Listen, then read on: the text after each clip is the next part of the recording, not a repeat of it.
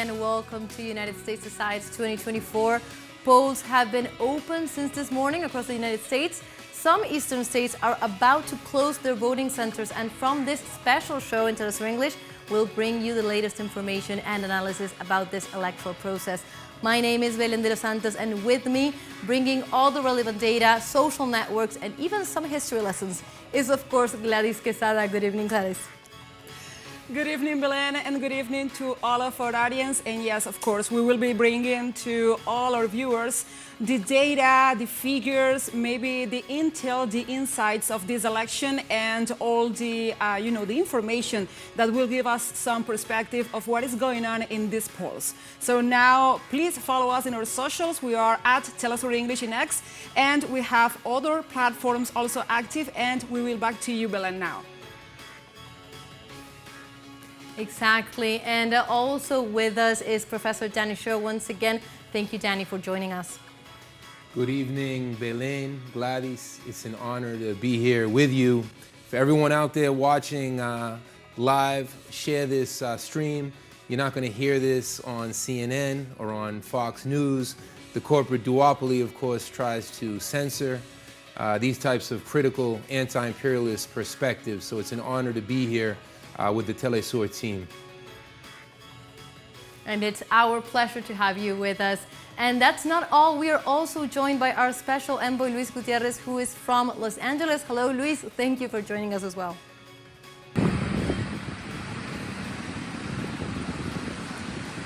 Thank you, Belen and Gladys. Greetings to all of our viewers from the city of Los Angeles, California. From here, we will be reporting on the development of this close election in which the people of the United States will choose who will be their next president. Throughout the day, we will be bringing every detail and the latest updates in the state of California as well as the rest of the country to our audience around the world.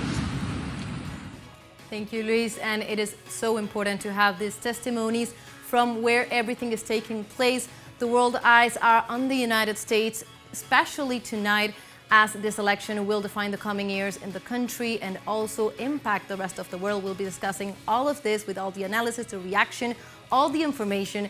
This is United States Decides 2024.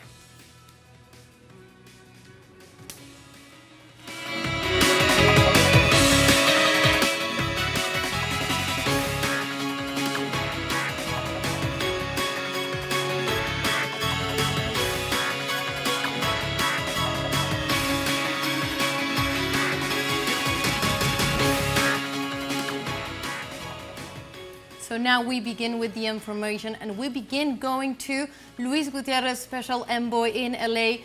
Luis, how is the West Coast preparing during this day? How is it living it? Can you hear us? Yes, I can hear you. We are only maybe less than 5 hours before the ballots close here in the West Coast in the state of California. In a day that has just passed by with relatively calmly, especially when you compare it with other states such as Pennsylvania, where we saw enormous lines. And well, here in California, voters have been expressing to us, like in this voting center in the Echo Park neighborhood, we're hearing opinions in relation to the presidential election, where voters would express that they didn't believe that the presidential vote would have that much of an impact in their daily lives. And they were actually, a lot of them were more concerned about the local vote and the different propositions that are being passed here in California, some related to education, some related to the environment, and one of the most important ones related to forced labor in prisons. So, Luis, of course, you're in the West Coast, and there's just a couple of hours for the voting centers to close. What are we supposed to expect in the coming hours? Well, in the coming hours here in California, we're just expecting actually for more voters to show up. This is we're close to the end of the workday for most people. We saw a lot of voters coming this morning, and then the numbers sort of dwindled through the day. But then now, when we're like at maybe 5 hours before the polls close, we're seeing a lot more people coming into these voting centers, a lot more traffic coming in and out. So last, I would like to ask you, you mentioned some of the topics that were the most important ones related to the local elections as well. We know that in this kind of elections, of course, California is one of the states that, well, we know, or there's a big assumption of how it's going to vote. But what is the topic, the national topic of discussion that has most affected the population, you think? Yeah, I mean, you're correct. It's assumed that California will be a state that will be in favor of the Democratic candidate Kamala Harris, and it will give her 34 of the votes of the Electoral College. But one thing that's important to mention is that even if that's the case, like whatever the result of the election will affect the state in a very particular way. If Trump were to win the election, what is expected is that it will be a very similar situation as the one during that we observed during his first term, where the government of California actually sued the Trump administration more than 100 times. So if he were to become the president of this country, it would mean that the state of California will be in a constant battle, especially in terms of abortion rights, education, and weapons, the control of guns, right? And if Kamala Harris were to be the winner of this election, then what is expected is that a lot of local politicians, because as we know, this is a local state. This is Kamala Harris is from Oakland, is from California, so it is expected that she will also bring a lot of local or like Californian politicians into the White House as part of her staff. So finally, Luis, one more question. You mentioned the environment cause as one of the things that has to do with the votes, the local votes that are also going on. Let's recall that in these elections, besides each voter voting for the presidential and the presidential post, and also to the Congress, each state has its local bids. So you mentioned the environment as one of the things that the citizens are voting on in California. Could you expand a little bit on that bid in particular? Yes, of course. So one of the propositions that it's on the ballot in the state of California, it's a proposition that increases significantly the budget for environmental policies, and especially to prevent wildfires. As we know, the last couple of years, California has suffered tremendously under wildfires related to climate change.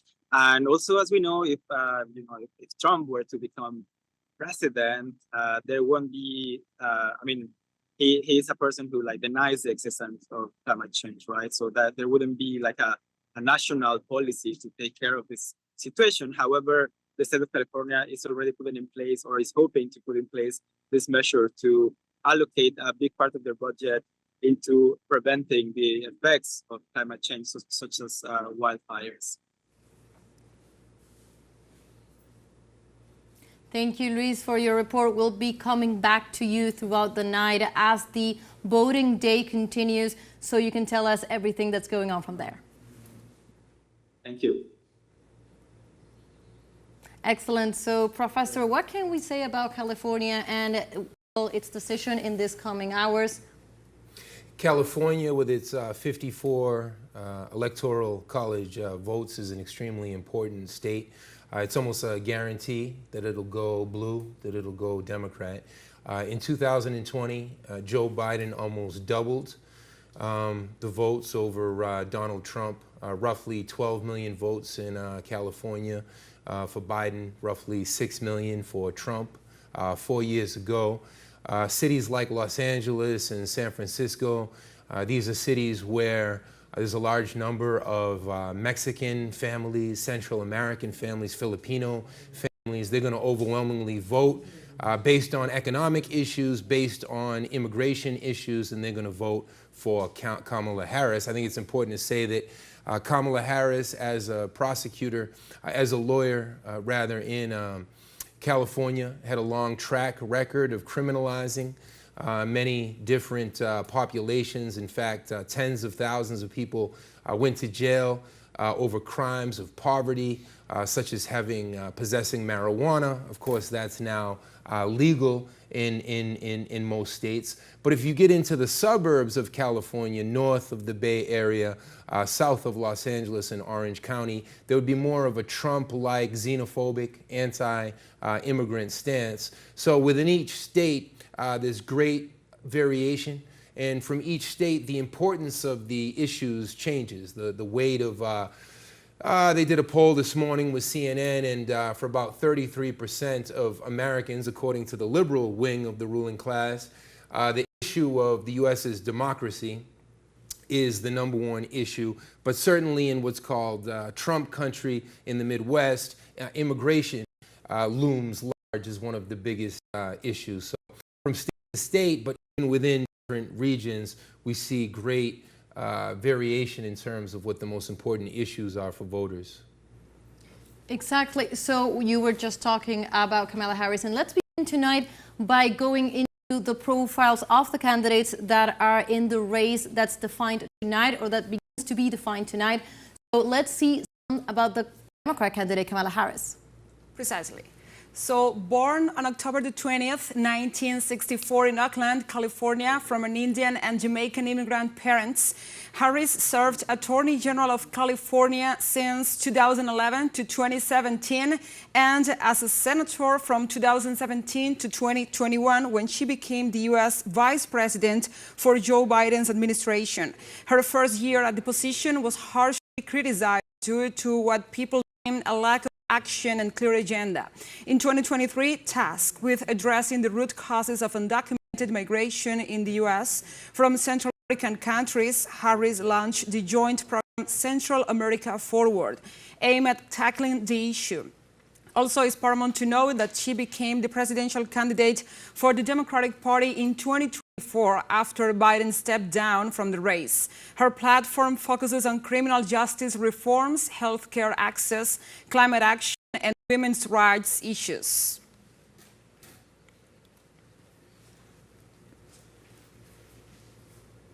So, Professor, it's a curious thing how to understand the candidacy of Kamala Harris, right? It's risen up a lot of concerns. Some are looking at it as a way to refresh the Democrat ticket.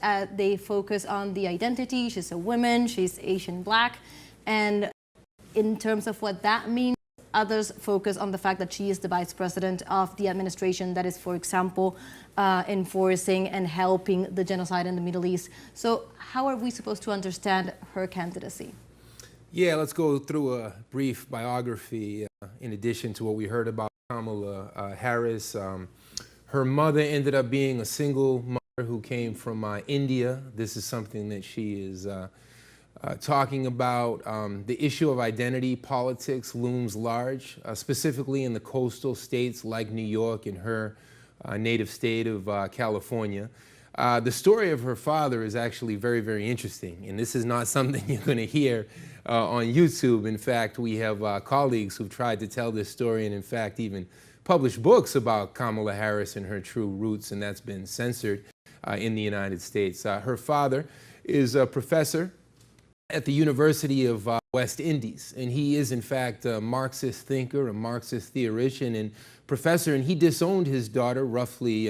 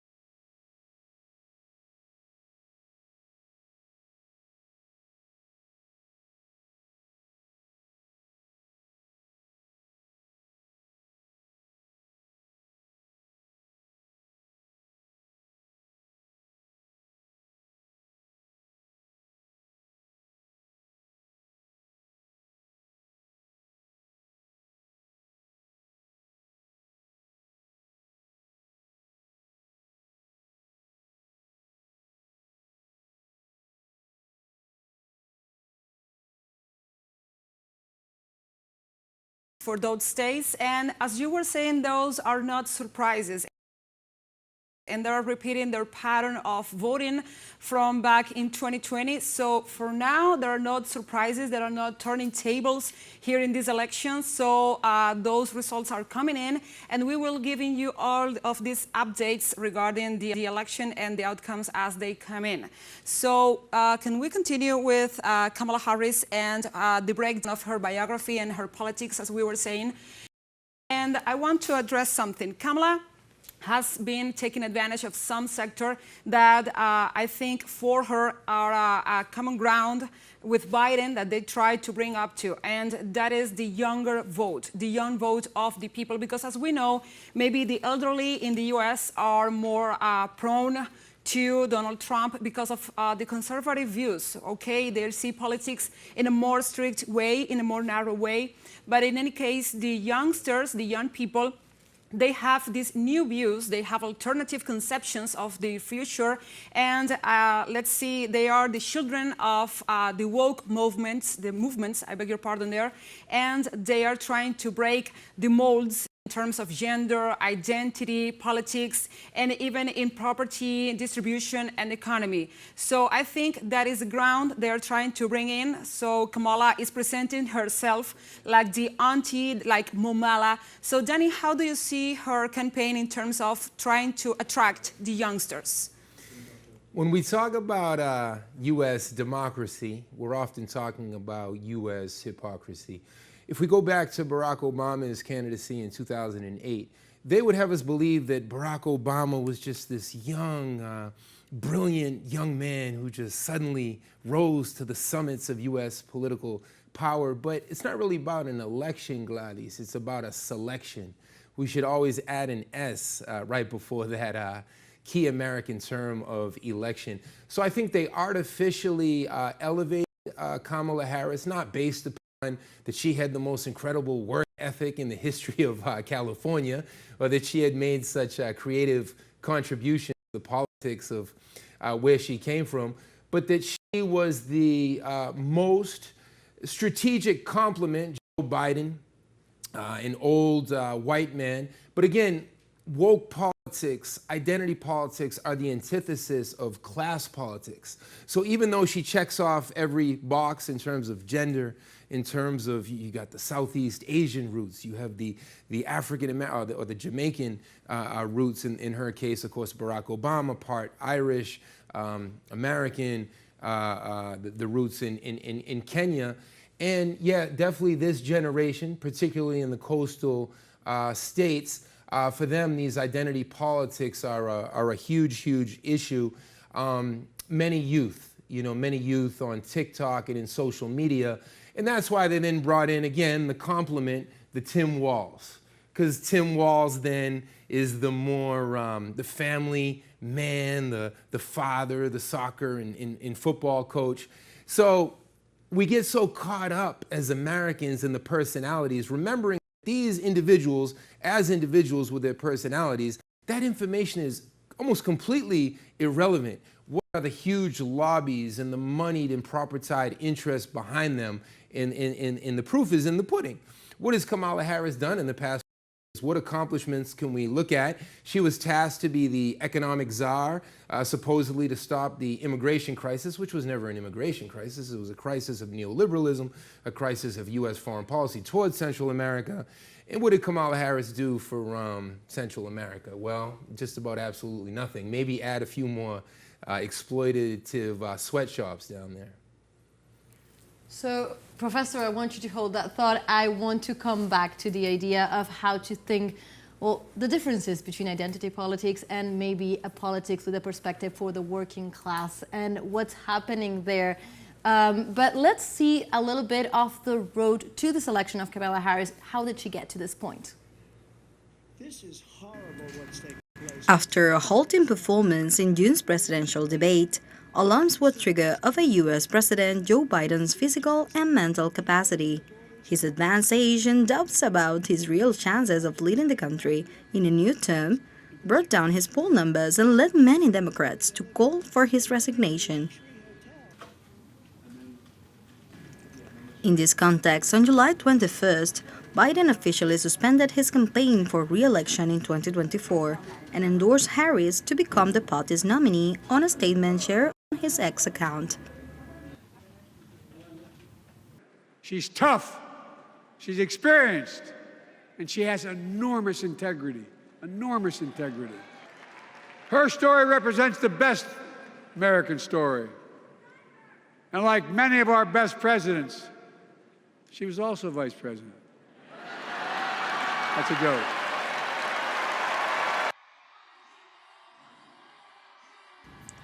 To complete the Democratic ticket, Harris appointed Minnesota Governor Tim Walz as her running mate on August 6 at a rally in Swing State, Pennsylvania. Days later, at the National Democratic Convention taking place in Chicago, she officially accepted her nomination, vowing to be a president for all U.S. people.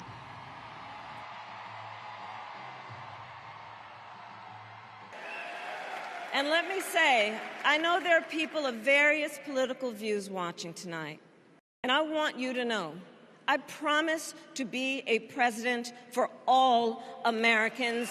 You can always trust me to put country above party and self, to hold sacred America's fundamental principles, from the rule of law to free and fair elections, to the peaceful transfer of power. And we know what a second Trump term will look like. It's all laid out in Project 2025, written by his closest advisors, and its sum total is to pull our country back to the past. America, we are not going back. We are not going back. We are not going back.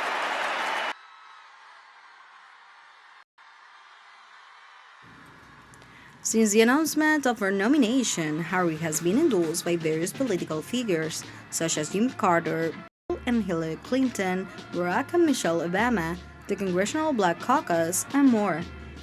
She has also received support from prominent pop culture personalities like Beyoncé, Taylor Swift, Jennifer Lopez, and Bad Bunny, among others.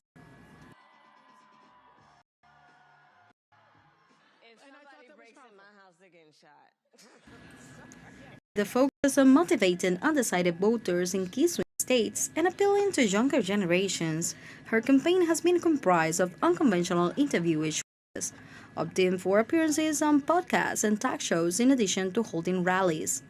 It is worth highlighting that in the first 24 hours of her candidacy, her campaign raised $81 million in small dollar donations, the highest single-day total of any presidential candidate in history.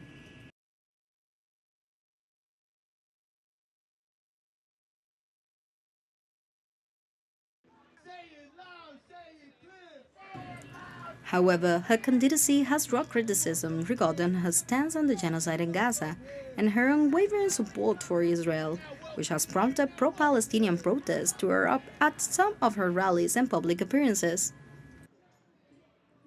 I think that Harris has completely avoided taking any type of responsibility. I think that, again, she, along with the Biden administration that she serves with, has had the power to stop the genocide on Gaza all year long, over 365 days now, and has not done so. And I think that she has, her only platform right now is that she is not Trump, and the DNC is banking on the fear of voters on a Trump presidency. And I think any administration that comes next, regardless of whether it's Harris or Trump, is responsible to end this genocide and end the bombing on Gaza and immediately enact an arms embargo.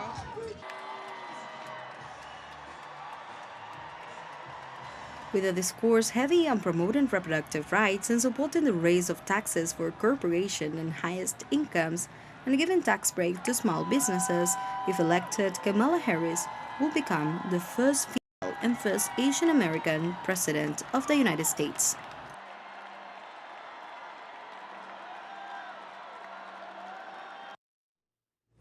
Okay, so let's now go to one of our correspondents, Henry Canelo, who is in New York. Let us know what's going on over there. Good evening and greetings from New York City. Today, millions of Americans headed to the polls to cast their ballots for Vice President Kamala Harris or former President Donald Trump. Whoever wins will make history, marking the first woman elected president or the second president to be elected to two non-consecutive terms. This year, there was a surge of early and mail voting, with more than 82 million people casting their ballots around the country. Meanwhile, Trump and his allies have already sown distrust amongst the voters, creating misleading information about fraud in many poll centers located in Pennsylvania.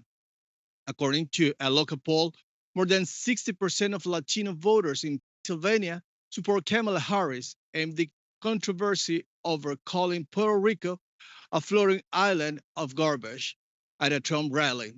When asked who they would vote for if the presidential election were held today, 64% of Latino respondents in Pennsylvania indicated support for Kamala Harris compared to 30% for Donald Trump. The strong preference for Harris reflects growing concerns among Latino voters about respect for their communities, especially following Trump's recent rally, where invited speakers made remarks disparaging Puerto Ricans and Latino immigrants. Would the Latino community be a game changer in these elections? According to the polls, the answer is yes. The polls in New York City will be closing at 9 p.m., and we will bring you the latest on this election day. Reporting from New York, Rico, TeleSUR. Okay, Luis, I would like to ask you also, Henry, I'm sorry. I would like to ask you, there's a few hours left before the centers close. What are you expecting in the coming hours? How are the centers at this point? What can we expect? Well, the centers are going to close at 9 p.m. and many people who are still working should be heading to the centers to cast their ballots. And we're expecting many people to do so in the next hours.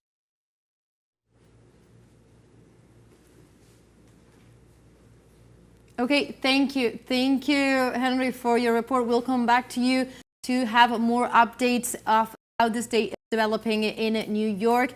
Also, when we hear from the closing of the polls and also possible results. So thank you for your input. Okay, so let's go to continue reviewing Kamala Harris' profile and also her activity in social networks. Okay, Bill. So first of all, I think Kamala Harris has had quite a campaign in social media because, as we were saying and as Danny was explaining, she's trying to construct this persona, this narrative, and this artificial, in some ways, proximity to the younger people, the younger sectors in the U.S.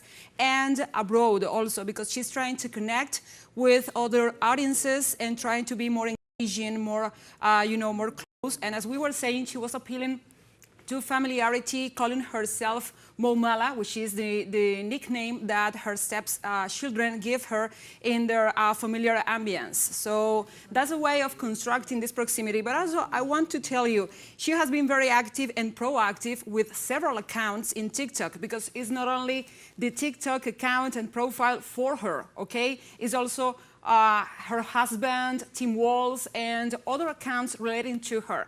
And I wanted to say other ways to make engagement and to gain traction in the social media accounts is to bring up other, actors who have also a big following fan base in the social media. And we are talking about the big guns in terms of pop culture, because she hasn't been humble in bringing Beyonce, Alicia Keys, she also brings Kanye, she brought, Megan Thee Stallion, and other big names that are prominent in pop culture and can bring up not only youngsters, but also some sectors, and her main audience, which is black women and black women from the working class, okay? Those are her main audiences, and we are going to be talking about the intersections of her audiences and the messages that she is given in social media also afterwards. But I wanted to say that I think the main point in her campaign, and I know Danny has a lot of talking points regarding it, is her media campaign, aside from social media.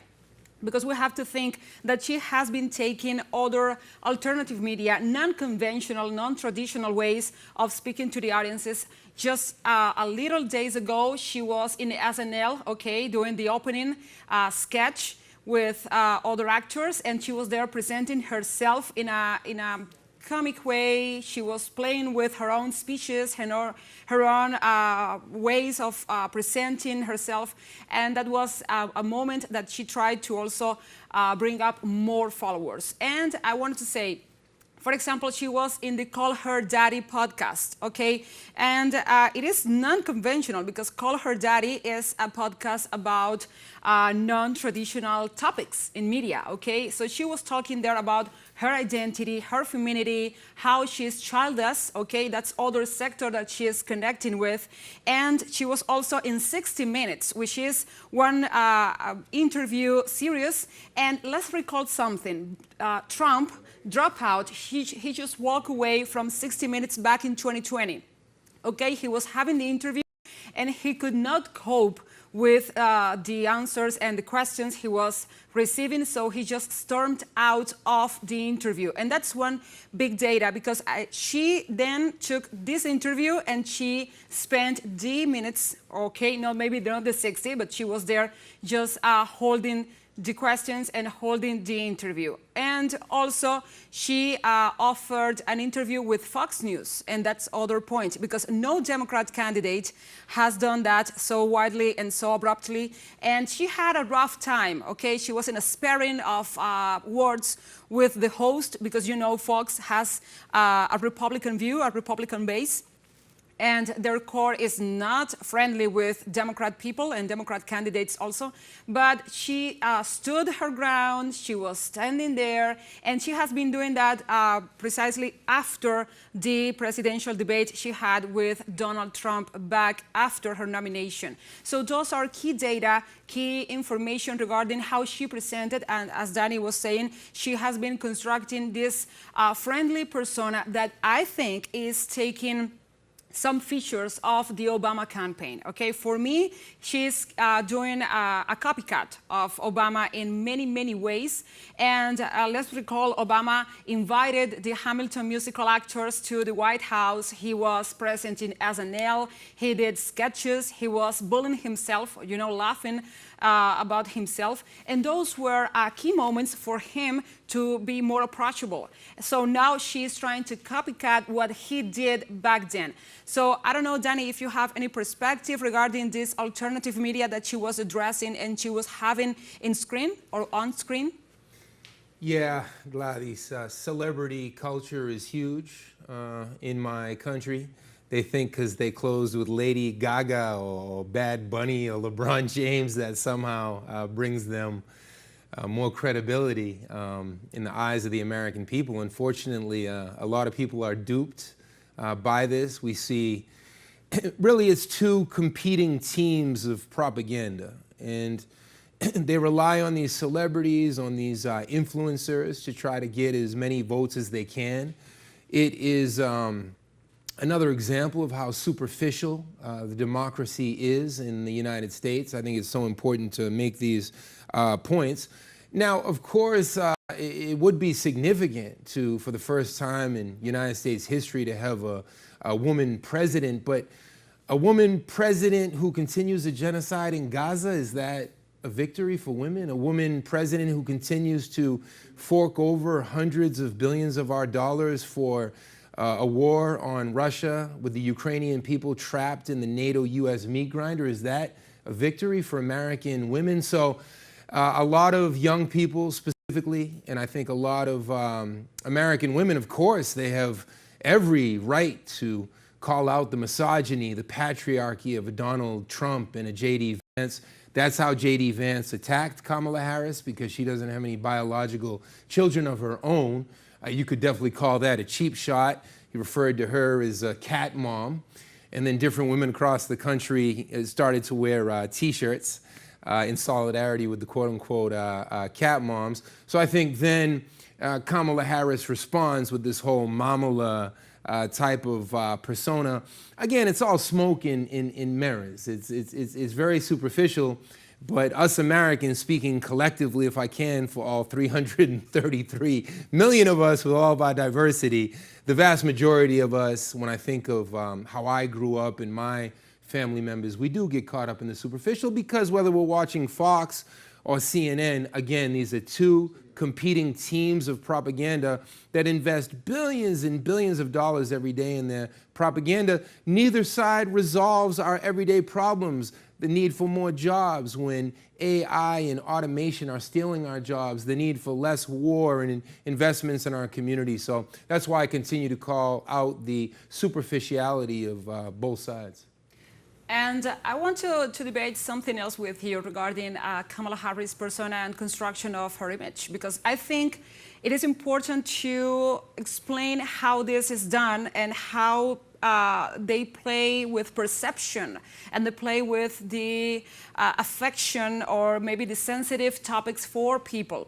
But there is something very interesting that Biden did and she is doing right now, okay? And it's logical because they are coming from the same base and the same core. So Biden, back in 2020, he campaigned all the time just explaining that he was not Donald Trump, okay? Because they were so similar in age, in the social sector they were coming in the upbringing, okay? They are a white, elderly, from the elite, okay? They have the same background in these terms. So she became back then in the political token for Biden. Okay, she was the way of attracting those sectors that were out of his range and out of his scope. But in this occasion, she is copying Biden in trying to bring down Donald Trump in a subtle way, you know, in a very not heavy manner. She's not being violent, but she's being vocal about it.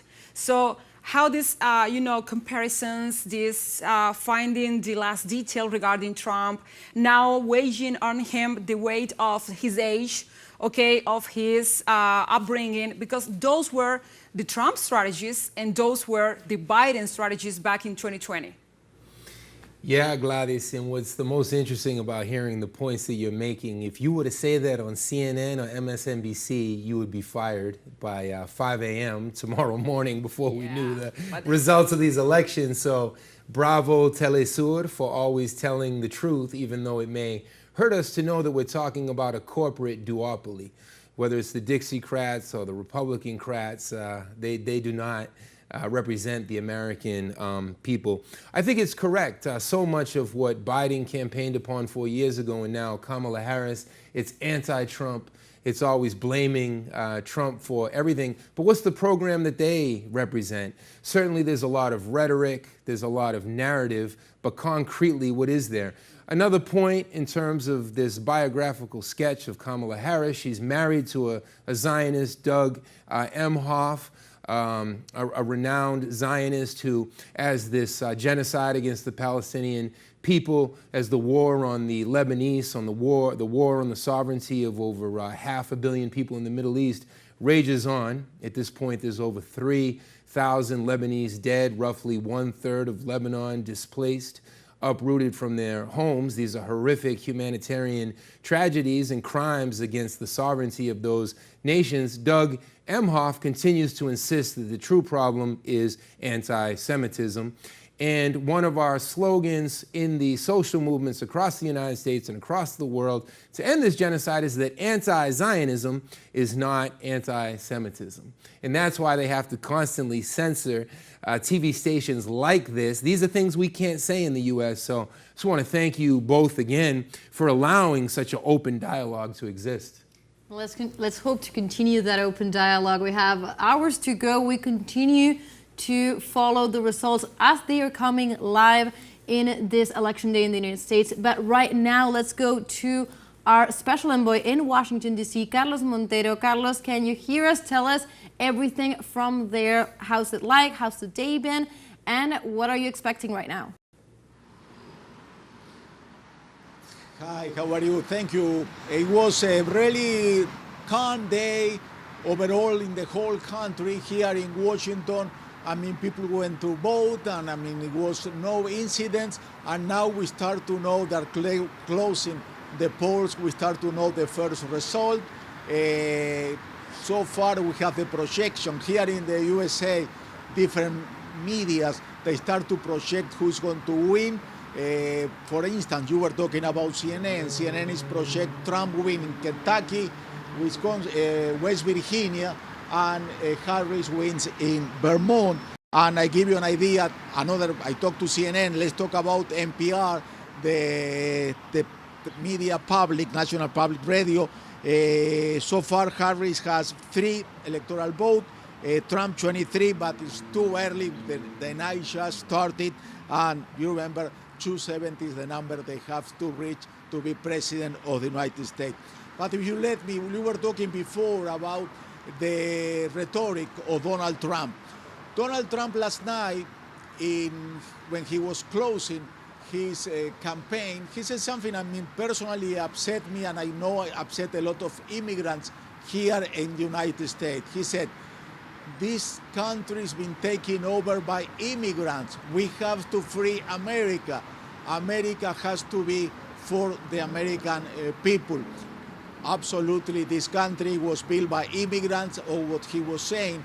The crazy thing, and I was really surprised, there were a lot of people listening to him, and they were really happy with those words. They were celebrating those crazy words. But I want to invite to a conversation, if we have time, you let me know when I have to go back to the studio, Arnoldo Borja. He worked with the community of immigrants here, and he's the organization México Sin Fronteras, Humanismo Mexicano. Arnold, thank you very much for being with us. Tell me, how do you feel when you listen that rhetoric from Donald Trump? Well, we have to remember that this country, the history said, that it was founded by immigrants. In the last 40, 50 or century, the new immigrants who came to this country, they really come to work. But the difference between the first immigrants and the last ones is very clear. We have a genocide of the real Americans. So that kind of rhetoric, we have to know about the history of this country, and so we don't have to be worried about it. It's a rhetoric, and we have to sin, not to be able to create hate between each other. We have to work together in this. We are in this country now, nobody has to be excluded. And if someone wants to be excluded, now, like President of Mexico said, Claudia Sheinbaum, he said, we have to work together. In another way, this country, United States, is not going to make it. You mentioned the Mexican President, Claudia Sheinbaum. He talked last night, Donald Trump, about the Mexican government. He said that is responsible for all these people who are coming into this country. And he said if Mexico doesn't help the USA to stop this big flow of immigrants here, it's going to impose taxes on the product from Mexico to here. It's going to start with a 20%, and then it's going to go to 40% and so on. How do you think is going to react Mexico about this threat from the candidate Donald Trump? I think about two things. We have to stop blaming other countries about what's going on in this country. And the other part, like as immigrants, we are invading. Geez, you can see all industries on construction, landscaping, and the crops in California, Florida. You will see the hands of the immigrants, Latin American immigrants. So this is a rhetoric, but we know that it's in the heat of the politics in this election. We are paying attention about what's going on. So before it was like isolated, now probably the whole planet is seeing this election. And we, as a Mexicans, we are not interfering. We don't have any who can we vote for. We are expecting whatever the citizens of this country vote for, that's democracy for. Before going back to the studio, I want to ask you, how important do you think is going to be the Hispanic vote in this election? Well, every time it's getting more and more stronger. I guess we're on the point that if any elect president be ready to be elected by the community that I belong to, we had to come with, this is what we want from you. If you don't concede this to us, we are not going to vote for you. Now, this immigration reform, for example, that have been promised for us years after years, and nothing happened. But if we become together and we have the power to be asking for whatever we want, and this immigrant reform is so important for us, they have to be able to concede us that kind of petition that we are making. Arnoldo Borja, thank you very much. I want to go back to the studios, but we are going to be here following the numbers. So far, like we said before, Kamala Harris has 3 electoral projections. We are talking about projection, and Donald Trump 23 electoral votes based on CNN and other sources like NPR. Maybe they give you a different number, but that's the one I have. Right now, I want to go back to the studio, and whenever you need us, we are going to be here waiting to help you to understand what's going on in this election. Thank you, Carlos, and we'll definitely come back to you throughout the night to continue going over the results and all the analysis. So thank you for the input. Thank you for the analyst as well. Okay, so let's continue and let's reinforce what our correspondent Carlos Montero was just mentioning about the new results that we have here on screen. That's 4 delegates that have been added also to the Republican number from West Virginia. So we have the projections of the confirmed votes on these states that have a total of 23 delegates for Donald Trump and 3 for Kamala Harris. Let's recall, and this is very important in these early stages of the night, that we are talking about a very long run, and these are all states that were projected to vote in this way. So even though these numbers may show a significant difference, it's important for the audience to know the run is called the run to the 270. That's the amount of delegates that a candidate needs to get to assure its candidacy to the presidency. And so far we have only these 4 states counted. So that's always important to keep in mind while we update these results. And Danny, we were just hearing from the comrade from Mexico, from the Mexican Association in the United States, and also a very hot topic in this election, a very hot topic always in United States politics, the relationship with Mexico, with its multiple different issues to solve. The migration issue is a very important one, and also an issue that is very close to Kamala Harris herself. Poor Mexico, so close to the United States, and so they say, poor Mexico, so far from God, so close to the United States. I like what the guest said with Carlos there. I believe his name was Arnold. Thank you for educating us, because it's not the Mexican people, it's not the Guatemalan people, it's not the Honduran people, it's not the Haitian people that are the invaders. In fact, it's the U.S. military that was the invader in 1989 in Panama, in 1983 in Grenada, in April 28th, 1965 in the Dominican Republic. How many hundreds of coups and invasions and occupations has the U.S. ruling class, not the U.S. people, nothing that I'm going to say tonight is targeting or blaming the U.S. people. Certainly we hope that the people of the U.S. wake up and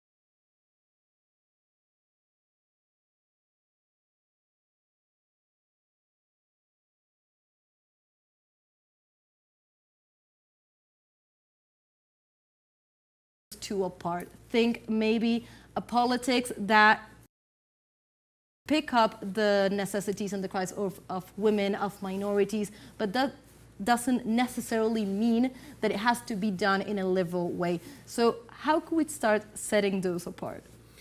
We live in a mass media society where consent is manufactured on a constant basis. So they highlight the issue of abortion. Of course, people are going to have different understandings. Christians are going to understand it one way, other Christians could understand it another way. But they highlight these issues to divide us as American people. There was actually a meme going around a few years back, and it was a picture of the Bushes standing with the Clintons, and they were embraced somehow, and a lot of liberals were saying, we have such nostalgia for those days when liberals and conservatives could be in the same room. Certainly Trump has been a highly volatile factor to increasing this polarization. I think it's important for the American people to respect other people's personal beliefs and not to be divided because someone thinks this way or that way over these issues that, in a sense, should be secondary to the unity, to the equality of all people and all people's rights to reproductive health or whatever they decide as individuals. Now, the issue of Puerto Rico, the people of Don Pedro Albizu Campos, of Blanca Canales, my son is named after the former political prisoner Rafael Cancel Miranda, to the Puerto Rican people who have stood strong for so many years, first against Spanish colonialism as of 1898, against U.S. colonialism. The United States military has long controlled 14% of all Puerto Rican land. What right does the U.S. military have to treat Puerto Rico as a colonia, as a colony? So we should recognize that Puerto Rico and its social issues that it has historically suffered. I come from the Bronx, New York. It's a Puerto Rican neighborhood. Shout out to all my Boricuas out there that I came up with in the boxing world. It's so important to recognize the dignity of the Puerto Rican people and their right to sovereignty. Why is Puerto Rico in 2024 still a colony like the Palestinians, like occupied Ireland? The 6 counties in the north of Ireland. So to hear those racist jokes at Madison Square Garden in a Puerto Rican city, I mean, New York City is a very Puerto Rican city. There's hundreds of thousands of Puerto Ricans who are outraged, of course, around the world. So we should continue to call out that racism wherever it rears its ugly head. In fact, even Trump tried to distance himself from those comments. And just one interesting thing to point out about Puerto Rico is that Puerto Ricans are also voting today. Let's recall also to our audience that Puerto Ricans are not participating directly because of their colony-like status. They cannot participate in the presidential elections, but they are voting locally. And it's interesting also to follow what's happening there because for the first time, the independentist party, the party that pushes the independence movement hardest, is likely to win, experts say. So it's also a good thing to keep in mind because we're talking about the United States elections and we usually, media tends to let that aside, right? Remember that Puerto Ricans are voting for their independence as well. Imagine Puerto Ricans can't vote for the presidency of the United States in Puerto Rico, but they can be sent to Iraq to invade Iraq. They can be sent to Afghanistan. They can go occupy Palestine. We saw Biden and Harris just send 100 U.S. troops to occupied Palestine. Why? There's so much to be done at home. Send those troops to actually do something positive in our communities. We saw what these hurricanes have done to Florida and to the southern in the states of Appalachia. So important to keep these points in mind. Yes, so Danny, you and Belen, you were talking about how Trump is trying to distance himself from this racist joke against the Ticans, the Puerto Ricans. And I want to say something because maybe what Trump is trying to do is distancing from what he did in his first term. Okay, let's recall that in 2017, after after a hurricane tore apart Puerto Rico, the Hurricane Maria, and he just went there to throw toilet paper to the Puerto Ricans, and he was treating them as he is trying to distance now himself from that, second-class citizens. So now he's trying to turn the tables, turn the ships from that. But let's recall also something, because back in 2020 election, and this is paramount to recall, he was trying to do voter suppression against the Puerto Rican community living in Orlando, Florida. Okay, he was trying to limit the right to vote regarding citizenship, regarding their IDs, regarding documents and other legal status that have to be proven to be a voter. So in any case, Trump now has to do, he has to do a turn. Okay, a U-turn from that policies that he implemented and from that discourse he had, but also from this time that he allowed this joke and he had this huge mistake regarding the Latino vote in the US. Yeah, excellent points. Who could forget Trump's public relations disaster in Puerto Rico? People who had to sustain how many months and even years in some cases. I was actually in Puerto Rico shortly after Cyclone Maria, and to go there in a key spot in San Juan and to just toss paper towels at Puerto Rico, it showed just about how much the presidency cares about Puerto Rico. So consistently, Democrat or Republican, both sides have been the ongoing usurpers of the Puerto Rican destiny, which is a destiny to be free. If you listen to Don Pedro Albizu Campos, who we should all study, he talks about the uniqueness of Puerto Rican culture in the archetype of the Puerto Rican, the valiant warriors who have always fought for their independence. So Puerto Rico, how can you not be represented in the politics of the very country that control you? And for Trump to say that he didn't have knowledge before, or his campaign about these comedians and artists, quote unquote artists that they invite, who would think in 2024 that it was okay to call Puerto Rico is not just an island. You have Culebra, you have Vieques, it's several islands, but to call these islands in the Caribbean a floating island of garbage. What an incredible insult. The fact that he was willing to do that shows that white supremacy is alive and well, as is xenophobia in our culture. Precisely. I think we have taken the path towards Trump, but we have to recenter in Kamala, okay, because we were analyzing her media campaigns, her road to the election, her ways to try to conquer some audiences. And there's something I want to tell. There is an actor in her campaign that we are talking a little, okay, and that actor is Joe Biden, because without Joe Biden, we would not be talking about Kamala Harris in this campaign. So I have a proposition for our production team to bring up one of the many tweets that I think are paramount in this election and in the way for her to get to the candidacy and afterwards, of course, to the electoral race.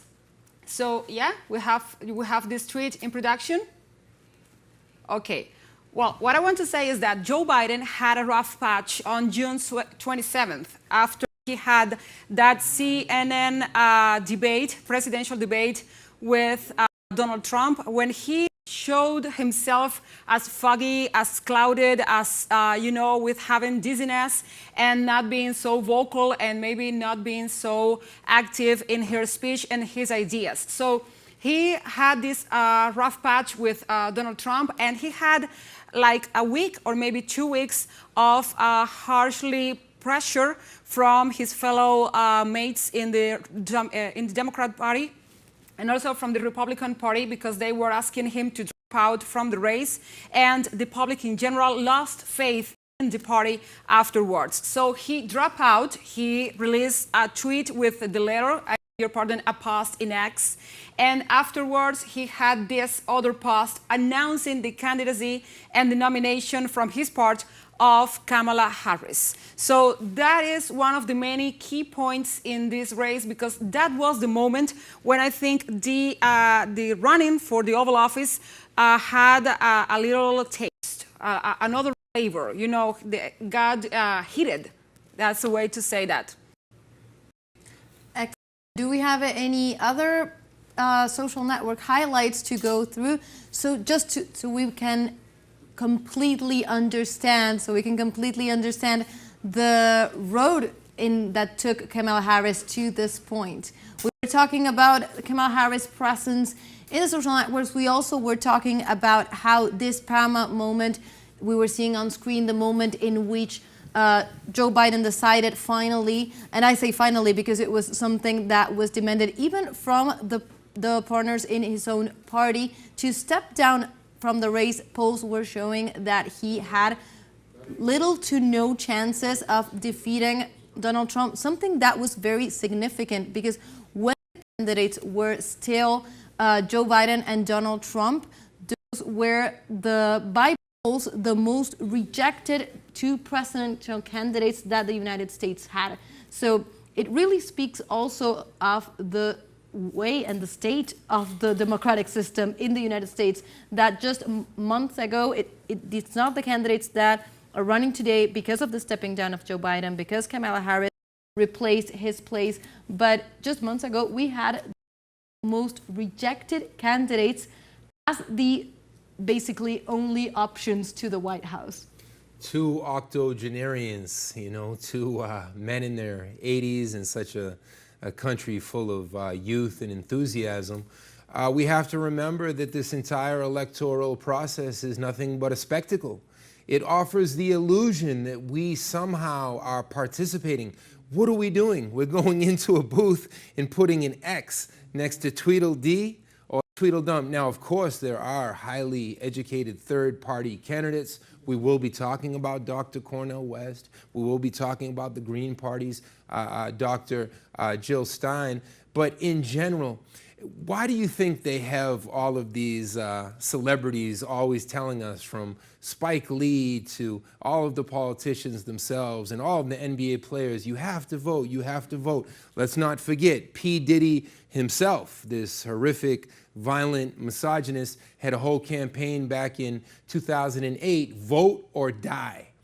So they try to instill so much fear in us because they know historically it's about 55% of the electorate. There's roughly 230 million eligible voters in a country of 333 roughly million people.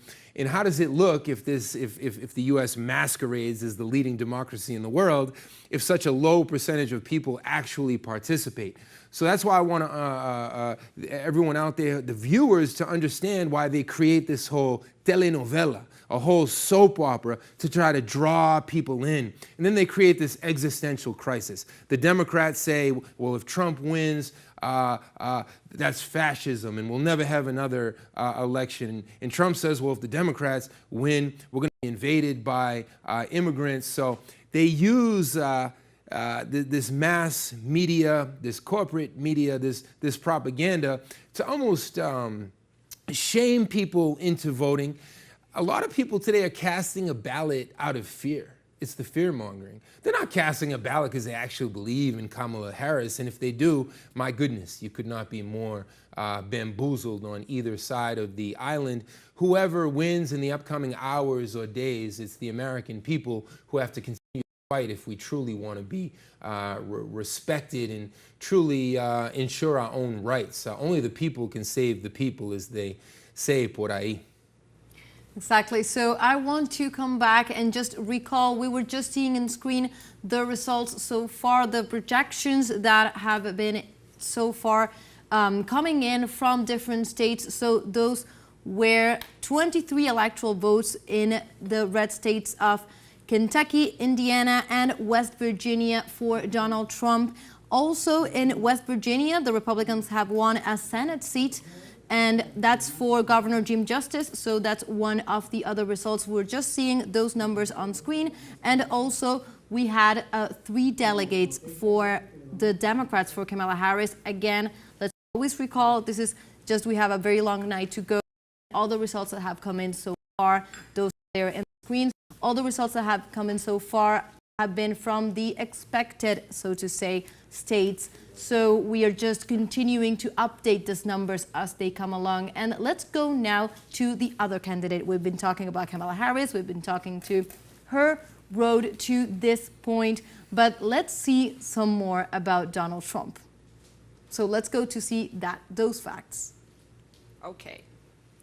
So Donald Trump was born on June 14th in 1946 in Queens, New York, and he's the son of a real estate tycoon. Trump, a businessman and a television personality who rose to fame by opening beauty pageants and a reality show. He was convicted on 34 felony counts for falsifying business records to cover up a hush money arrangement that was known this year. From 2017 to 2021, Trump served as the 45th president of the United States and has since become the first U.S. head of state to be impeached twice. First, by the lower house of Congress over a phone call made to Ukraine's leader, and a second time over the events of January 6, 2021, when he instigated his supporters to storm the U.S. Capitol, claiming he was cheated out of votes when he lost to Joe Biden in 2020. Running for a third time in 2024, Trump has survived 2 assassination attempts during his president election campaign. With a political platform focused on nationalism, deregulation, tax cuts, and immigration reform, he advocates for a U.S.-first approach and remains a key figure in the Republican Party with a strong base of support. So, Professor, we have been talking about Donald Trump, of course, so far, and he's running for the third time for his second mandate. And you were just mentioning, we were talking about the way in which he has tried to build his campaign by polarizing, but creating an enemy of different sectors of society. This worked for him in 2016, and he's working on that at this point.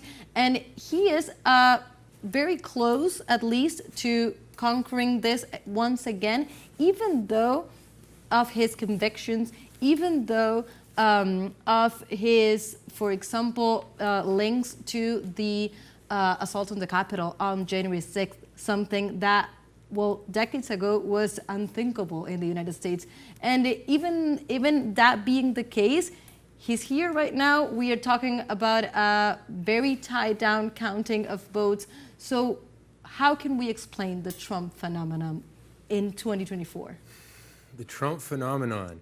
Many books have been written, first through his hat in the ring. I think so many people thought it was a joke. They thought they didn't have to take him seriously, and next thing you know, he was president of the U.S.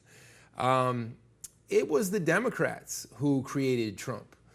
Specifically in the Midwest, it was the Hillary Clintons and the Obamas. They're so fake, they're so detestable. And I'm not from the Midwest, but I think we all have a Midwest within.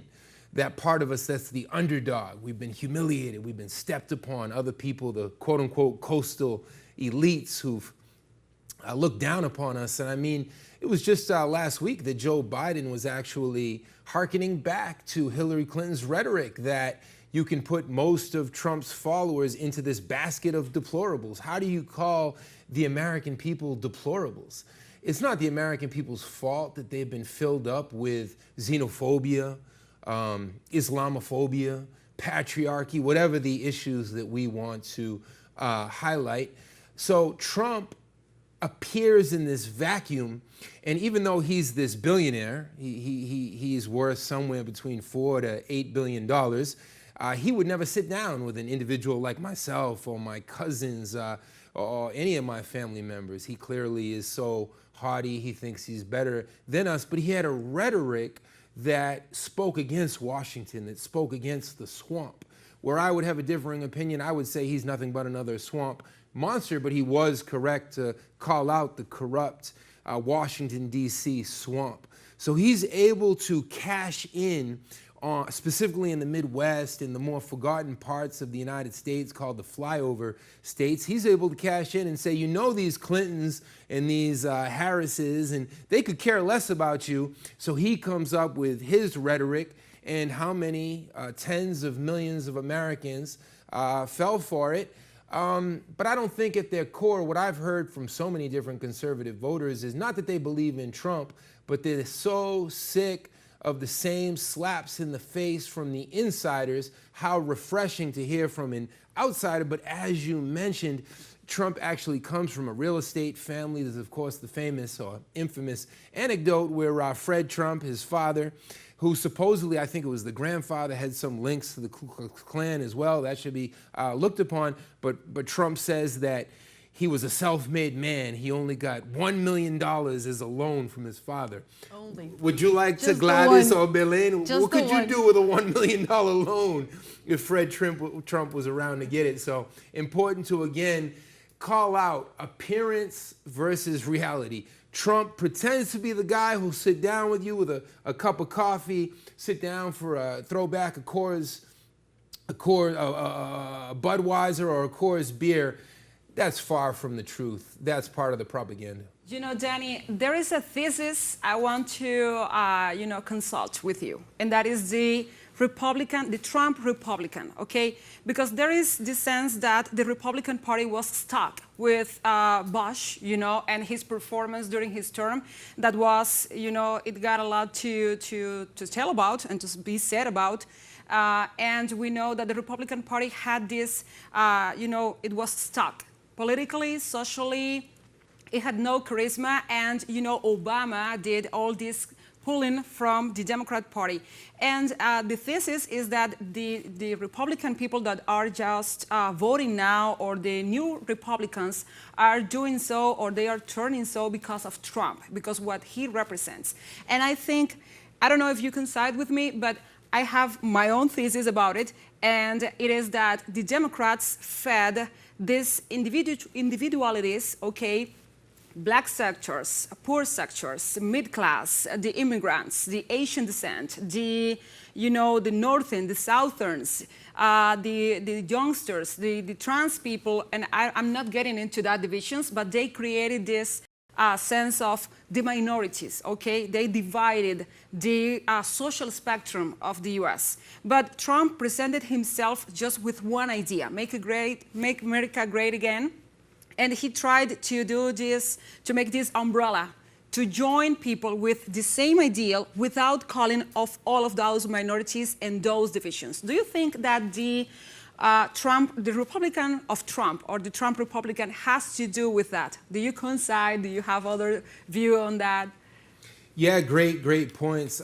Trump right now, I don't know if the production team can look it up, but one of the most common ads, in our culture, Sundays are reserved for football.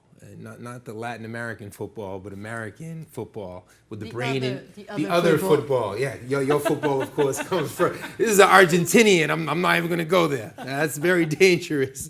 You made me lose my train of thought. I'm so American sorry. football, the commercial. Trump has this commercial where he has Kamala Harris in one of her speeches saying that every prisoner who wants to access quote-unquote gender-affirming care, these are these operations where you can change your body parts or castrate yourself, as it were. And Trump said, and Kamala Harris gives this speech that if she's president, every transgendered prisoner can access that health care. And then Trump says, she is for they, them, I am for you. Really a brilliant piece of political propaganda. The wordplay. The wordplay, speaking to everyday Americans who are like, well, how come so many of our young people now want to have serious surgeries where they would actually change their body parts? We still don't know in a generation from now how will these young people feel, and all the people detransitioning. I mean, this is a very important topic to break down sociologically, of course, respecting every human being. So Trump is the anti-woke candidate, and this is spoken to so many working people across the U.S. There is some ideological similarities with Putin, with Russia, the traditional values of Russia. One could consider on the world stage Putin an anti-woke leader or politician. And that's why the liberal media feeds us all this hysteria. The CIA and the FBI, right on time, planted a story in Georgia about 5 hours ago that the Russians had planted bombs in Georgia. I mean, nothing could be more sensationalistic, more Russian phobic, but it passes as news in the United States. And they said it wasn't a credible threat, but they just created it as a headline to plant that seed of Russia-phobia in our minds so we continue to think like the Israelis, as the Israelis with full Western support carry out a genocide, they think they're the victims. So they want Americans to think as they fund a genocide and this war against the Ukrainian and Russian people that we're the victims. Okay, other aspect of the Trump discourse, his narratives and his ways is that, as you were saying, he's the anti-woke candidate and the anti-woke hero for that, for a construction, or for a word to give, or a concept. So there are one sector. We were talking about the young people, okay, the youngsters and the Gen Z for Kamala. But there is other sector that is going for Trump, and those are the under 35 men, okay, the young men and the young male population in the U.S. Do you think he is trying to take advantage of those sectors being fed up on feminism, on wokeism, on, you know, the new trends and the Me Too movement and those narratives we had in the past maybe 8 years even? Do you think so? No question. He's cashing in on the excesses of the quote-unquote woke agenda. And he's also divided the Republican Party. We've heard all these death threats now against Liz Cheney, because she's come over as a prominent Republican to the Kamala Harris side. So nowadays, to say you're Republican, then you have to clarify, well, are you a Trump Republican or are you an anti-Trump Republican? And that could really impact Trump right now, because the Republicans divided could lose some of these key battleground states. That's why Trump keeps coming back. If we watch that debate, often Trump didn't even respond to issues at hand. He just kept hammering away at this racism, at the Mexicans and the Haitians, and he would just come back and beat that same talking point. We have to break down J.D. Vance, the vice presidential candidate as well, who became famous for Hillbilly Elegy, his novel about growing up poor in southern Ohio, in Appalachia, being from a family that was survivors of the opioid pandemic. We should also talk about what's called the Oxy electorate. I'll just give you a teaser so we can keep it moving. But the Oxy electorate, if you look at the Midwestern states, at the areas most impacted by the drug crisis, the opioid crisis, we average about 200,000 overdoses, tragic overdoses, loss of human life in the United States every year. But in those counties with the highest rates of opioid overdoses, they all vote for Trump.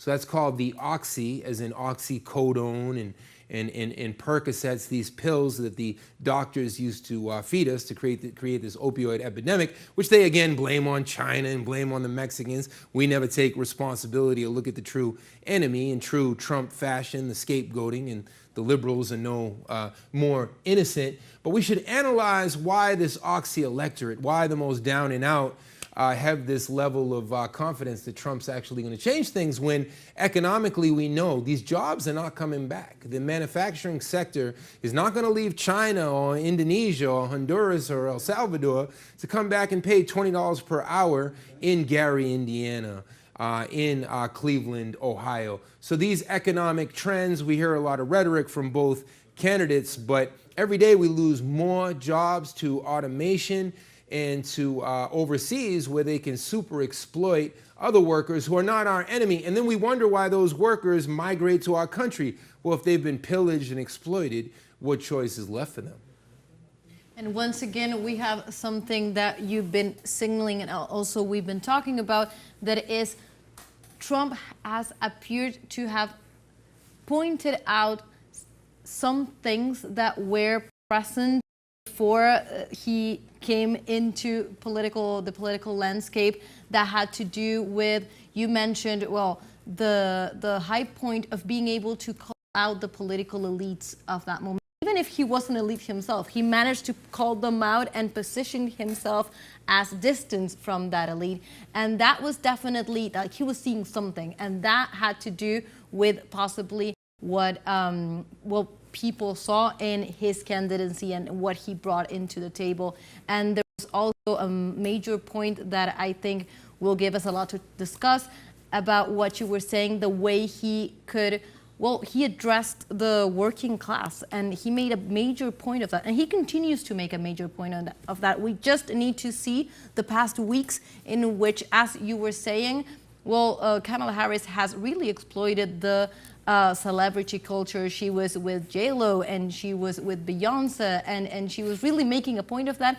And if you saw the Trump rallies, not only he arrived in the garbage truck and he arrived with his like yellow working vest, but you could hear the comments from those going to those rallies who were saying, we don't need J-Lo, we don't need Beyonce, he's with us, he's with the working class. So even if we could, and it's a point to go back to his biography and go back to that 1 million, just the 1 million he had to go on and say, of course, he's not one of the people, one of the working class. He really made a point of that narrative. And if he could make a point of that narrative, then it means that that was like a void point to make, a point that was really not addressed by the Democrats.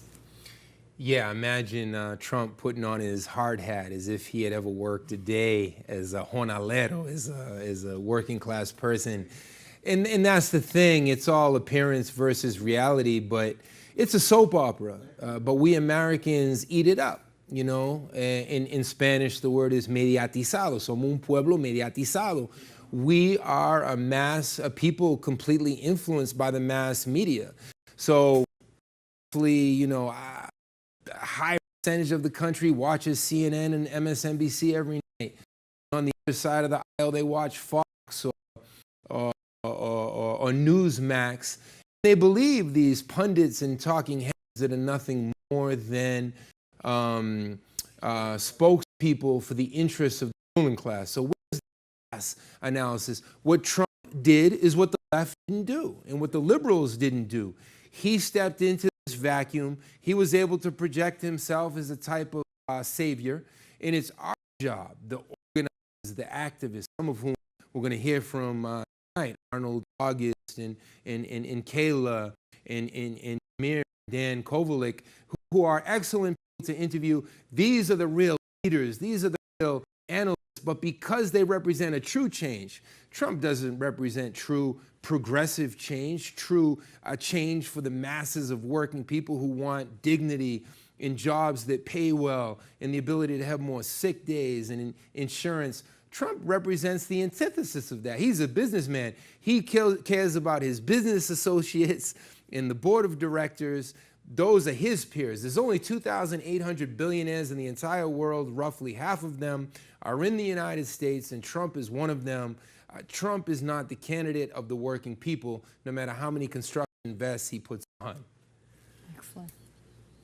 Okay, so we are going now, exactly as you were mentioning, we're just mentioning that we would have live analysts, and it's a good thing we do to continue thinking about what's happening tonight. So we are joined live by Dan Kovalik. He joined us also last night, and we will continue talking about this. Arnold. I'm sorry, that was a mistake there on my part. We are joined by Arnold August. We have you here. Can you hear us, Arnold? Yes, I can. By the way, there's no problem. Dan Kovalik and I were brothers for many, many years. Well, we'll be hearing from both of you. We have that luck tonight. So, Arnold, great. just to begin tonight, I would like to ask you. We are in the midst of this election night. So we were just discussing the different positions, the candidates, and also their really lights and shades. Where do you think we should focus on as we enter this night? Where are the key points of what can be decided in this election?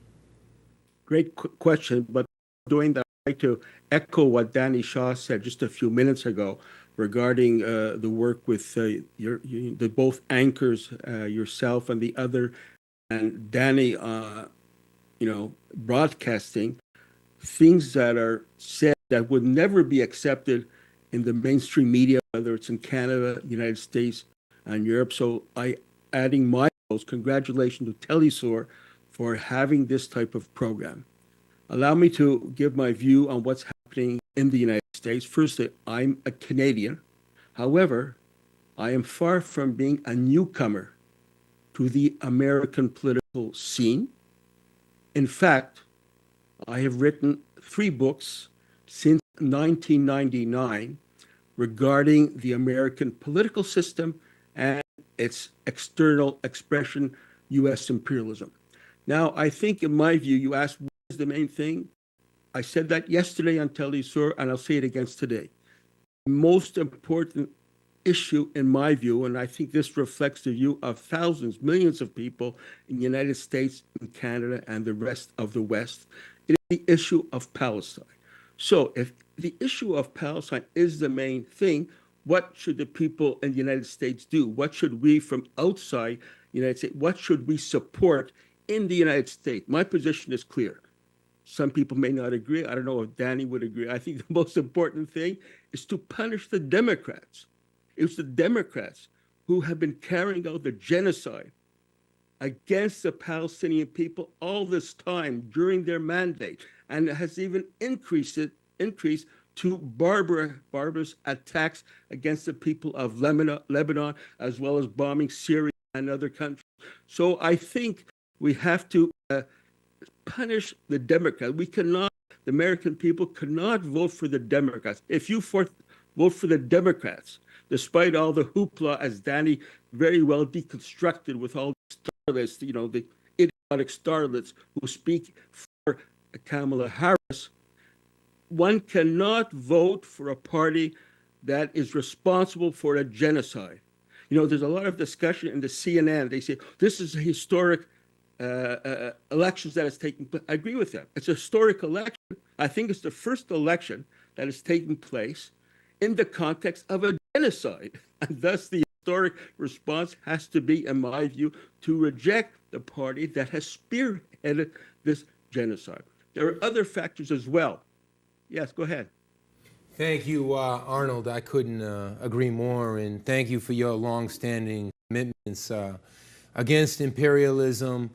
How do you think we can interject anti-imperialist politics when there's 2 dominant pro-imperialist candidates before us? How can we reach the Midwest and the other neglected areas of the United States with not anti-immigrant politics, but anti-imperialist politics? Well, that's a good point, Danny. I think you touched it just towards the end of your last intervention before I went on, and you mentioned the third parties. Now, I know, no one from the third party, whether it's Dr. Stein or Cornel West or Claude de la Cruz, none of them could win to become president. But I don't think that is the main issue at the time. In order to answer your question, we have to look at a long-term view. Why I think it's important to support these 3 parties, which, by the way, just 2 days ago signed an agreement to support each other on the ballot box. I am saying this because, in my view, the Democratic Party, in addition to being guilty of genocide, the Democratic Party, as you know, Danny, I think Dan Kovalik knows about this as well, is known in progressive circles in the United States as the gravedigger, Democratic Party, as the gravedigger of the social movements. They are the ones, the Democratic Party, in a sense, is more dangerous than a Republicans because they present themselves as an alternative to the status quo and thus divert the sentiment of the people at the grassroots. For example, you mentioned the Midwest and elsewhere, other parts of the United States, divert this feeling, this motion to oppose the status quo, to oppose imperialism, to oppose capitalism, and convert it instead into support for the Democratic Party. Therefore, we say the Democratic Party is the gravedigger of social movements. We saw that happen many, many times in the past. When I was active in the 1960s, war against Vietnam, and we saw that many times. The Democratic Party, they are the problem for us.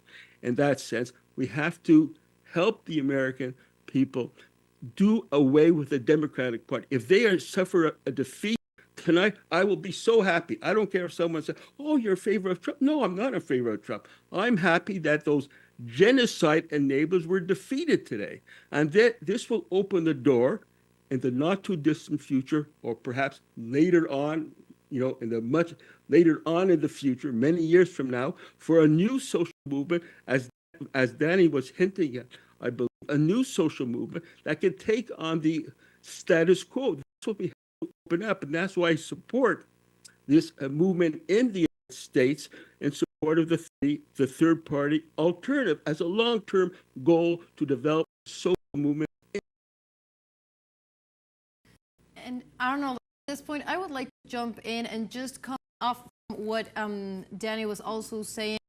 I would like to ask you, maybe even ask you both, how do you think the anti-imperialist sentiment is right now within the United States people?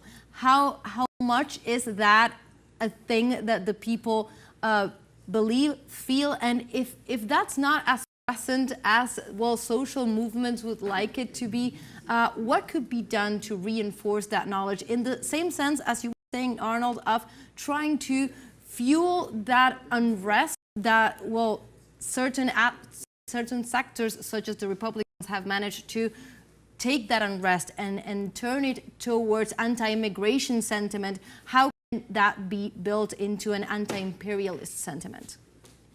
I think that's a very good question. In fact, we have it already.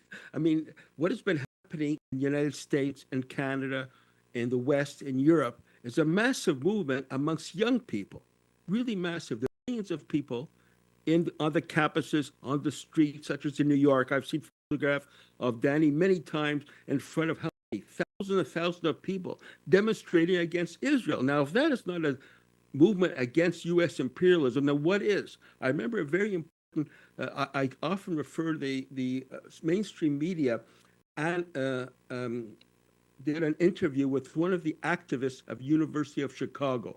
They asked, why are you here? You know what he said? I think it's very profound. We want to be on the right side of history. The truth, they know what it's all about. It's not just about Israel. It's about imperialism. It is about this barbaric system that is born in the United States and trying to establish its tentacles all over the world. So this movement, what you mentioned, U.S., it's there. But I think if we defeat the Democratic Party, then it will become even more important, because people know that irrespective of who is in power, the problem of genocide will exist, and the need for an anti-imperialist movement is so important. There are so many issues aside from Palestine. For example, all of the disinformation with regards to Russia and Ukraine, and of course there's the issue of Iran. There's so many that many people are saying that they're not Trump supporters, but if the Democrats win, this will bring us closer to Third World War, to World War III. I think that's correct to a certain extent, because they're the ones who are making the most vicious attacks against Iran, against Russia. Now, I'm not a defender of Donald Trump, but yesterday he made a very important comment in his closing speech. He said, well, there's no one in the White House, referring to the Biden administration, there's no one in the White House for President Xi of China to call, to speak to. Then he said, well, maybe they'll speak to me once I get elected. So, he's sending a signal that he's open to discussion with China, perhaps open to discussion with Russia. I don't know. I don't want to create any illusions. But one thing for sure, the war party, Danny knows about it. Everyone knows the war party in the United States is the Democratic Party. Also, continuing on this topic, and of course, what you were saying, I think we could only understand, for example, the massive demonstrations in support of Palestine and in rejection of the genocide in the Middle East as that anti-imperialist sentiment that is within at least the sectors of the U.S. citizens, of the population, of the younger population, and that could very well be fueled in that case. And staying on track, I would like to ask you, one of your topics of research has to do with the relations with Cuba. And just days ago, we had the UN voted once again to reject and to lift the U.S. blockade on the island. Of course, it was voted by a huge majority of the countries. Of course, it was once again rejected by the United States and by Israel as well. And so what are your takes on this topic now going into these elections? And could we expect on either candidate a change of position, or once again, are we looking at the same perspective with different names? Well, unfortunately, that question, thanks a lot for that question. I think that, unfortunately, as far as I know, maybe the other guests have seen some other signals. I have seen no signal at all from either of the two parties, either of the two leaders, with regards to Cuba, with regards to changing the policy, the current policy, which is to suffocate Cuba, to force the Cubans into a desperate situation so that they do what Mallory, the Secretary of State Mallory, said in 1960, the blockade has as a goal, because everyone supports Castro, we have no choice, we have to make the Cuban people suffer, so that they blame the government, the Cuban government, and rise up against the Cuban government to convert Cuba once again into a colony of the United States. Now, I know in the United States there are a lot of active people who've been fighting for a long time, during Trump administration, and now during the current Biden-Harris administration, to get people to get the blockade off the necks of the Cuban people, get the Cuba off that spurious list as state sponsor of terrorism. So, I don't see any move on the part of any of the two parties.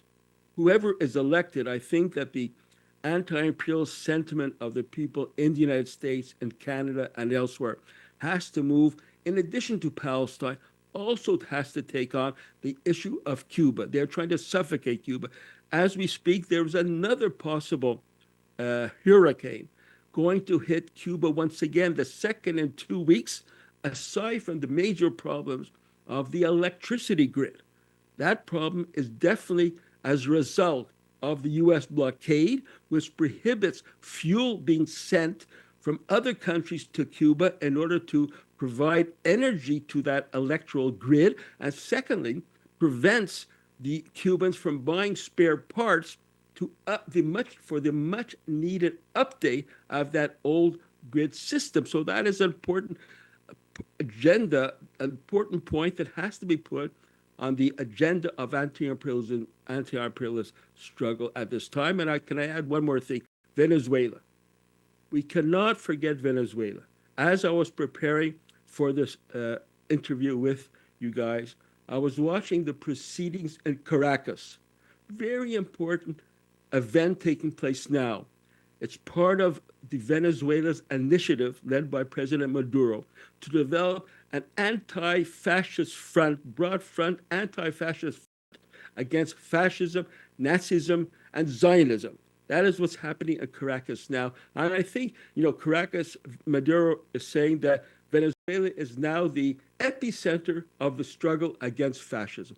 I agree with that. The epicenter of the struggle against imperialism. I agree with that. Now, Venezuela is to some extent similar to the situation of the Republic of Spain before the Second World War, when they fought against fascism. This is what Venezuela is doing. And I think the anti-imperialist movement in the United States and Canada in the West, in addition to Palestine, we have to help build on that to also include Cuba and also include Venezuela. Arnold? Okay, Arnold, Gladys over here, and I reiterate, it's a pleasure to have you with us in this special program, this special broadcast because of the U.S. elections. And you were mentioning the U.S. and the relationship with Venezuela and Cuba in the political landscape and how the foreign policies towards both nations has been harsh. And I want to demystify a spell, a narrative, a construction that is coming from some Western media that if a Democrat wins the White House, okay, Cuba is going to be better and they are going to have an easier policy on Cuba. And I want to put away also the myth that if a Republican wins the Oval Office, okay, Venezuela is going to be like in an easier path. I want to clarify, yes. And an administration from the Democrats, okay, Barack Obama, back in 2015, imposed 930 sanctions on Venezuela. And we know what Trump did during COVID-19 against Cuba. And I have to demystify that because Biden has not done a single thing to ease Cuba's situation or to find negotiations or diplomatic solutions with the island. So I want to demystify that because many people are thinking that one way or the other, Venezuela or Cuba are going to gain something, which is totally untrue. So I want to have your perspective on that. You're asking me? Yeah. Yes, I believe that, unfortunately, unless some of the other guests can provide more information, I don't see any move on the part of any of the two candidates to rectify in any way or to soften their attitude either against Cuba or against Venezuela. Definitely not the Democrats. Who knows? I mean, Trump, he's a wild card. You never know what he may do. He might want to pull a card out of his hand, and to look good, he might want to soften relations with Venezuela in order to get some of its oil, or perhaps to soften relationship with Cuba for whatever reason, if he has any business interests in Cuba, which he did have many years ago. You never know. But the Democrats, I do not see any possibility at all. Thank you. Thank you, Arnold, for joining us in this special program as we continue to analyze what is going on in the United States tonight. So it's been a pleasure to have you with us. Hello, and say hello to Dan for me. Of course he's here. Thanks, Arnold. He's talking about both Dans, Dan Kovalik and Danny Shaw. Thanks so much to Arnold August, longtime anti-imperialist voice, a voice of peace, a voice of reason. If you have not checked out his work, check out his work, everything that he has done in solidarity with struggles from Venezuela to Cuba to Palestine. There. And now we go live once more to the United States. We go once again to our special envoy, Carlos Montero, who is in Washington, D.C. and has some updates to bring us. Carlos, can you hear us? And what's the latest over there? Absolutely, I can hear you, and we are following, like you, like everybody, the projection that the media is giving us. And we are really surprised because we saw it was going to be a much tighter race. And Donald Trump is doing a fantastic election so far, but everything is very premature. But I want to, if you let me, I would like to say hello to Alberto Maresca, political analyst. And Alberto, we've been talking about these numbers we are talking right now. Let me update it, the last numbers. And like always happens when you are live, the computer went off. Okay, so far we have Donald Trump 101 electoral votes, Harris 71.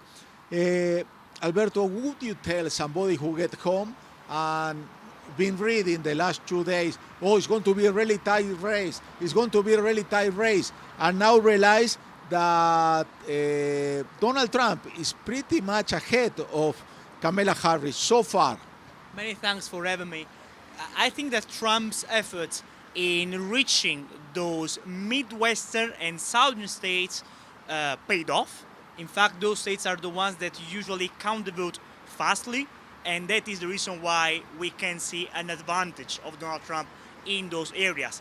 And, Trump's actions toward the working class, toward the people that suffered from deindustrialization in the US has really shown its effects in the votes we are seeing now. Of course, this is not a picture that we can extend to the whole electoral process. It's quite early to tell, but we are not surprised by the fact that Trump is landsliding in the southern US states. One of those states is North Carolina. Trump visited North Carolina yesterday. He was in Raleigh. So that is paying off what he's been doing.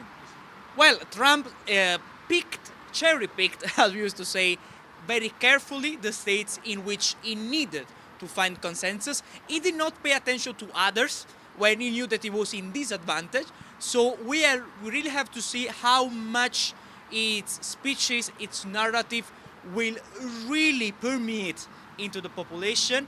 But I think that early voting, which is allowed in many of those states, is clearly showing a cleavage between Donald Trump and Kamala Harris.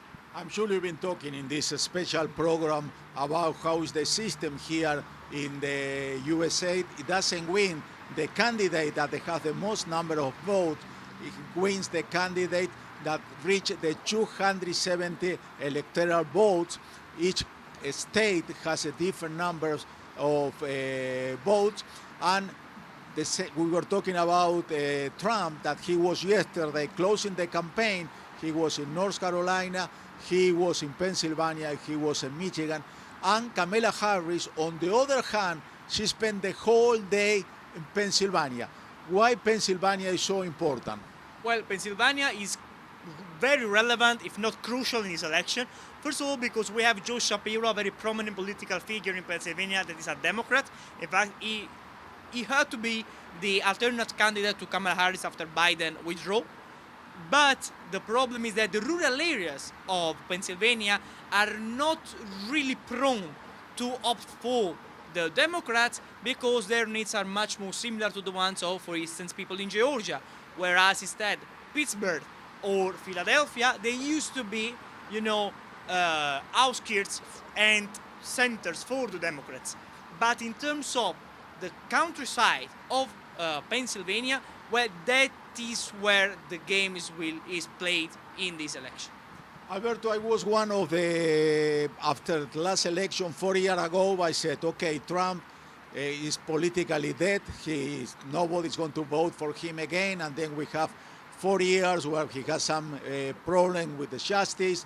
Now we see that Donald Trump is doing a pretty good election. How do you explain that situation that Donald Trump is still alive and very strong? Well, he has to thank this administration because the Biden-Harris cabinet did not deliver what the working class of the US is demanding, namely jobs, namely industry, namely reducing inflation. Those issues are not being addressed by Kamala Harris, and Trump was very effective in driving this wave in its own advantage. Now, we should see how much of Trump has battered and tired the US electorate, because as per Bolsonaro in Brazil, those kind of populists really tire and exhaust the political climate. So we really have to see how much the people will consent to another Trump government, having seen the tones that he raises in the administration and even when he's off the administration. But talking about the American economy, USA economy, I mean, the numbers are pretty good. I mean, it's growing, the inflation is something that worries people, but it's not something crazy like could be in another countries. Unemployment is pretty low. Wall Street is doing okay. While you say that the economy is not so good? Well, your point is extremely accurate because Bidenomics, as it is known, worked for the elites. It worked for Wall Street, it worked for big corporate, it certainly worked for the military-industrial complex that has wars to profit from. But it did not work from the rural people, for the popular and working class that struggles to reach the end of the month, where inflation for small that it is, and everyone that studies economics knows that inflation is the enemy of the poor, not of the rich. It really harms these people that are becoming invisible to US politics, to both parties, I have to say, but at least Trump, it seems able to catch them. But again, the matter of the fact is that these people are waiting for being given and delivered promises. That brings me back to 2016 when we're trying to understand why Trump beat Hillary Clinton, took us by surprise. When they explain us, they said what you are saying right now. So what we are living again what's happened in 2016? Right, and that is the problem of this political system, because it is not evolving, it is not transforming, and is really stuck in the same old issues. It seems that time is not passing, because Trump's narrative is pretty much similar to what we used to see in the past. And I think the big drama in the situation is that the problems of Americans are pretty much still the same that in the past. So it tells a lot about how confident the electorate is toward the system. Alberto, thank you very much. Alberto Maresco, international analyst with us from Washington. We are keep following the results to see what's going on. We are waiting for crucial battlegrounds to define, to see what's happened. So far, they are early. Pennsylvania is one of them that we were talking about how important it is. It's too early to call, but I guess in the next hour, maybe we have more information. But for now, we are going back with you to the studio. Thank you very much. Thank you, Carlos, for the updates. Thank you to the analysts also for breaking down the situation so far. We'll come back throughout the night to continue updating. Okay, so now let's continue going over some of the results we have on screen, and we'll soon have the map as well. Let's recall that we are looking at the results that we have so far, the projections made on the state that have been called secure. So what we are looking at is a race of Harris, that means the Democrat candidate, at 71 delegates so far, and Trump at 101 delegates so far. I don't know if production can pull up the map in full. And so, Professor, can we analyze a little bit what we're seeing? Because we have a lot of states in color, we have a lot of numbers, but also these are just projections that coincide with what was expected so far. So it's really too early to be talking about a significant lead. Is that correct? Yeah, but it certainly is striking a lot of fear into Democratic Party voters to see Trump up early. Both CNN and Fox are saying the same thing. I think it's important to counterbalance both wings of the ruling class, and their mouthpieces are saying 111 electoral votes that they're predicting so far for Trump, and Kamala Harris is at 72. Really no surprises. None of the swing states, it's way too early. The Midwest, yeah, we can expect these Midwestern states, the states that refer to themselves as the flyover states, the states with the resentments against the coastal elites, the states where there's a lot of amazing grassroots efforts, organizations like the Midwestern Marx Institute and the American Communist Party. We're actually going to hear from one of their members coming up, where one of the slogans is, it's F Trump, words I obviously can't say, F Trump, not F Trump country. So many people here, this is an anti-establishment vote, this is an anti-DC insider vote. Then we pivot to Illinois, Vermont. These are long time, well, Illinois you can't break down into one or the other. It's a state with certainly a lot of divisions, but right now they're calling that for the Democrats, along with, looks like, what are the other states that we have coming in here?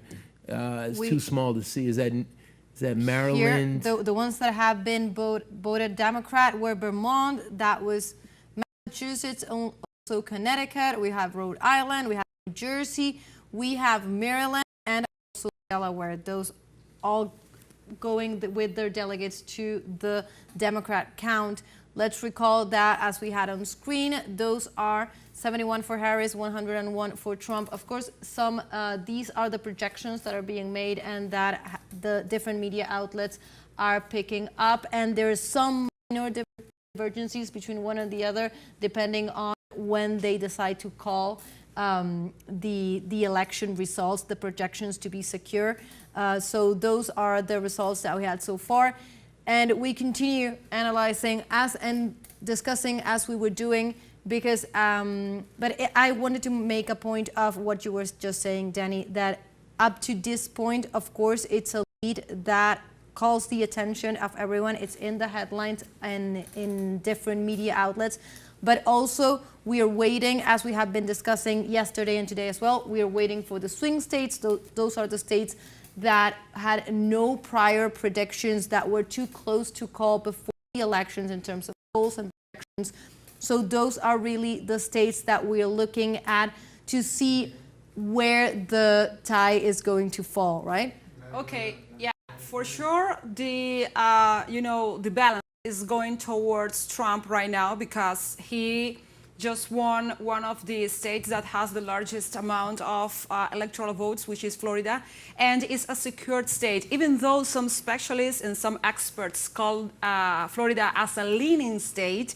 I think we all agree that it is a secure state because of the ties also and mostly with the Cuban-American mafias there and the strongholds against Cuba, which has so close ties with the Congress and also with the Republican Party. We know that is one of the main strongholds of the anti-Cuba policy. So the 30 votes of Florida were secure votes. We are not seeing something surprising here, and we are going to see a big jump if, well, that is a weak if Texas joins Trump in this race, which are 40 electoral votes. But we have to say this. It's too early to call a winner or to call a non-reversible projection, because we have also, California with 52 votes. So in any time when those 52 votes are counted and the projections, and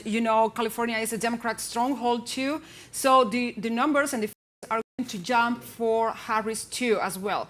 And we have to wait for Montana, we have to wait for Washington, D.C., and the fact that Northeast is already voting showcase a trend that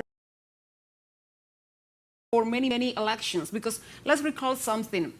What we call United States, what was called the American experiment, what we call the foundations of the ideals and the conception of the U.S. and the values and the core, resources that are standing in the American people were born in there. Okay, those are the states that have this strong sense of being defending history, of being defending the American values, the American history. Because let's recall, for example, in the coast, you have New York that has a strong grasp on history and its role itself in the American experiment.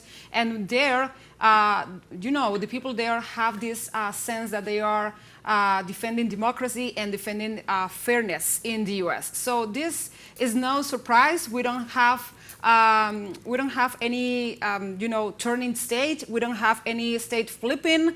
We don't have scary numbers yet in any other cases, because, as I was saying, you have there Florida, which is a leaning state, but I think it's a solid state for the Republicans. And we have to wait for California as well. We are going to give the Democrats, I think, okay, this is just my projection, in my opinion, and what we have been seeing from the experts and the polls, okay, that is going to give Democrats 54 electoral votes. So the figures and the numbers are telling us what we know. We have to expect when they tell what we do not know regarding this election, and we have to wait for Georgia and Pennsylvania and the other swing states that are going to have a crucial role in this election, Belen. Exactly, and one more thing to point out is that some of these states, these key states, are showing early results. However, they are too close to call so far. So, of course, we are being extra cautious in analyzing the results, because those are votes. And so let's continue the analysis. We were talking about one of the candidates here, Donald Trump, and let's try and see some of the road that took him to this moment, because a lot of things happened with Donald Trump this year. Let's see.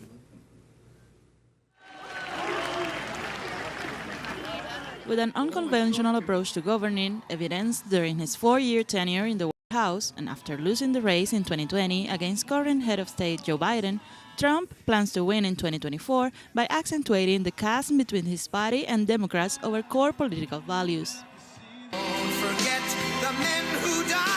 Trump announced on November 15, 2022, he was running for the U.S. presidency.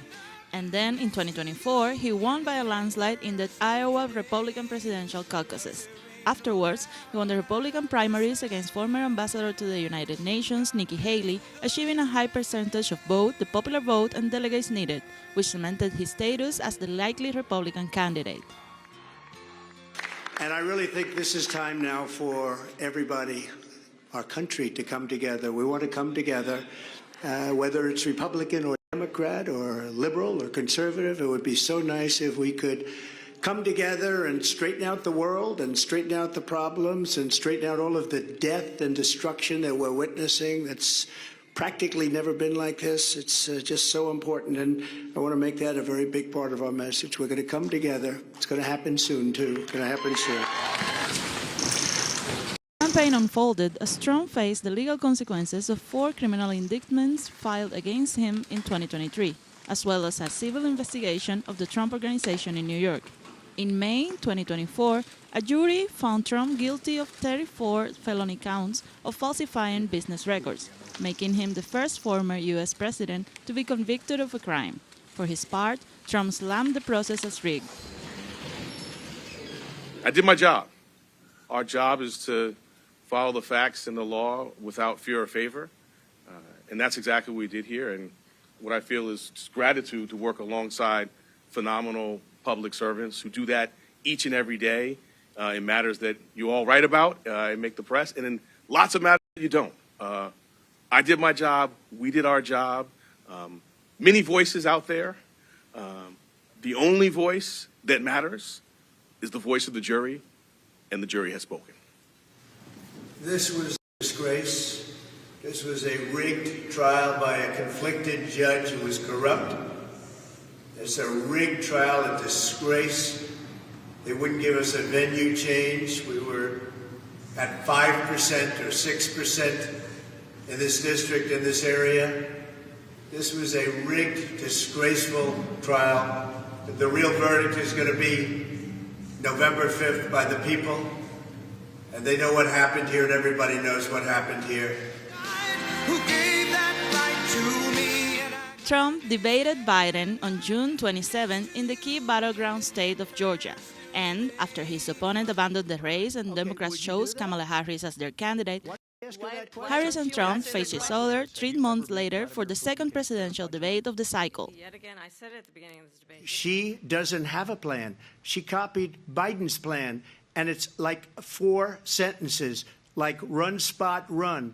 4 sentences that are just, oh, we'll try and lower taxes. She doesn't have a plan. Take a look at her plan. She doesn't have a plan. They said, take a look at what happened. During his campaign, Trump was the target of 2 assassination attempts, one of them in July 30, 2024, at a rally in Pennsylvania, and a second the following September at his golf course in Florida.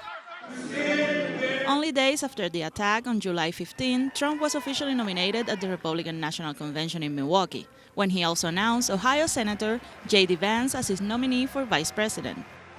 I am running to be president for all of America, not half of America, because there is no victory in winning for half of America.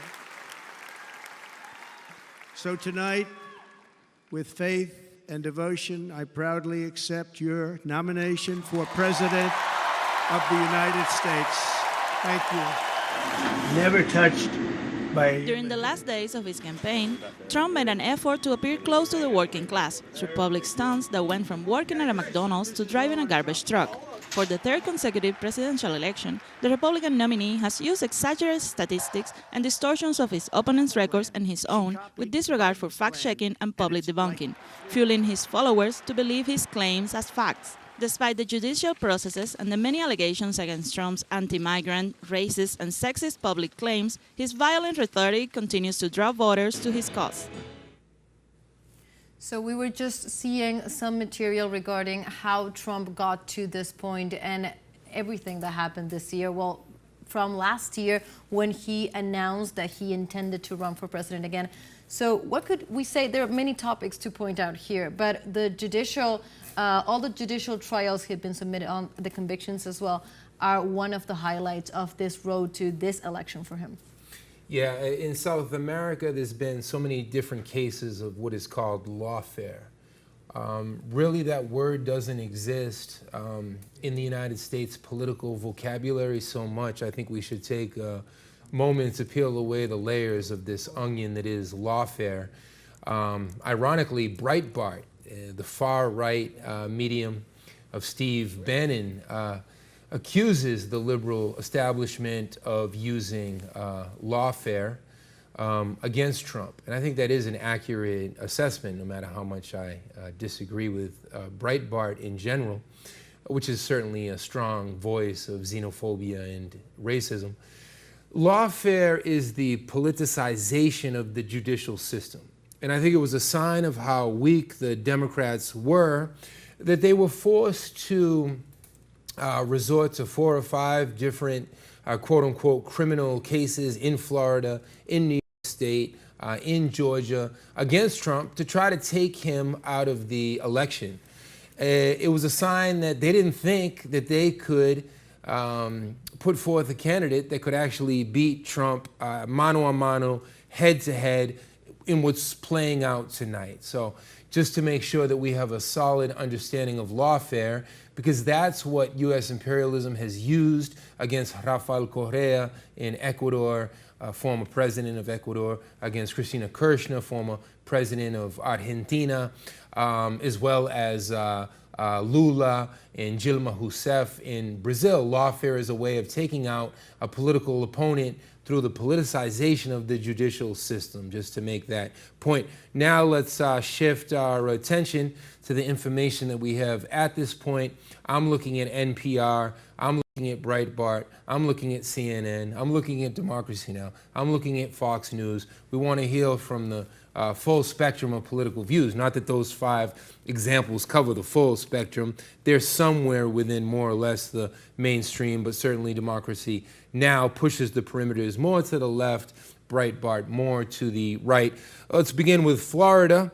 As Gladys was breaking down, since the 1959 Cuban Revolution, Florida has really existed as a bulwark of anti-communist, anti-Cuba, anti-socialist hysteria. According to so many of these, I would say, anti-Cuba Cuban Americans, they want to intensify the war on Cuba, intensify the war on any Bolivarian country. Many Nicaraguan Americans and Venezuelan Americans live there as well. At this point, we have 88% of the vote counted, and they've announced it. I'm looking at CNN. They've announced it for Donald Trump. These are 30 key electoral votes, but again, no surprise. It was somewhat close. 56.1% at this point for Trump. That's roughly 6 million votes. Kamala Harris, 42.8% of the electorate in Florida, amounting to about 4.5 million votes. The other news out of Florida, before I kick it back to the both of you, is that the ban on abortions has been upheld in Florida. I think one of the interesting and contrasting facts between Florida, which is, as we have been seeing, a stronghold for Republicans, and maybe, for example, Arizona, which is a swing state, okay? Both of those states have one common issue, and aside from the fact that they are at the southern regions of the country, Florida has, of course, as Arizona, a strong migration. Let's recall that in the share of migration in the U.S. territory, 33% go north and 35% stay in the south. And the share between Arizona and Florida is not, is not small, it's not a slim share, because as well as, Arizona is receiving Mexican migrants, Florida, because of the Spanish-speaking population, because of the opportunity and the tradition of receiving Spanish-speaking migrants, and because Florida once was a Spanish or a Spaniard territory. Let's recall that historical fact, okay? So let's see, because the difference why Arizona, I think, is one swing state and why Florida is a stronghold for Republicans is precisely the terror campaigns emerging from Florida, okay? But I think there is one very, very singular characteristic of Florida, and it is the Latino, okay, and the immigrant Trump population, or Trump followers or Republican followers. Because as we know, there is a discourse, or there is a narrative that as Trump is against immigration, okay, many of the immigrant descent population is going to lean, I'm not going to vote, okay, they are going to lean Democrat because of the more soft discourse from the Democrat Party. But in this case, Florida went with Trump, and that's to say that there is an elite, okay, an economic and political elite that traveled there from Cuba, and I feel the duty to give this historical fact, okay. There is an economic elite that went from Cuba and went from other Central American and Caribbean nations to Florida. They established there, they created strongholds in entrepreneurship, they grew in capital and patrimony, and now they are vying for the control of the politics there, and they are going with Trump, and that showcases how difficult it is to determine this election, and how difficult it is to say just because this box is for Latino voters, this box is for the black voters, and it is so hard to determine because of that. There are so much historical intersections, social intersections, the social factors that are transversal are even historical in this election, and that's one of the main examples. You can see Florida going for Trump aside from the large Latino population, Spanish-speaking population, and the immigrant population, and you have Arizona, which is undecisive, which is still a swing state, and which is still thinking which way it's going to go. Danny? Yeah, I'm now looking at different states that are coming in. Some are way too early to call. I'm on Fox News. Fox News has it now that Trump is up to 178 electoral votes. Kamala Harris is at 113. Still way too early to know what all of this means. The West Coast, Alaska and Hawaii won't be coming in until much later. We can look at Oklahoma. Another state that is historically conservative, a state that also often has an anti-immigrant posture. Not that we can cast aspersions on the whole state, but the voters in general. A population of about 4 million people in Oklahoma.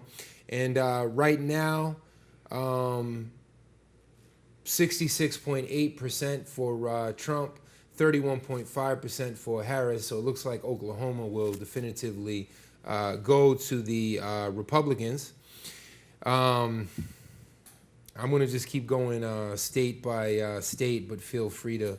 Well, one thing to point out that I think is very important, we're seeing on screen the projections of some of these states. As we were just saying, Danny, we could continue with the map on screen just to point out that what we were looking at, there we have it, is the states that are colored in stronger blue and stronger red. Those are the states in which there is a pretty much solid consensus among the media, the different outlets that are following the election, that this could be called, because either the vote counting is very advanced or the difference is very large, as you were just mentioning in the case of Oklahoma.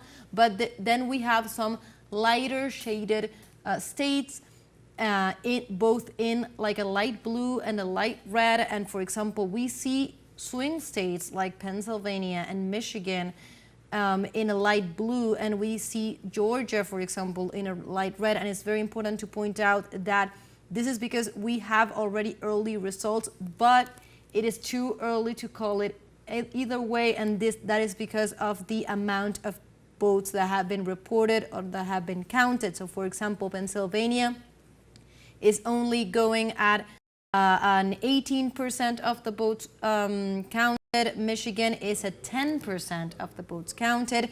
So of course, if we're talking about states that we know are going to be or are expected to be in a very, very close race, this is way too early to call. Same goes for Georgia, although Georgia is a little bit more advanced. It's already in 68%, but let's recall that swing states will have to wait into the night to see how that turns. This happened in past elections, with Georgia in particular, because again, these are states that are very, very close, so every vote counts. Let's recall that, for example, in Georgia, it was a key state for the past election, and ended up flipping at the last minute because of the early votes that, let's recall again to our audience, the early votes is one of the ways in which U.S. citizens vote. Today was election day, so the majority of the in-person voting happened today, but for many states, people have been voting in the past, and in most states, those early votes are counted last. So that happened in the last election. So it's important, I want to clarify, because we're seeing data on screen, we want to be very cautious, we want to go like a little by little and just make sure that we're clear about the information. Yeah, we want to be accurate, most of all, with the map and the information we are providing. Regarding Georgia, I want to recall that Georgia surprised in 2020 election because Georgia traditionally votes red, okay? Georgia traditionally goes with the Republican Party, but Biden flipped it it was the first time after Clinton did the same in 1996. Those are the facts and the data, so Georgia is maybe not surprising at all in this election. It's going backwards, that's for sure, but it's not surprising at all in this election too. And I want to say, we have also last minute information. Ohio went red and went with Trump. We have that on the map. I'm asking production to put the map back again, please. So we have the data, and as you guys know, Ohio is the birthplace of J.D. Vance. So that is other not surprising voting, not surprising outcome in this election. And it is paramount to say that Trump chose J.D. Vance for a reason. First of all, J.D. Vance was his adversary. J.D. Vance called him the American Hitler. He said Trump was not with the American working class, with the blue-collar class, as is also known, this social group. And as we know, J.D. Vance joined Trump as the vice presidential candidate, and it is paramount to say that he was the political token, okay? He was the way to attract younger voters, maybe at the same time more reliable. It was presented as more formal, more traditional politics, because Trump, as we know, he has been presented himself as, yes, an elderly, an elite in politics and economies, but also as the underdog, as Danny was saying, and also as this anti-system, anti-tradition, anti-protocol, and anti-establishment candidate or political social figure, okay?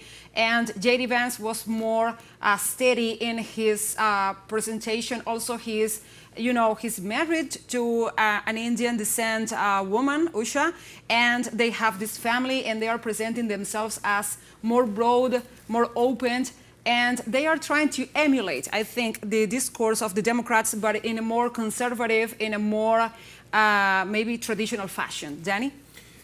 Yeah, J.D. Vance as well. They have presented him as the self-made American man, the rags to riches story. His book was trending on Amazon as the #1 selling book in America. And then a film was made based on this book called Hillbilly Elegy. And it was really an insult to poor people, those of us who have been labeled poor white trash, because what it did was it really shamed or blamed the addict, in this case J.D. Vance's mother, without contextualizing how people fall into addiction, what is the social context, and all of the alienation, and where do the drugs, where does this opioid crisis come from, as the Black Panther Party for Self-Defense taught us beginning in 1965 and 1967 after the assassination of Malcolm X. Capitalism plus dope equals genocide. Dope being slang for heroin and Percocet and these other opioids. I'm just looking now at Georgia, 70% of the vote in. Trump is at 2 million votes. He has 70% of the vote in. He's got about a 4 or 5% lead right now. It's also interesting, we haven't really mentioned yet Jill Stein, the Green Party candidate, in her running mate. These are fierce opponents of the genocide. They have been outspoken.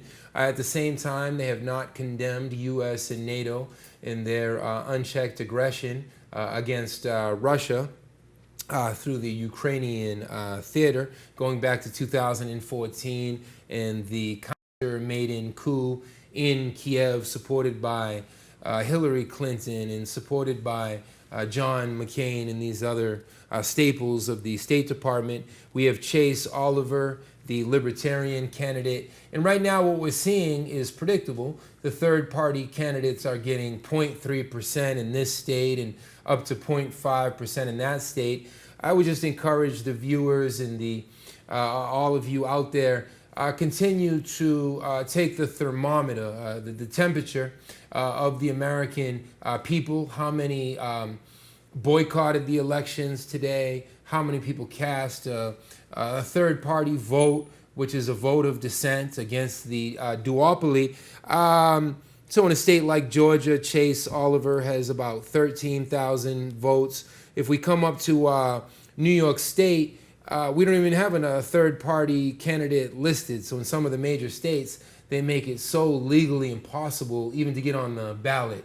Being a New Yorker myself, having campaigned along these lines many times, we have to get 50,000 signatures of confirmed voters with their address just to get a presidential candidate, a third-party presidential candidate, whether it's the Green Party or a Socialist Party, on the ballot. That's very difficult. That involves how many dozens and dozens and hundreds of volunteer hours collecting signatures in the Bronx and in Queens and up in Troy and in Albany. And that is why the system makes it so impossible for there to actually be a viable political alternative. And we analyzed last night so much about the Electoral College, but it's worth repeating. Let's just say that somehow, some way, this entire election went to Dr. Jill Stein or Dr. Cornel West. At the end of the day, the electors, this unelected group of people, could take that entire electoral result and throw it out. Just to remind us how anti-democratic the entire system is through and through. And that brings us to other characteristic of the system. And I think what I'm going to mention lies or lays under this, you know, the myth and the spell of democracy. And in the other side of this, on the other side, is voter suppression, which is one of the legal strategies that the government and some political elites has to prevent people from going to vote. And now that you are mentioning it, even from third parties or alternatives or the political margins to go and break the glass ceiling, as we were saying yesterday, from this bipartisan system. And I wanted to mention that because there are so many strategies that are even legal. You know, you were speaking about how the voters, if they want to go for a third candidate in New York, they have to raise 55,000 signatures, which is a whole of effort. You know, they have to do for it, and it's their right to go to the polls and choose whatever they want to. But, you know, there are other strategies. And for example, as we know, in the South, those strategies were trying to prevent the minorities, the racial minorities and the immigrant minorities from going and voting. And, you know, it is so, you know, the pieces fall in places when you see that voter suppression have been favoring Republicans as well as the Electoral College system, okay? Because as we were saying yesterday, out of the 5 times this has happened, okay, 4 of them have been favoring the Republican Democrats. Why do you think this intersection, Danny, is taking place? Why voter suppression goes hand in hand with, you know, the Electoral College, with or for the Republicans? Historically, in the divided states of America, in the USA, voter suppression has been used against people of color, against African Americans. They used to have poll taxes that required IDs that African Americans weren't able to access. So of course there's a lot of healthy cynicism coming from the black community, whether it's in Georgia where they're roughly 1/3 of the population, or anywhere across what historically was called the Black Belt, southern states of the U.S. We have to go back to the history of Reconstruction, which constituted the second great American Revolution, and from 1865 to 1877, when the freedmen, the former slaves, were empowered, and for the first times they could take political power. So the powers that be, the power structure, has done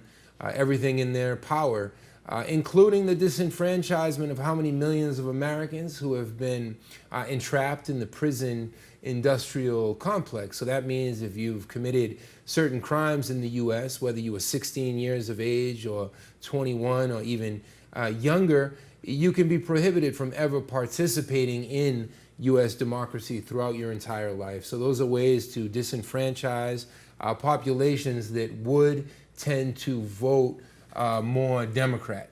That's why we hear these ludicrous conspiracy theories coming out of the Trump camp that the Democrats are allowing, they don't say immigrants or people from another country, of course. They use all types of degrading language. Here at TeleSUR, we would never say that any human being is illegal, but Trump says that it's the aliens and the illegals who are trying to vote. And this creates all types of panic. And there's so many hate crimes that have come up as a result of this. And it goes back to the scapegoating. There's a history of scapegoating, the historical anti-Semitism, not the fake anti-Semitism that the Zionists used to justify their Holocaust in Palestine. But there is a history of scapegoating. We saw it, of course. What the Nazis did is probably the most well-known historical example, but we had a history of pogroms across Western Europe against our Jewish sisters and brothers historically. Of course, Mussolini in Italy trying to suppress the left wing and then step into that vacuum. That's what fascism is, and we know that Trump has resorted to these type of proto-fascist measures that divide working class people, when we know our true enemy are not Central Americans or Muslims or any working class people. Syrian migration or Lebanese migration, if your country was destroyed on a daily basis by US F-15s and F-35s manned by American pilots or Israeli pilots, you would be forced to migrate as well. If your entire village, they're now saying about 50 villages in the south of Lebanon have been completely destroyed. What choice do those Lebanese have but to try to migrate? Now they're migrating into Syria. We remember in 2015, the Syrians were migrating wherever they could as a result of a U.S. dirty war, using the Saudis, using the Turks in this dirty war against the Syrian people and their sovereignty. That's what provokes migration. Someone like Trump obfuscates the actual push factors that cause migration. It's incumbent upon us to teach the truth about these push factors.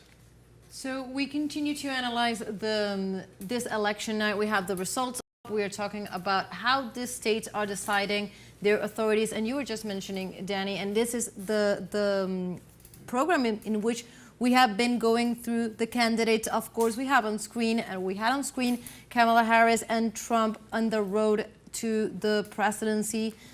But there were other candidates. There are other candidates in the run, and we have been talking about a system that continues to push those candidates on not a third, but maybe almost sometimes an invisible level, and it's thought out like that. You were just explaining, Gladys, you were just talking about how difficult it is to contest that system and how the system is made for just to make some things quite permanent. But let's go and see who these other candidates are and what are the alternatives that are still there. One of them is Jill Stein. Let's learn a little bit more about her. Yeah, precisely. Jill Stein is a physician, professor, and politician from Chicago who also represented the Green Party in the 2012 and 2016 presidential elections. She has denounced Biden administration's support for Israel and its genocide of the Palestinian people, which has earned her support from the Muslim and Arab communities of the country. Stein promises to improve conditions in healthcare, housing, food, and education, and guarantee access to safe abortions. In addition, she seeks the gradual elimination of fossil fuels to protect biodiversity and stop the climate crisis.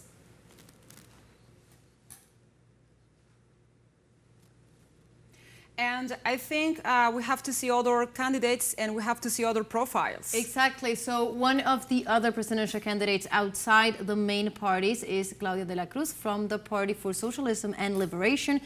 She's the daughter of a Dominican immigrant, New York-born. De la Cruz is an educator, theology expert, and political activist. She is one of the directors of the People's Forum, an organization that contributes to the development of popular and marginalized sectors of New York. Through education and culture, she is running for president to reportedly strengthen the foundation of popular socialist movement in the United States. Her government plan includes the promotion of immigration policies and an immediate cessation of arms relations with Israel and Ukraine. Yes, and in this context, let's learn more about other presidential candidate from the Libertarian Party, Chase Oliver. An anti-war activist, he started in politics as an opponent of the Iraq invasion and has condemned Israel's criminal actions in Palestine. Oliver is a supporter of LGBTQI+ rights, and his governance plans include simplifying the path to citizenship for immigrants and abolishing the death penalty. In addition, he promises to close U.S. military bases abroad and end the military support for Israel and Ukraine.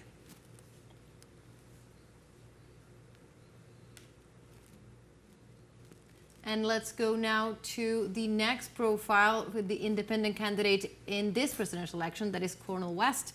That professor of philosophy, also known for his progressive activism and criticism of the White House management. West assured that the country experiences a crisis of moral bankruptcy driven by the two-party system. As a consequence, he runs for office looking to present political proposals in favor of the people and promote public health programs for vulnerable communities. So those were some of the other candidates that, as we were saying, maybe have no appearance in these shows tonight. It's I don't know how many of these special shows that are probably covering the elections, as we are doing right now, are focusing on these candidates.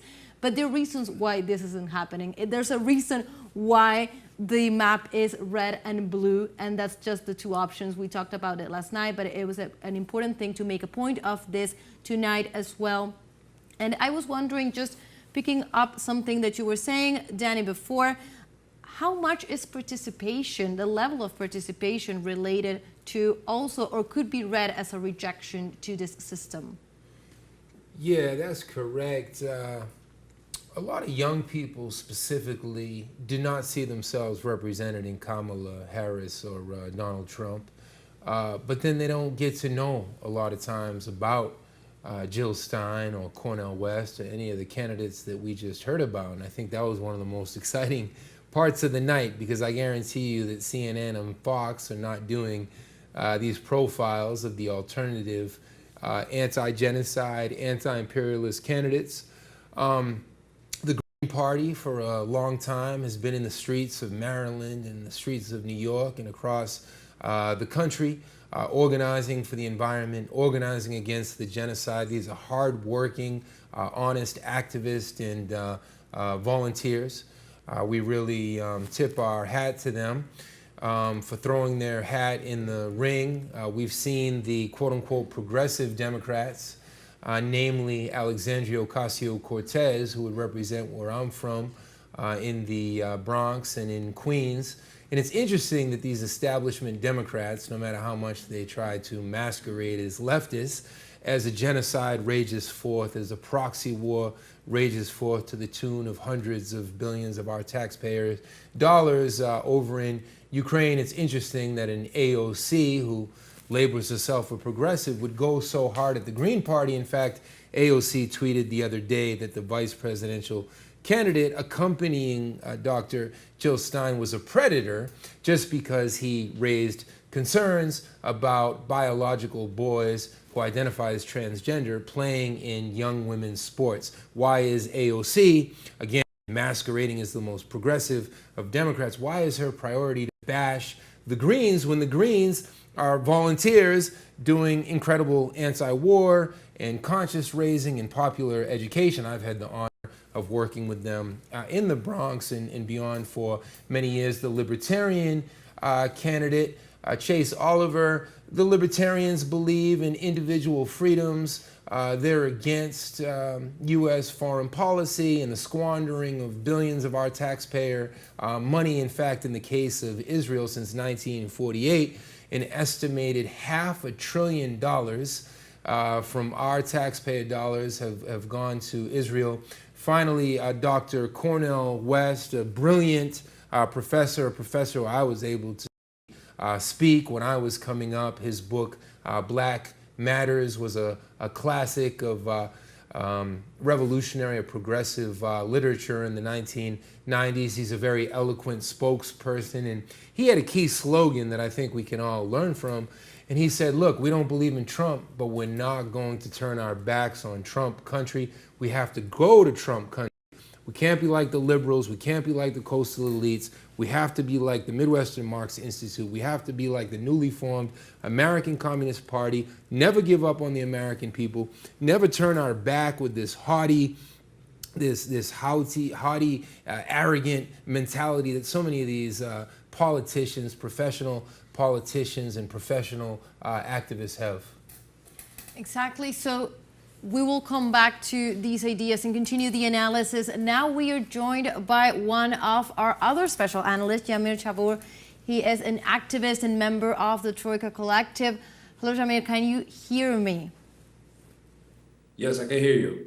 Excellent. So welcome to United States Decides. Thank you for joining us tonight.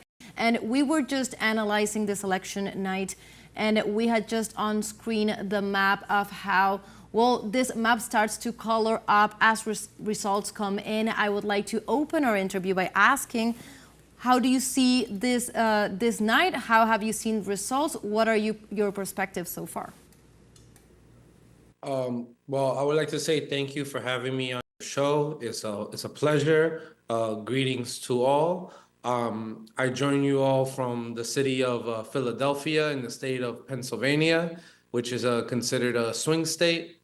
And the way I see these elections are very interesting. There's a lot of tension of seeing these two different factions of the ruling party, whether it's the far right of Donald Trump, the ex-president, representing the Republican Party, or Vice President Kamala Harris of the Democratic Party, who she herself is a cynical politician, a cynical candidate that's overseeing right now the genocide that's happening to our brothers and sisters out in Gaza. So I'm seeing this as a big time tension right now in the United States, given stuff when it comes to the economy, when it comes to immigration, when it comes to foreign policy, and as well as I feel like there's this sense of like the fight for the soul of the United States. Greetings, Jamir. Danny Shaw here in the studio. Thanks, as always, not just for your analysis, but for your organizing as well. For many years now, you've been in the streets of Queens, New York, and Philadelphia, and across the U.S. and across the Americas organizing. What are you hearing in the streets, Jamir? Are the American people, in all of their diversity, Puerto Ricans and Dominican Americans and African Americans, are the American people fed up with this duopoly? Are the American people fed up with always having a quote-unquote democratic choice when it comes down to two parties of imperialism and two parties of Zionism and two parties of capital? Thank you, Danny. Great to see you, my brother. I feel that the American people, given my time right now in the city of Philadelphia, as I said before, Philadelphia is in the state of Pennsylvania, and Pennsylvania is a key state for any of the two candidates to win. I mean, this is called a swing state due to this thing called the Electoral College that many Americans don't even understand, because like we live in one of the, they say one of the greatest democracies in the world, but yet the candidate with the most votes, the popular vote, doesn't win. It's usually the person who has the most votes out of this thing we call the Electoral College. But I feel when it comes to my conversations, whether it's folks who are fed up with both parties or who are deciding to vote third party, whether it's Green Party or whether it's for Cornell West or the PSL or Libertarian, even folks that voted Democrat or Republican, there's a sense of like people are now being more conscious of the system. There's more of a cognizant being raised because of I believe it's this crisis of capitalism that is surging in the United States and amongst the American people. But now, as we see, I feel that there's folks who have been disenfranchised by the Democrats who are in governing right now under the president of Joe Biden and Kamala Harris, the vice president, who's right now the candidate for the presidency of the United States, due to their economic policies, or when it comes to policies of immigration or the overseas, the geopolitical wars in Ukraine or in Palestine, that folks have been disillusioned, and they see some are supporting third-party candidates, but then there are those that feel that with Donald Trump, that there's this certain type of alternative, because Donald Trump to present himself as this outsider, as this person who's throwing a wrench into the machine of the deep state, like he likes to always phrase in his speeches. So, and as well as folks who are supporting the Democrats, I believe like folks of Black and Brown, Latinos. Like I said, I'm here in Pennsylvania. Pennsylvania is the state that has a lot of Puerto Ricans. And there's been a lot of mobilizations from, like, say, the Puerto Rican or Latino community against a candidate like Donald Trump, who they see as also like representing this history of white supremacy, or giving this insane rally he had in Madison Square Garden in New York City, where there was this comedian that dared to call the beautiful island of Puerto Rico trash. We see that there's this whole tension amongst the American people, and we're seeing what is going to be the outcome tonight with these elections that are seeming to be historic in the way that it is being promoted by the mainstream media.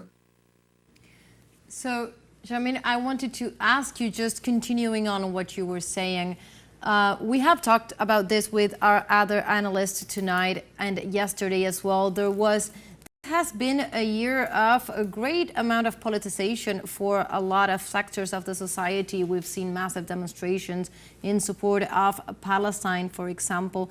And there's this big sector of society has apparently no place in this race between this candidate, this Democrat candidate, and this Republican candidate. And you were just mentioning Puerto Rico, and I think that maybe the same could be said for those Puerto Ricans who are thinking about their independence, for example, right? Puerto Rico was the topic of debate just days ago, as you were saying, and things were said, just to say the least, at the closing arguments of Donald Trump. Kamala Harris tried to step in and win that favor. But of course, none of these options are speaking to the Puerto Rican people who are, for example, trying to just be heard in their desire not to be a colony, for example. So in this position, in a system that leaves no option for these sectors of society that are politicized, that are mobilizing, that are looking for a political option, what could be done to channelize those intentions?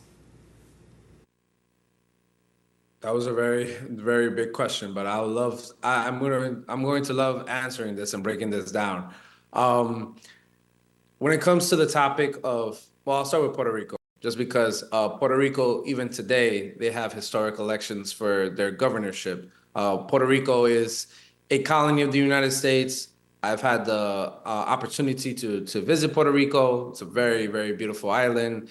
It's very disgusting to hear that comedian a couple of weeks ago, 2 weeks ago, say that it's a island of garbage, when it's an island, beautiful island, full of culture, full of nature, and full of very, very important figures, like Pedro Albizu Campos, and Lolita Lebron. But I would say that when it comes to a topic like Puerto Rico, it's very interesting how the greatest democracy of the world treats Puerto Rico as just this possession of, like, whether they want to use it or not, call it garbage or defend it. But I believe that the Puerto Rican people, and right now, like I said before, they have their elections going on, where it seems that there's an opportunity for the Independence Party that have made an alliance with the Citizens Movement Party in order to win the gubernatorial race for the governorship. The candidate of Juan Dalmau that has promised to fight for the Puerto Rican people, fight against the corruption, fight against the impose of fiscal control board that was imposed by the Barack Obama administration. But more than anything else, bring pride to the Puerto Rican people and to Puerto Rico, and have it on the path eventually for it to seek its independence that it duly deserves, because Puerto Rico is a Latin American country. It's a country that has its own separate history, its own separate culture, and also is a country that has connections with Latin America, and that fits in this whole struggle of decolonization, which I could also segue into Palestine. Palestine is a land that has had the effects of settler Zionist colonialism due to the creation of the State of Israel in 1948 with the help of the British Empire and the United States. And the people of Palestine have always fought for their liberation, their recognition, and their existence. But as we see with this administration of Biden and Harris administration, they have stepped on the Palestinian people with the support of the genocidal administration of Benjamin Netanyahu, which has disenfranchised Arab American voters. The biggest Arab American community that we have here in the United States is in Dearborn, Michigan. They say that Michigan could affect whether Donald Trump or Kamala Harris can win the state. But many Arab American voters have been very disenfranchised with what's going on in the Middle East, what's going on in Gaza, in Lebanon, which many of them have either said that they're not going to vote, or they're going to vote third party, or even there have been very few or some that have said they're going to vote for Donald Trump because they feel that the Democrats need to be punished. But overall, this demonstrates the ineptitude of the Democratic Party, which is a party that supposedly says that it's progressive, it is liberal, it's trying to speak for the Black and brown community, is trying to speak for women's rights, but and also for LGBTQ rights. But time and time again, it demonstrates how it's always in the pockets of Wall Street, it's always in the pockets of AIPAC and the war economy, and lying to the people. So many of these things we have to take into account when it comes into these elections, that whether if the candidate Kamala Harris can beat Donald Trump, or if she cannot, and if she's not successful, we understand why. It's due to the failures of the Biden and Harris administration trying to resolve or also have a ceasefire against a genocide with our brothers and sisters out in the Gaza Strip. So, Jamil, I would like to ask you now, moving on to, you mentioned, when you were mentioning Puerto Rico, you mentioned the relationship with Latin America, and I would like to get into that topic. Of course, different governments have passed in the United States, and the relations with Latin America have changed slightly, maybe country to country, but there's always this big intromission as the way in which the United States just relate to the different countries in Latin America. So I wanted to ask you, how do you see the upcoming years, and do you believe that there could be a difference depending on if tonight or in the coming days we have a win on either side, both Democrat or Republican, or is this more of a state policy that remains unchanged? Well, I feel when it comes to whether either one of these candidates wins, it will affect Latin America. And I say that due to the history of the Monroe Doctrine, which has made it's a 200-year doctrine of hegemony over the hemisphere of the Americas, where the United States feels entitled to the region of Latin America, as they call it its backyard, but Biden has tried to be very passive and call it its front yard. But due to this document, this dreaded document, it demonstrates that either party that wins, whether it's Kamala or Trump, is going to affect Latin America, whether it's through intervention, whether it's through its diplomacy, blockades, or also attempt of a regime change.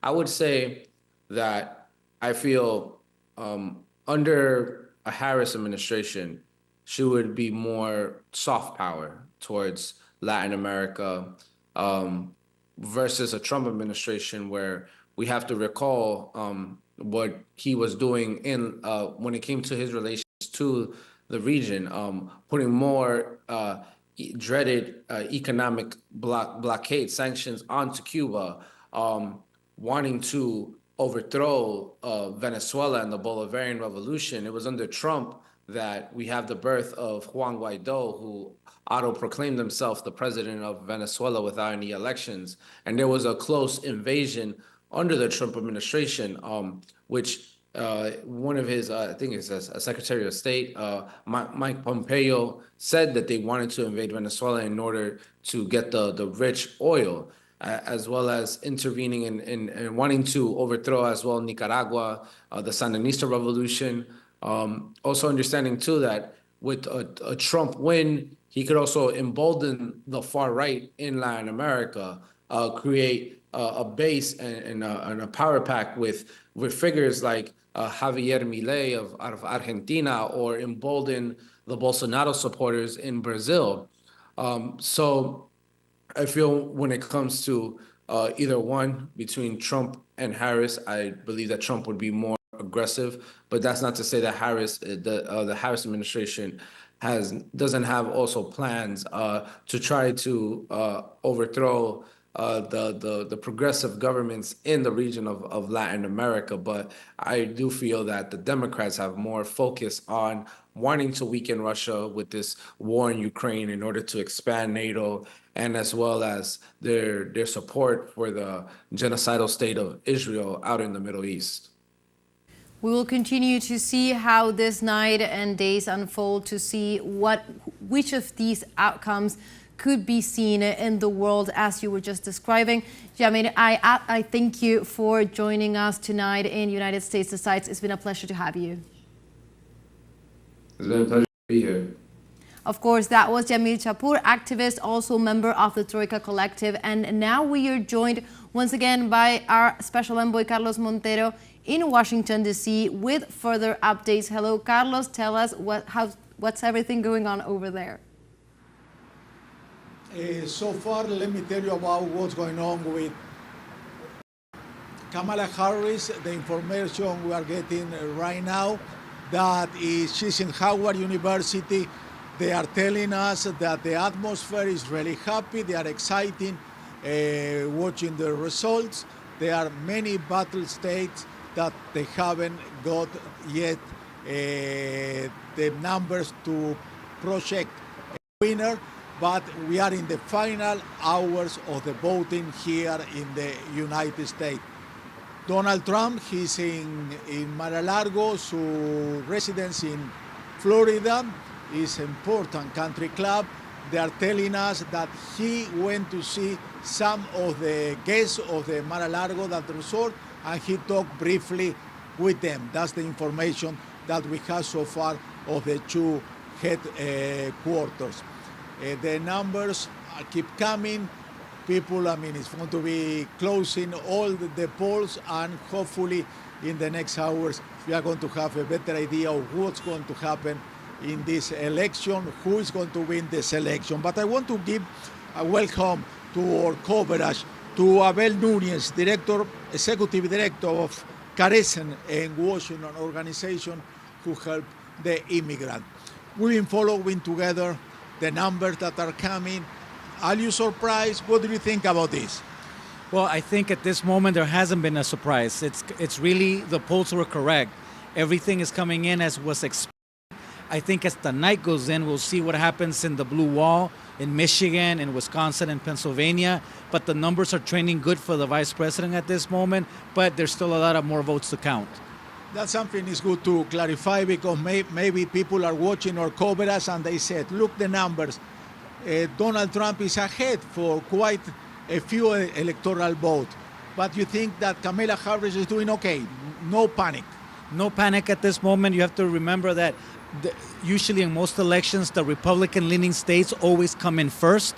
Then you get the big cities, because like in big cities like Pennsylvania, you will have the cities coming first, but there's still a lot of rural communities that take longer to take the vote in. So we're still good. I think we still have a couple of more hours before we're really going to see what the real tendencies are of this election. That's what, is the atmospheric, like I was telling you before, in Howard University with all Kamala and his team is waiting. The result is upbeat, and they think everything is going okay. Tell me, what's the situation of the immigrants here in the United States in a campaign that they were so bad treated by Donald Trump? He said awful words about them, that the country been invaded by immigrants, and he's going to change that situation. How's the feeling on the street? How's the feeling of people you work with? What do they think about this? Well, first I have to say that the first thing we have to say is that immigrants are a blessing to this nation. Having said that, there's a lot of fear in the community, because the rhetoric that has been coming from the Trump administration, from the Trump campaign, has been really created a lot of fear in our community.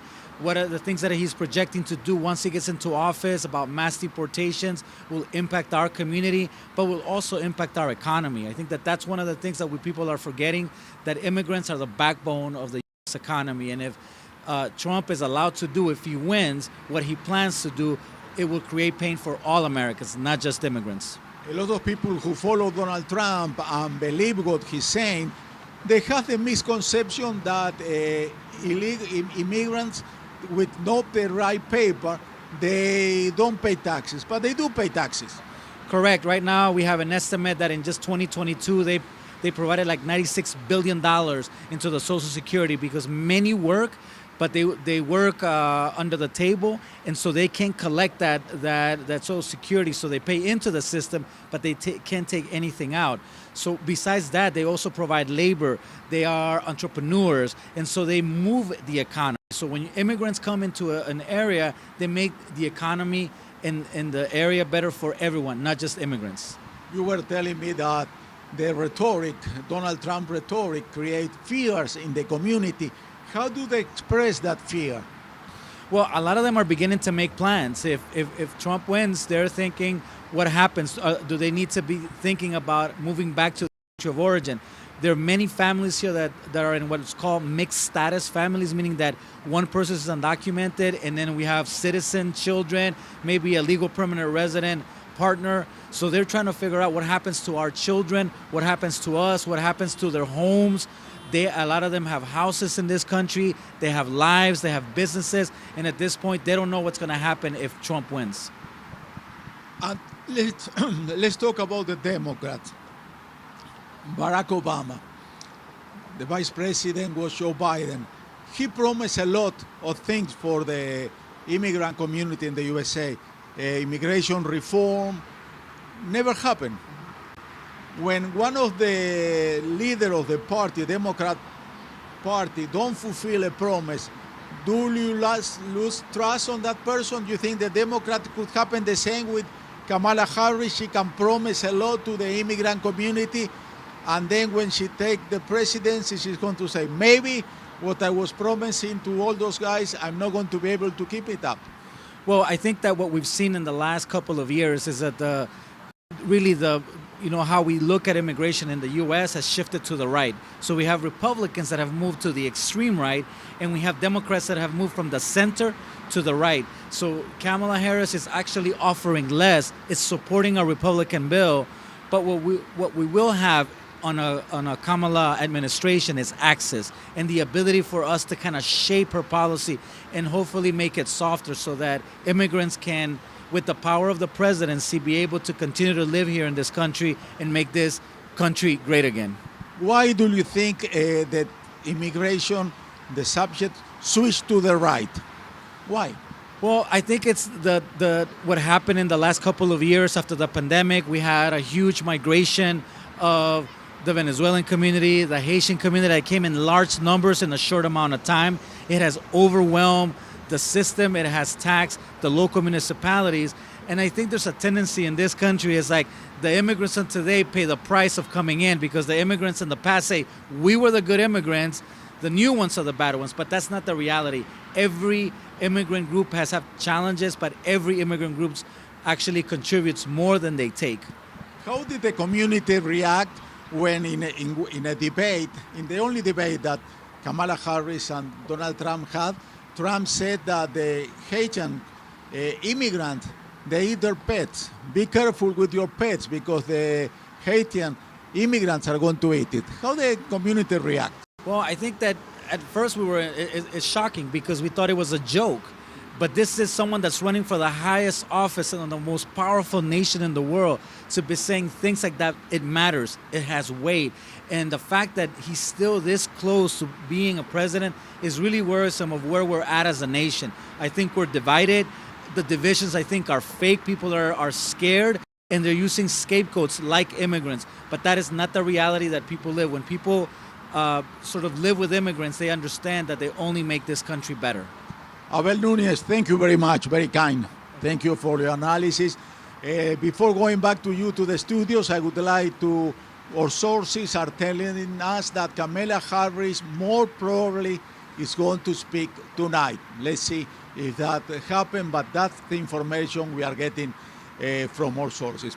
I'm going back to you. We are going to be ready here in Washington for whenever you need us. Thank you, Carlos, and we'll continue to be here as well, analyzing, receiving all the information you're bringing us, and continuing our night.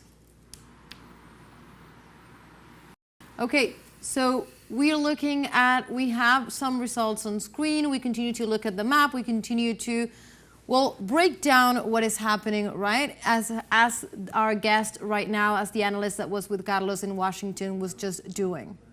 Yeah, precisely. Carlos was talking with his guest regarding immigration and how this campaign has taken immigration as a pivotal topic. And one of the other campaigns have been saying and promising deportations, promising citizenship, promising whatever they want to, because this is one key element I want to highlight here.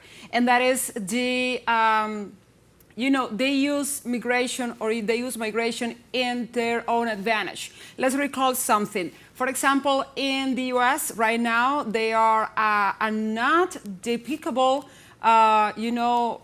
migration from Ukraine, okay? They were taking Ukrainian people in after 2022, after February 2022, when the Russian and the Ukraine conflict broke out, and no one is speaking about it. No one is saying that migration happened, and no one is saying they are not able to take in the Ukrainians, that they have fears from the Ukrainian, and I think that is, is rooted in too many main causes. The first, I think, is, of course, racism, and the second one is the convenience of migration, okay?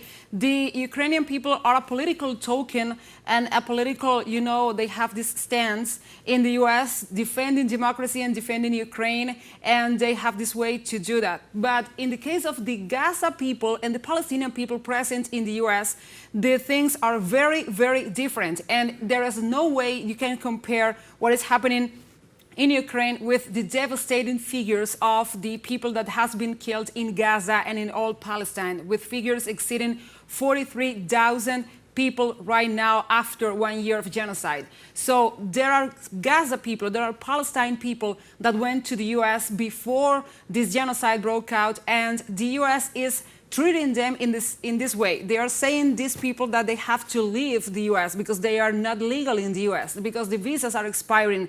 So they can give protection to one group of people that are coming in, but they have been held in this and waging this against other group of people that are also in dire need of protection and in dire need of, a safe place to be. So I think this is one of the key points we have to analyze. So, because this is the weaponizing of the migration laws, this is the convenient use of the migration laws regarding this election and regarding, what has been the U.S. foreign policies in the last 5 to maybe 10, 8 years. We have to consider that also and take into account something. When you see the polling in Nevada, for example, when you see what they are doing in Arizona, and I want to stay there.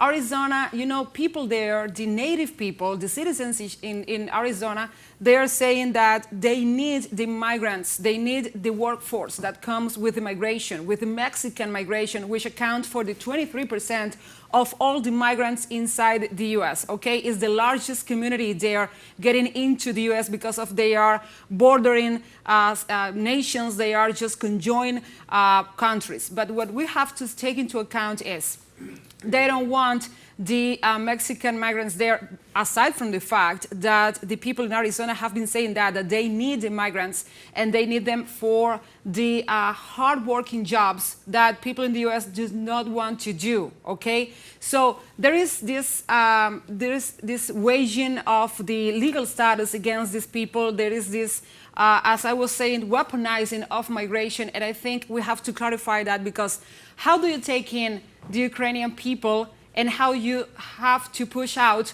the Palestinian people you have into your country, okay? That were there because of the exchange programs, the student programs, okay, the solidarity programs. So that is a contradiction we have to analyze and to break down, because it's not only the Mexican people, the migration, you have to take in. Also, the U.S. has been doing this with Cuba also. They have been opening for migration and closing the door for migration from Cuba, and they have been trying to prompt illegal migration, to say, and to put that weight on the shoulders of the Cuban Revolution, saying that the Cuban Revolution pushes people away, which is not true. Okay, it's also happening that they are doing this in a war fashion, in a war way, to bring this asphyxiation on people and trying to be the goods and the saviors when they are just opening and closing doors at their convenience. Thank you, Professora Gladys. I mean, that was a really important lesson on the double standards that exist in the status quo on immigration policy in the United States. I think one way to visualize it, here you have the Statue of Liberty, and when the Statue of Liberty sees the Ukrainians, Statue of Liberty goes like this. When the Statue of Liberty sees the Palestinians, Statue of Liberty goes like this. When it's the Cubans, they go like this. When it's the Lebanese, they go like this. Why does this double standard exist? Professor Noam Chomsky, who so many of us owe a lot to in terms of what we've learned about U.S. foreign policy and having a critical view. Noam Chomsky talks about who are the worthy victims of U.S. imperialism and who are the unworthy victims. Of course, they highlight the Ukrainians because they can then point to big bad Russia and Putin and put it all on them, even though NATO and the US have invested hundreds and billions of dollars in this aggressive encroachment campaign on the Russians. Every time a Cuban reaches or tries to reach the shores of Florida, CNN is right there in Fox News because the unofficial religion of the United States is anti-communism. So it's in their ideological interest to highlight the Nicaraguans or the Venezuelans. 8 million Venezuelans who have been forced to leave their homeland, one of the richest countries in the entire world, a country of 30 million people, infinite gas, oil, gold, natural resources. But because of the U.S. hybrid war, they have starved Venezuela. They have done everything to put an imperial monkey wrench in the everyday functioning of the Venezuelan economy. That's why we have this double standard. It's part of capitalist ideology, Western imperial ideology. They don't take any responsibility for their wars on Cuba, as the YouTube series From the Belly of the Beast is called. Everyone should check out the war on Cuba. Everyone should check out also The Revolution Will Not Be Televised and other documentaries which tell the truth about Venezuela, about Nicaragua, about Bolivia, about Zimbabwe, about Vietnam. Any country in the world that dares to have a modicum of self-determination before U.S. imperial interests is constantly punished, sanctioned, and blockaded by the most powerful government and military in the history of the world, which is the U.S. military. That is the decontextualization that both Harris and Trump represent. I'm just looking at the screen here to pivot back from this important lesson on history and immigration. Pennsylvania, almost 50% of the votes now recorded. It truly is neck and neck. It truly is. It's been switching back and forth from a light red to a light blue, and it's coming from here and there because it's right 49.9, 49.2. It goes up, it goes down. It's really there. That's where Jameer is. We might have to bring Jameer back on at 3 a.m., so tell him not to fall asleep. Jameer may cast the deciding vote from this battleground state of Pennsylvania. The experts are saying that it could come down to Pennsylvania. In 2000, it came down to Florida. In 2020, it was Georgia. It was Arizona. So it's going to be a late night. Make sure you have your cachapas. Make sure you have your tea. Make sure you have your papelón, just citing some of the yummy Venezuelan foods that are going to help me get through this night. Yeah, Danny, we have a long way to go until the trends are steady and until we have like something similar to an outcome of this election. But also, we are not just chasing the numbers here. We are not just doing the math. We are not just adding up. We are seeing from a southern, global south perspective, we are seeing this election rolls out.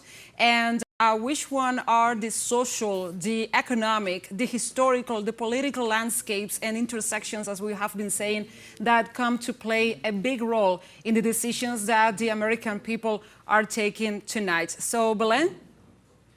Well, I was thinking how we're talking about the numbers, we're talking about trying to really analyze what is going on. What are the big topics that have driven these campaigns, that have driven U.S. citizens to either vote for these candidates, vote for an alternative party, or decide not to cast their votes in the democratic system, that is the system of the United States, with all its things that it has. Migration, just a moment ago, and it's really the talk about migration, the talk about the possibilities of the Latino vote. For example, in the case of Trump, it has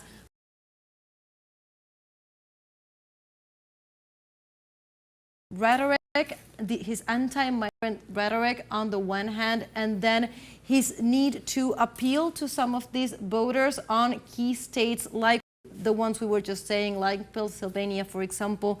So there's a back and forth there. What do you think about this vote?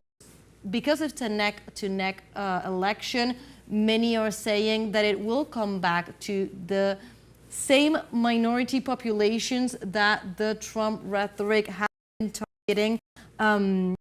What do you think about this?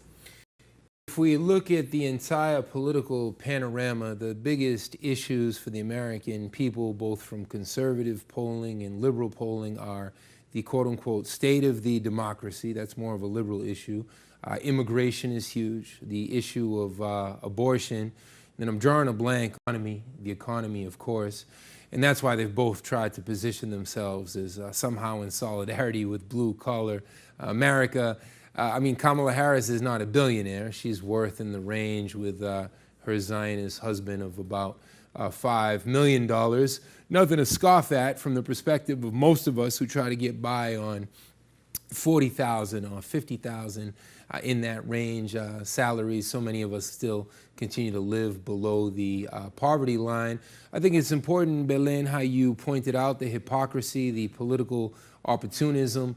Trump 1 minute is insulting immigrants and scapegoating immigrants, and then he pivots around and he bows down before them and says, please vote for me. I love the Saudis. And he's a professional actor. I mean, what a shame that so many of us fall for his professional acting skills. These are not human beings that could in any way feel real life compassion towards us. They are spokespeople for the moneyed and propertied interests, for the foreign policy establishment. And I think that's one of our big mistakes as Americans. We've been so thoroughly brainwashed and indoctrinated from day one about the American dream, and this is the greatest democracy in the world. In political science terms, this is called American exceptionalism.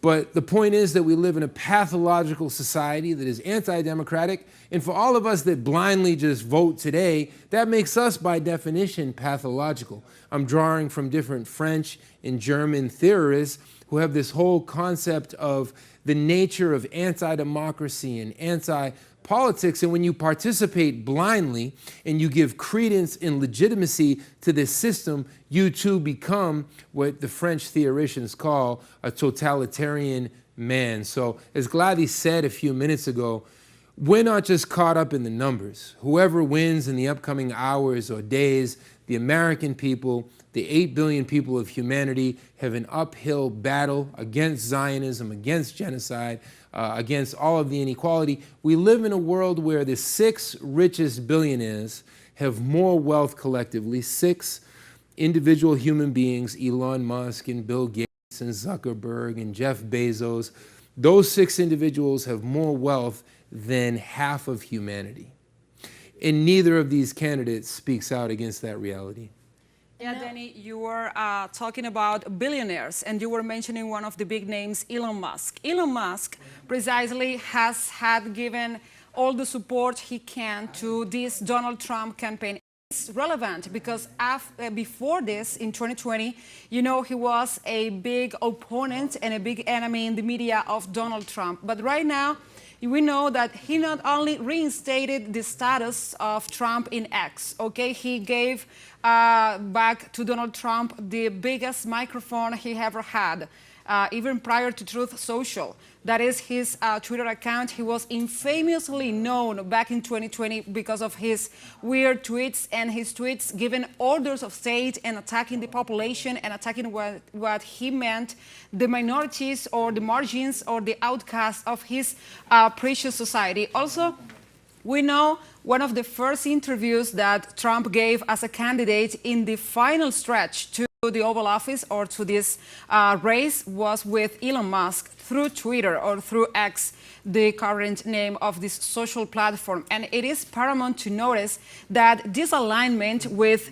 one of the people that holds the biggest and largest fortunes in the world, that has technology in his hands, that has the space conquest in his hands, and has AI in his hands with the most radical candidate in the far right in the U.S. is not casual. It's not just a coincidence. Also, because as I see it, the copycat politicians in Latin America had been trying to do the same, okay? Trying to align with Elon Musk. And I'm talking about Javier Milei, and I know Belen has so much more to say about this, but Javier Milei went to see Elon Musk. They talked. He even showed his admiration, his blind support for Elon Musk. And this has to do with several topics, and this has to do with resources, with natural resources, and with the famous lithium triangle. So this is all connected. This is what we want you to see. Okay, Trump is creating his copycats all over Latin America as far as he can, with Bukele, with Milei. He did that with Bolsonaro. And it is not casual that those are countries that also have big resources. And let's recall something. It's not just Trump, okay? Because the Biden administration put Laura Richardson south, in the South Command, okay? They put her here next to Venezuela when Venezuela had, some disagreements regarding the Essequibo region with Guyana, okay? And that was a true direct menace last year when Venezuela and Guyana were trying to resolve this dispute. And they have been having these contacts with Chile, with Argentina, and they have been trying to stay in the south of Latin America to be steady and to be just there waiting for the lithium triangle to fall. So let's think about it. Let's give that perspective to this part of the argument. Definitely, and I think, Gladys, you were just mentioning, well, some of these Trump copycats, and I think we need to think about at some point of this night, how has Trump, the 2016 Trump affected the world that came after 2016 in the way, Danny, you were just mentioning, well, he came out as even a joke at some point, and then he became a serious candidate, and then he actually became president, and then how many other candidates from most of them from the right or far right spectrum of each of these countries have followed the same trend and have been sort of like inspired by this, and that they do not only just have in common this way of coming up in politics, most of them pointing out the same thing that we said before could be highlighted as a quote-unquote win of Donald Trump as he tried to position himself in front of or opposite to the political elites in a world spectrum, in a world scene that where Western political systems appear to be in crisis, appear to be losing in terms of representation. People in many Western countries lose confidence in their political systems, and in this scenario is where these candidates such as Donald Trump in 2016 and all the ones that you just mentioned, Gladys, and that followed after in Latin America. We had Bolsonaro, we have Milei, and they have used this strategy of appearing as an outsider, but really still continue to be very much entwined in a system, you were mentioning it, Danny, that had to do with really the biggest elite that is dominating not just one country, but the world in terms of accumulation of wealth, in terms of the real appropriation of resources and exploitation of resources, and it's something that cannot be thought of at a national level but on an international level. But definitely we need to think how this begun, so to say, like this political moment with the Trump in 2016, and how it's maybe facing a consolidating moment in this election. I don't know, Danny, how do you see this thing? As I listened to you and Gladys, I thought of Duterte, Rodrigo Duterte, and now Bongbong Marcos, the son of Ferdinand Marcos, the dictator in the Philippines. And that was their role, to open up this massively rich country, the Philippines, a country of some 11,000 islands, to exploitation from the U.S., similar to Argentina, where the Southern Command under the quote-unquote leadership of General Laura Richards, has met with the Argentinian military. This is Plan Condor 2.0, similar to the dirty wars against the Argentinian people and the Paraguayan and Uruguayan and Brazilian peoples. This, of course, in the 1970s, in the context of the Cold War, which was really a hot war, the global class struggle, how many tens of thousands of really the generation of your parents, Belen, tens of thousands of Argentinians were tortured, murdered because they believed in a true participatory democracy, the antithesis of what we see playing out in the imperial core in the U.S. today. Just to pivot towards the Philippines for a second, I stayed there with these humble families of Rise Up and the other popular Filipino organizations. And when Duterte was in power, another example of this Trump-esque far-right militaristic attitude, how many young Filipinos and Filipino family members were cut down?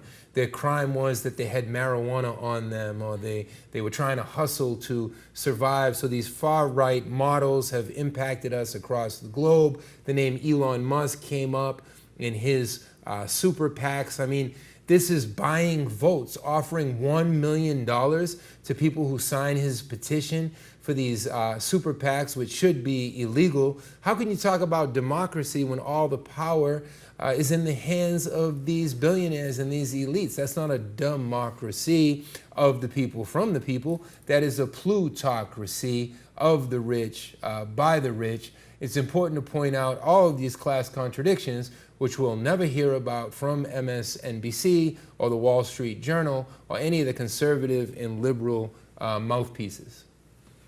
So coming back to, I would like to go back to the results, the map that we had on screen, just to continue analyzing the results as they come in. We know that most of the media outlets are following these results. You were just mentioning many are doing so without taking into account all of these considerations.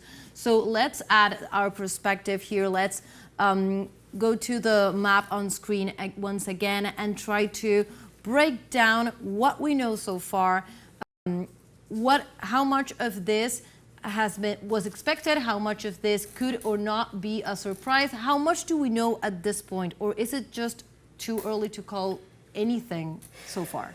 It's too early because if you look at that West Coast, which is 3 hours behind the East Coast, Washington State, Oregon, California, which is a total of how many electoral votes here, 24 plus 54, 78. So if you take into consideration those 78 electoral votes, which are almost guaranteed for Kamala Harris and the Democrats, we could say right now it's at a virtual standstill. The predictions seem correct. It's going to come down to Georgia. It's going to come down to Nevada. It's going to come down Pennsylvania. Everyone is focused on Pennsylvania. It's still very, very early. And we know that both sides, the liberals love the, pointing at Trump.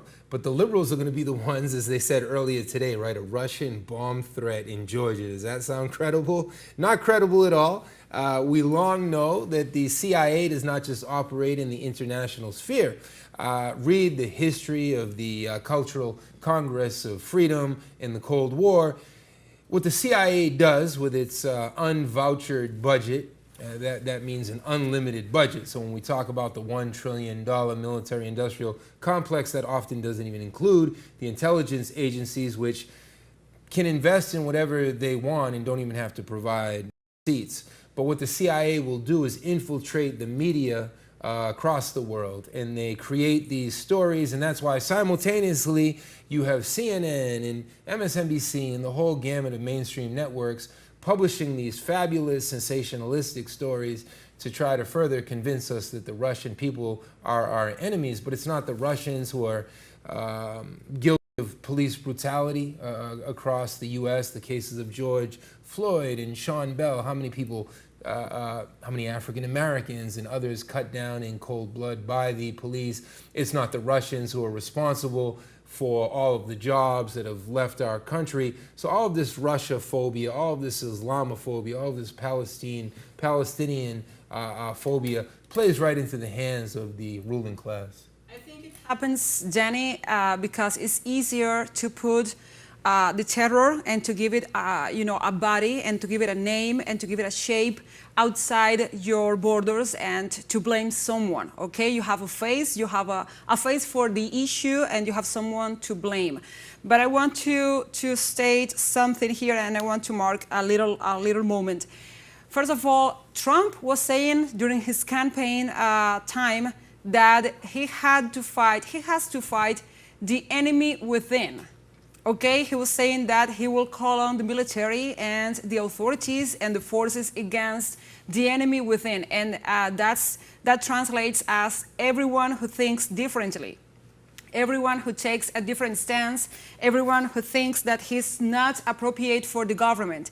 And that's, in bottom line, that's political violence. When you threat the people, when you try to prevent people from voting, when you have to do what he did or allegedly did not, okay, because I'm not going to give a strong statement on that because it's underway legally, okay, but if you are, encouraging your supporters to go and storm the core and heart of your system, of your democracy, of anything or everything that stands for supposedly in the United States, so you are practicing political violence. And let's not forget that, because so far the election is not just today. Today is the main day, today is the date for the voting, but afterwards we will see, and maybe we will see, political violence at full display. Just a few days ago, there were people burning the ballots with the early voting from some states.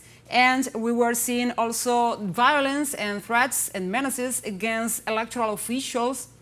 We were seeing that also to prevent people from going and voting. So those are ways to enhance and to promote political violence, and those are, I think, those are some symptoms or some, the facts you can see after Trump impact in the U.S. politics. Of course, he's not the main disease, in a way to say, but he has prompted the political violence as a practice, as a recurrent practice in the U.S. politics and in the U.S. discourse.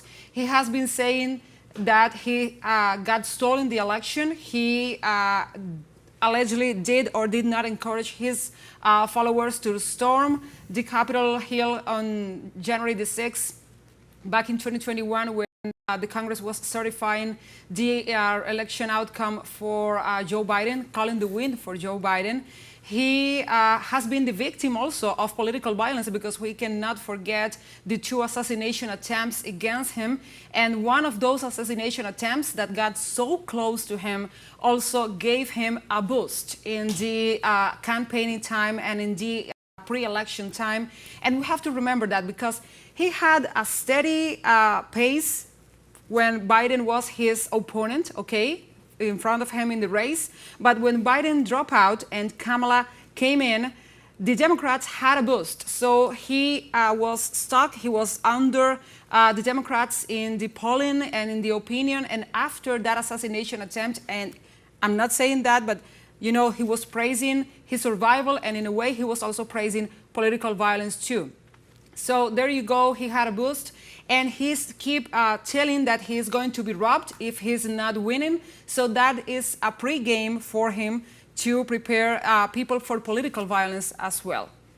What do you think? Exactly. Well, I think that we need to make a point and continue talking to the idea that we've been seeing a campaign in the United States that has been filled with different things. We're talking about 2 assassination attempts, a candidate that drops out of the race in the midst of all the demonstrations accusing the in-office administration of enforcing a genocide with Israel. The other candidate continues to support the same genocidal state of Israel. Everything is happening in just a couple of months. You were just talking about one of the assassination attempts on Donald Trump. He was then confirmed candidate just days ago, and the Democrats replaced the candidate only weeks ago. And this happened in the span of just a few weeks. And this is the democratic system that is supposed to be like an example in the world. This is the democratic system that has the alleged authority of then enforcing some sort of legality on other democratic systems in the world. We're talking about a system that is right in our faces, so evidently in crisis just by looking at these events. And this campaign, if not for the other things that have happened, at least this campaign has made that evident. And I think that that is one of the things that we are looking at. We are looking at, well, a United States that has been a leader in all the ways that has meant from the end of World War II to this point, that is going through all these different crises that are so very apparent in this moment of its political scene, and that is unfolding before our eyes. And I think that we cannot understand this campaign and this election, no matter where this ends, both tonight and in the coming days, in terms of who is elected to the White House. I think that is one of the most significant points to understand what is happening with the United States and also what is happening with our world stage. Yeah, I think it's important to trace these two assassination attempts. The first assassination attempt by a young 21-year-old, roughly the age of my two sons. It's really an anonymous or nameless individual. His name escapes me in this very moment. But all the mainstream corporate press said about this young man whose bullet raised the ear of Trump. I mean, 1 centimeter to the right, we could have been analyzing a civil war. Militias from Michigan to Maine could have rose up. I think that was the main inflection point for Trump. I mean, that was Trump's highest point of popularity. Trump gets shot, and many liberals speculated with absolutely no proof that this was all staged. Some people continue to believe that to this day. It was certainly quite suspicious, quite fishy that a gunman could be up on a rooftop adjacent to this massive rally in the battleground state of Pennsylvania with all types of people at the rally pointing up towards him. And those interviews viral on X and in the foreign media. But once again, the US media, I think, tried to stamp out the reality of this situation. What was very telling about the media's silence was that they said that this young man had no friends and not much was known about him. Well, there is the first evidence, because all of these mass shootings, about 700 total in 2023, and that number is constantly climbing. These random shootings, these mass shootings, are a sign of what? Of the deterioration of the social relations of a society, of the alienation. Who are we? What are our identities? So at that moment, Trump doesn't stay down. Trump comes up and pumps his fist and says, fight, fight, fight. I mean, this is truly presidential, right? This reminds me, you all remember when Rafael Correa faced, he was getting tear gassed and Rafael Correa pushes forward. If we go back to Cuban history and Playa Girón, the Bay of Pigs invasion of Cuba, Fidel Castro with his big goggles was in the tanks. He was defending his country, which leads me to a big question, and I'm sure we'll hear crickets momentarily. Where is Joe Biden anyway? Is Joe Biden still out there? Is he campaigning for his vice president? Where's Joe Biden? You can hear a penny drop here in the studio. Just to finish, we're going to bring on Kayla momentarily. Papu Ched, another organizer and activist back in New York City, for her reflections. But the second assassination attempt also tells us a great deal outside of Mar-a-Lago, Trump's billionaire estate, where he specializes in making fun of other countries and playing golf, basically his two specialties in all of his unique arrogance. We had an individual who was obsessed with the quote-unquote Ukrainian cause, an obsession that comes from the liberal wing of the ruling class, which has ciphered off hundreds of billions of our tax-paying money for this war, which is really a geopolitical war against Russia and its geopolitical strategic interests. So There's evidence, there needs to be more investigation, but if Trump tries to end this proxy war against Russia, he could very well face more assassination plots, and they could be successful. I think this harkens back to the assassination of John F.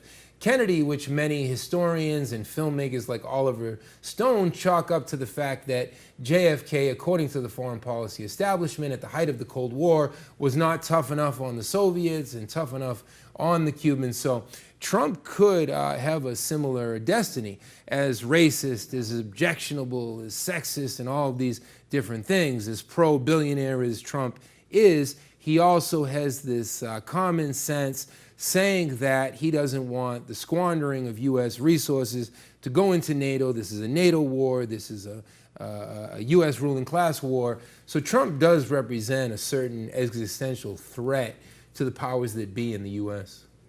Exactly, and we'll come back to that idea and continue to analyze what this means for the political scene and what this means for U.S. people. So as you were saying, we are now being joined by Kyla Papuchet. She is an political analyst. Hello, Kyla. Welcome to United States Decides. Hi, thank you for having me. Of course, it's our pleasure. And we've been analyzing this election night. We've been going over results, but we're also using this opportunity to really understand and try to get an idea of what is the U.S. political life, where is it at, what are the problems and main concerns that the population are going through, and how is this two-party system in some cases, or in most cases, not being able to really give way to a lot of the political demands that the people have. So I wanted to ask you, a lot has been said in all these campaigns about women, the women vote, and who was going to win it. It was like something that was up for grabs. I wanted to ask your opinion on this matter.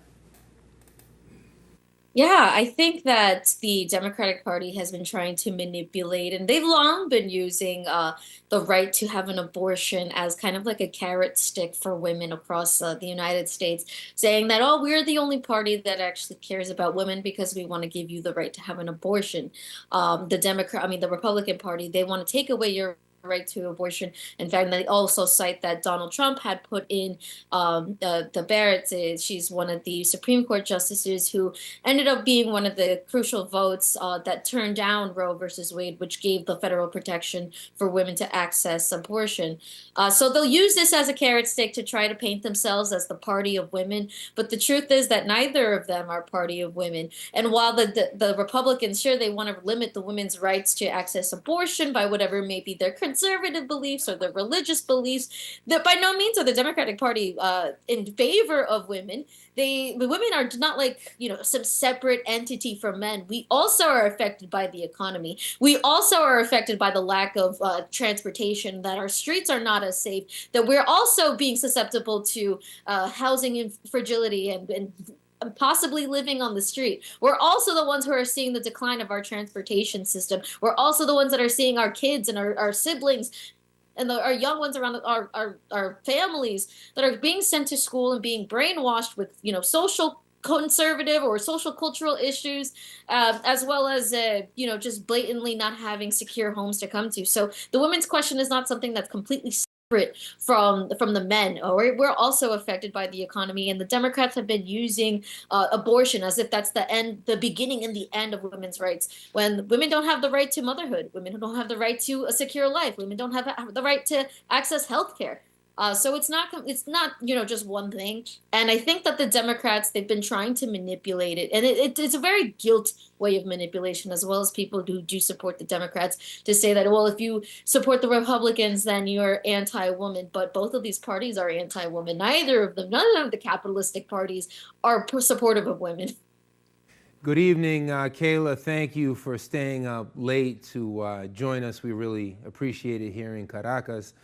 Kayla, you've been involved in some new political organizing. I think the conventional left has turned its back on blue-collar America, on what many call Trump country. We have a slogan, F Trump, but not F Trump country. There's so many good, solid Americans who, through struggle, we can win them over to a new worldview.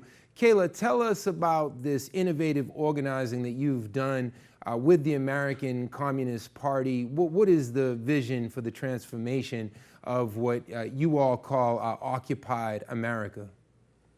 Yeah, I'm glad you're talking about that because I actually was just on TeleSUR Español, kind of talking a little bit about what we believe in. So, as the other announcer was saying, that there's like 2/3 of the country right now actually aren't going to be voting. And so, while some of that population may include felons who aren't allowed to vote, or maybe minors, a lot of those people are just regular people like me who is not voting in this election because I'm not going to participate in either of this sham of a system.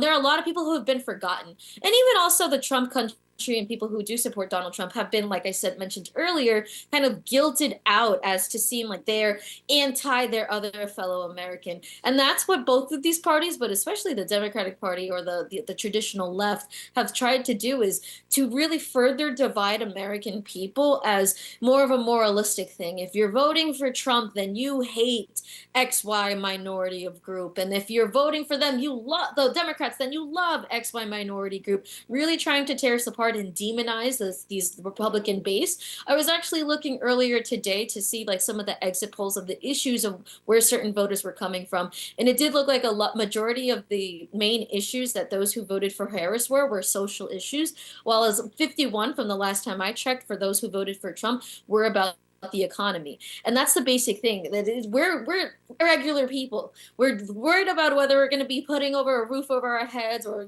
meals at our table. We want to know if we can go to work and be able to reproduce ourselves just fine. And the past 4 years that's been increasingly difficult.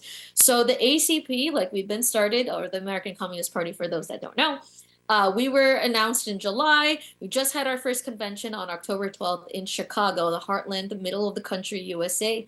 And yeah, we are here to really stand up and really remember who we are as American people, Trump country, and even the Democrats, people who support, these social issues. We are one American people at the end of the day. We are working class people. And, we should not be letting both of these capitalist parties, they're really just, one party with two different names, as W.E.B. Du Bois just says. They're two, but they are two of the same thing.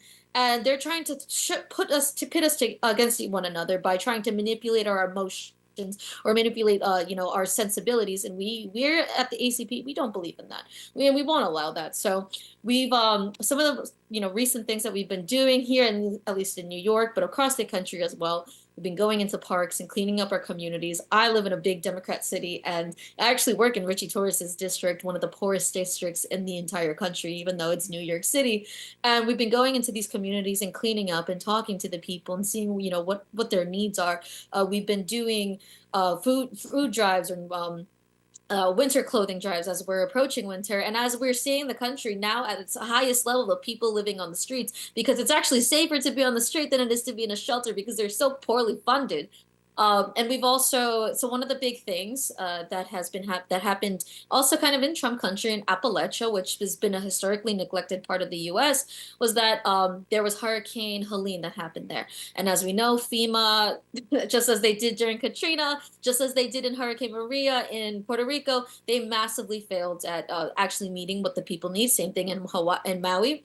They massively failed in helping with people. Entire towns were blown away. People lost everything.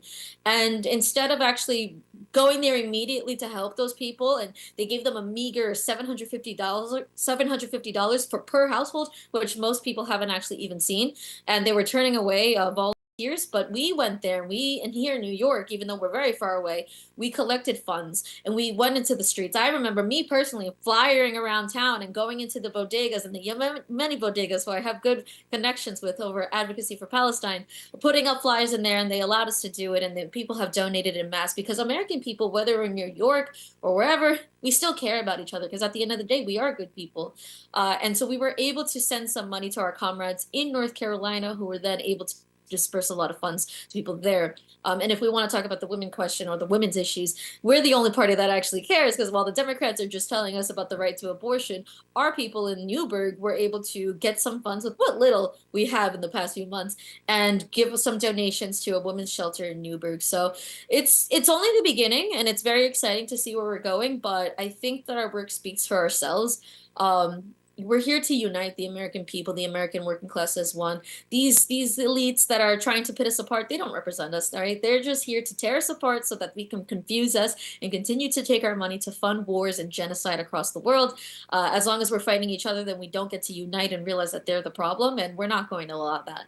So yeah, the American Communist Party, acp.us, if anyone's interested in learning about our program and our party information, it's very promising to see what we've got going on. And like I said, we're the patriotic Americans that are actually here, not the bourgeoisie, not those elites who like to wave American flags everywhere and use those emotions. They don't care about us. They don't represent us.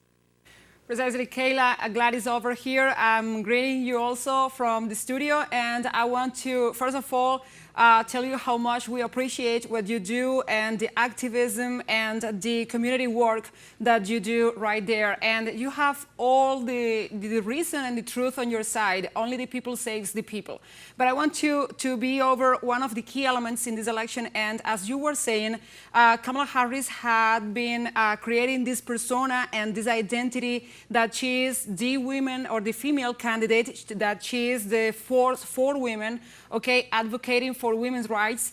But there you have Jill Stein, who has been running for 2 terms now, okay, for 2 elections right now. And she's also advocating for women's rights. And you have also Claudia de la Cruz, who is also a woman of color, not white woman.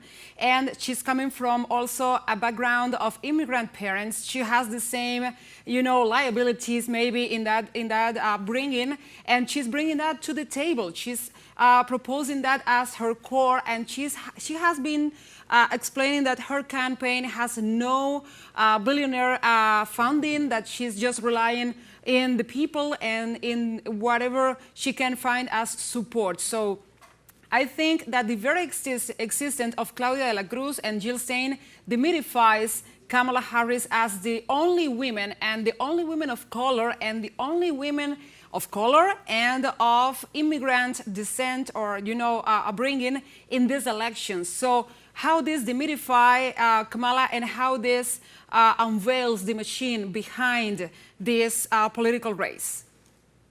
Well, ultimately, it does go down to the fact that the United States does have a 2-party system that the elites, they don't want to get rid of, because why would they allow a path for somebody like Jill Stein or Claudia de la Cruz to be able to succeed in power? They don't want to allow that. That's the same reason why they don't want to allow to get rid of Electoral College. It doesn't benefit them, and they're not going to give us the keys to have access to power that they do. They want to keep the system as it is because it allows them to share power. It allows them to consolidate all the power into their one hand. So they're not going to allow anything else. And also with that, because these other candidates have very little shot of actually ever winning power, they also have very little shot of getting money and access and resources to put their names and their platforms out there. So while I said, it's more impactful, I think, in this election, considering that it's genocide that's been happening for the past year, that's been funded by our government. It does, in our belief, it is more impactful to not vote at all. But I do commend both these ladies, Jill Stein and Claudia de la Cruz, for what they've been doing and for the platform that they put forward. I actually did vote for Jill Stein in 2016. I was never going to vote for Hillary.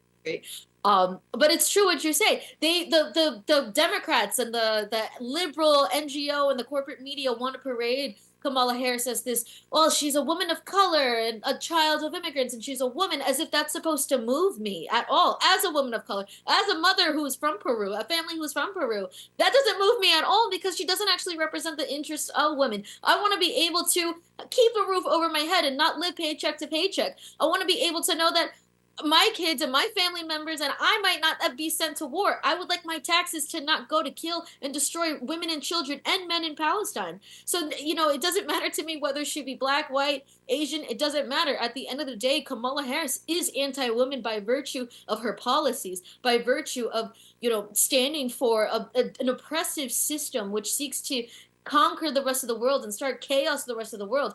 Nuclear war, I'm sorry, it's not pro-woman, right? We need a planet to live on. We need homes to have. We need security, and she just does not represent that. And quite frankly, I don't think Kamala Harris has any kind of platform or any kind of interest. She's more of a talking head for, you know, her advisors, for the military-industrial complex. And it's very easy to try to woo people with the romanticism. Look, this is a woman of color and her beautiful background story. You can do it too.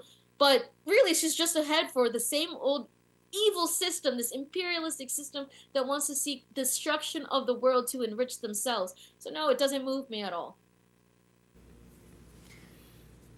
Okay, Kayla, so I cannot avoid to ask you about the Palestinian cause, of course, and not only all the grand demonstrations that have been taking place and the way that that's affected the political scene in the United States, but also how those demonstrations and that topic has been a means of politicization for these grassroots organizations and efforts and a way to also interiorize the anti-imperialist sentiment within the United States. How do you view the effect that the demonstrations and, of course, the ongoing genocide that is going on in the Middle East right now has affected the political organizations and the efforts of the left in the United States to organize, to continue building, and to build wider bridges with the U.S. population? I think it's done several things. It's shown just truly how despicable and criminal our government is. And for me and for a lot of others, that's even more of the reason why they're pushing this culture, these social identitarian things about Kamala Harris and about voting for the Democrats, because they have to reckon with the fact that they have funded a genocide. They have destroyed entire families, entire bloodlines, an entire nation. They're trying to cripple it. And so they really have to reckon with that. And then they have to use these other pathways of oh, well, she's a woman, so if you're going to vote for her, you got to care about women. Because they really have something that they're like staring them in the face, the elephant in the room. And that's not to say that the Republicans aren't going to continue on and maybe even be worse. But I think it really does expose how criminal. I mean, more than ever, we have our TikToks, we have our phones where people can see like babies losing their heads. I mean, I don't want to go into it. Everyone, we are all very well aware. And if you're not, there's plenty of videos online. But it really has shocked a lot of people more than it ever has, especially in my generation and younger, and my mother's generation, who, an immigrant class who doesn't know much about the situation. They came from Peru. That wasn't something they spoke about or knew about. But now they're coming here in the age of the media to see that this is something that the United States is hand in hand with, and the Democrats, the party that parades itself as a champion of oppressed people, has completely abandoned Arab Americans and the Middle East entirely. So it's really interesting to see how there are new alliances also forming, even within the Republicans. There's splits happening within them. People who don't support a genocide in Israel, who don't support war crimes, and those who are, diehard loyal to Israel. But it also has raised the question within people of different political spectrums. Why is it that our government is so loyal to Israel that it would leave American journalists in Israeli prisons, that it would leave and abandon Lebanese Americans and not even help them evacuate, even though we're giving money to the country that's bombing them? And the same thing goes for Palestinians, that we've allowed and given money to this entity that is bombing our fellow citizens. Not to say that it's okay if there weren't American citizens, Palestinian Americans, but they are our citizens and we're not even speaking up for them. It's really shown the face of who the United States is. And it's been very interesting to see not even just how it's done, like change political organizing on the left, but also on the right. There's different political alignments and more questions being faced. And I think it's not going to go away. It's only going to get worse. Wow, thank you, Kayla. I think you dropped an anti-imperialist seminar on us here.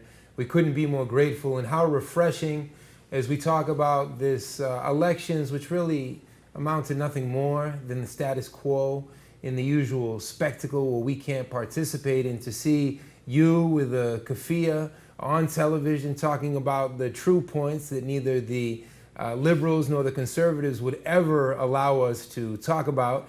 in this period of McCarthyism 2.0. And hear you talk about the American Communist Party and their new journal, Red America. It's quite a sweeping, inspiring vision. So here at TeleSUR, we thank you for your time, and we'll definitely be calling upon you in the near future, both in Spanish and English, for your refreshing insights. Thank you. And yes, check out the acp.us to learn more about the work that we're doing. And we're going to keep going. The people of Palestine, for all freedom peoples in the world, including American people. Thank you, Kayla.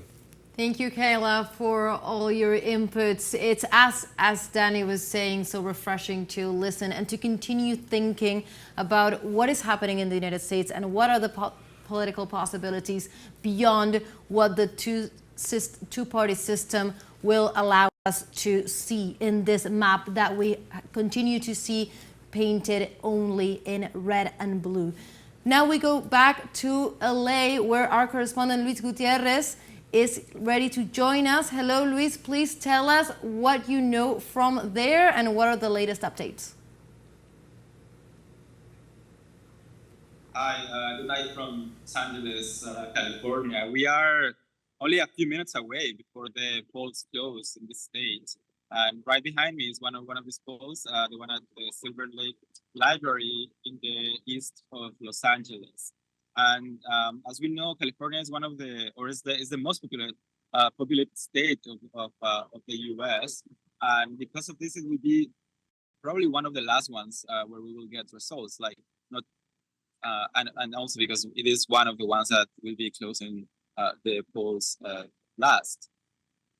So we won't really be. I mean, we won't be able to know exactly who is the winner of this state for a few hours, probably for a few days. Like we won't have a final winner. However, we do know that this state has historically been a democratic state, a state that votes for the Democratic Party, and this is not likely to change today.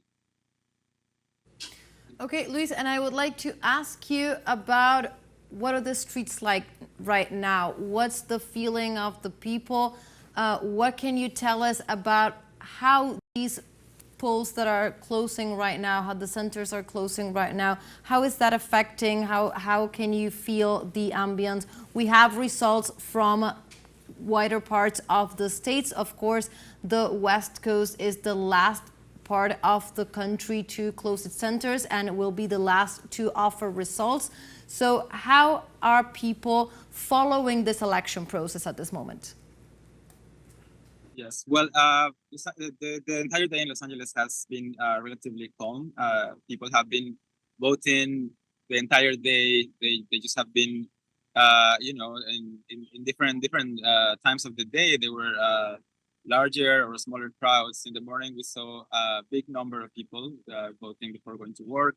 Then we had a lot of people also going during their lunch break. And it seemed that after 5, 6 p.m., there was a large crowd as well of people leaving work. And right now, it's as I was saying, we're only like 5 minutes away before these polls close. And we just see people coming in very calmly to deposit their votes. Some of them are not even going inside the polls. They're using some of the mailboxes that are installed outside of these polling stations. And I think what will come next at 8 p.m. after all the voting is done, and what has already begun in several parts of the city are watch parties, and that is where people are going to be following the results of this election, and because knowing that the state will likely vote for Kamala Harris as the next president for the United States, they will still be following their results through the night, hoping to find out who is the winner. Excellent, Luis. So just one more thing. Have you been talking to colleagues from other parts of the country? What are they saying in just other regions? Of course, we know that many of the states in the West Coast that we do not have results for them so far. They are assumed to be voting Democrat just because of tendencies and also polls. But we have results from other parts of the country, and I would like to ask you if you have a general feel of what these results could look like. Yes, of course. Well, the main point of attention right now outside the other side of the country is those three states that are part of the so-called blue wall that the Democrats have managed to hold or like that Joe Biden managed to hold to win the last election that gave him the victory, which are Pennsylvania, Wisconsin, and sorry, I'm like forgetting. um, Well, these three states are the ones that could give Kamala Harris the win, and so far it seems that that Donald Trump might be actually winning the state of Pennsylvania. Very close to poll. They haven't been able to poll any of these. Most of these swing states have not been able to poll. The closest one to being polled has been Georgia, and Arizona has actually been one of the other ones that could be giving us results very soon. The polls in Arizona closed an hour earlier than in Los Angeles, in California. Sorry. Excellent. Thank you, Luis, for bringing us your input and this updates. And we hope to continue throughout this night and also in the complete coverage of TeleSUR English to continue having your intakes as we follow this electoral process. Thank you. Okay, so let's continue going over the results. We're going back, as we were saying before, we're not just doing the math, but we're doing a little bit of both. We're going from the map, explaining to our audience what they can be seeing, what are we looking at, and what is the political scene right now, and also going back to just really thinking about what the situation in the US is at this moment, even beyond this two-party contest. So, Danny, what can we say so far in terms of the election outcome? Trump tweeted out to about 8 million people, too big to rig, one of his fancy slogans. Him and his propaganda team are quite creative with their slogans. It sounds like that's going to be their quote-unquote anti-corruption slogan. It's the Trump propaganda team. I don't know how much credit goes to Trump himself. They came up with the term lamestream media, crooked Hillary, sleepy Joe. So many of these one-liners that really resonate propagandistically with the American people who are sick of the swamp, sick of politics as usual. Trump's really a middle finger to the status quo. That's another way, Belen, of framing it. Right now, early predictions on California, it comes as no surprise. Those 54 electoral votes, it looks like they'll go to Harris, which will close this gap. We see the gap closing now. The live ticker is telling us 179 Electoral College blue votes and 214 red votes. It really does seem like it's going to come down to the wire. Pennsylvania, Arizona, Georgia, Nevada, all eyes are on those states. What other updates do we have in front of us now? Well, the big change was the input of California delegates, a state that has 54 delegates, and that was presumed to be Democrat and was actually turned blue. So that's what closed the gap, as you were just mentioning. None of the swing states have been called on, so that is why we have them all in white, and those are, as we were expecting, going to be the ones that decide the call. So that is one of the things that we know so far. I can jump in. We've heard from Milwaukee, Pennsylvania, and I'm drawing a blank, but there's some type of irregularities. They're saying here on NPR, Milwaukee is recounting 34,000 ballots due to human error. Similar thing in some of the counties of Pennsylvania. And these are the things that could end up in court, as in 2020, when these states were contested and were ultimately contested for months and even years later. We have different announcements coming in, which again illustrate the role of woke or identity politics. We have here Sarah McBride becomes the first openly transgender person elected to Congress. Significant, sure, but what does that mean? What's Sarah McBride's political priorities and agenda? We don't know anything. We just know something superficial about her gender identity or whatever it is. Kind of gives you a sense of liberal U.S. politics nowadays. And as we said, Trump is really the anti-identity politics king, if you will.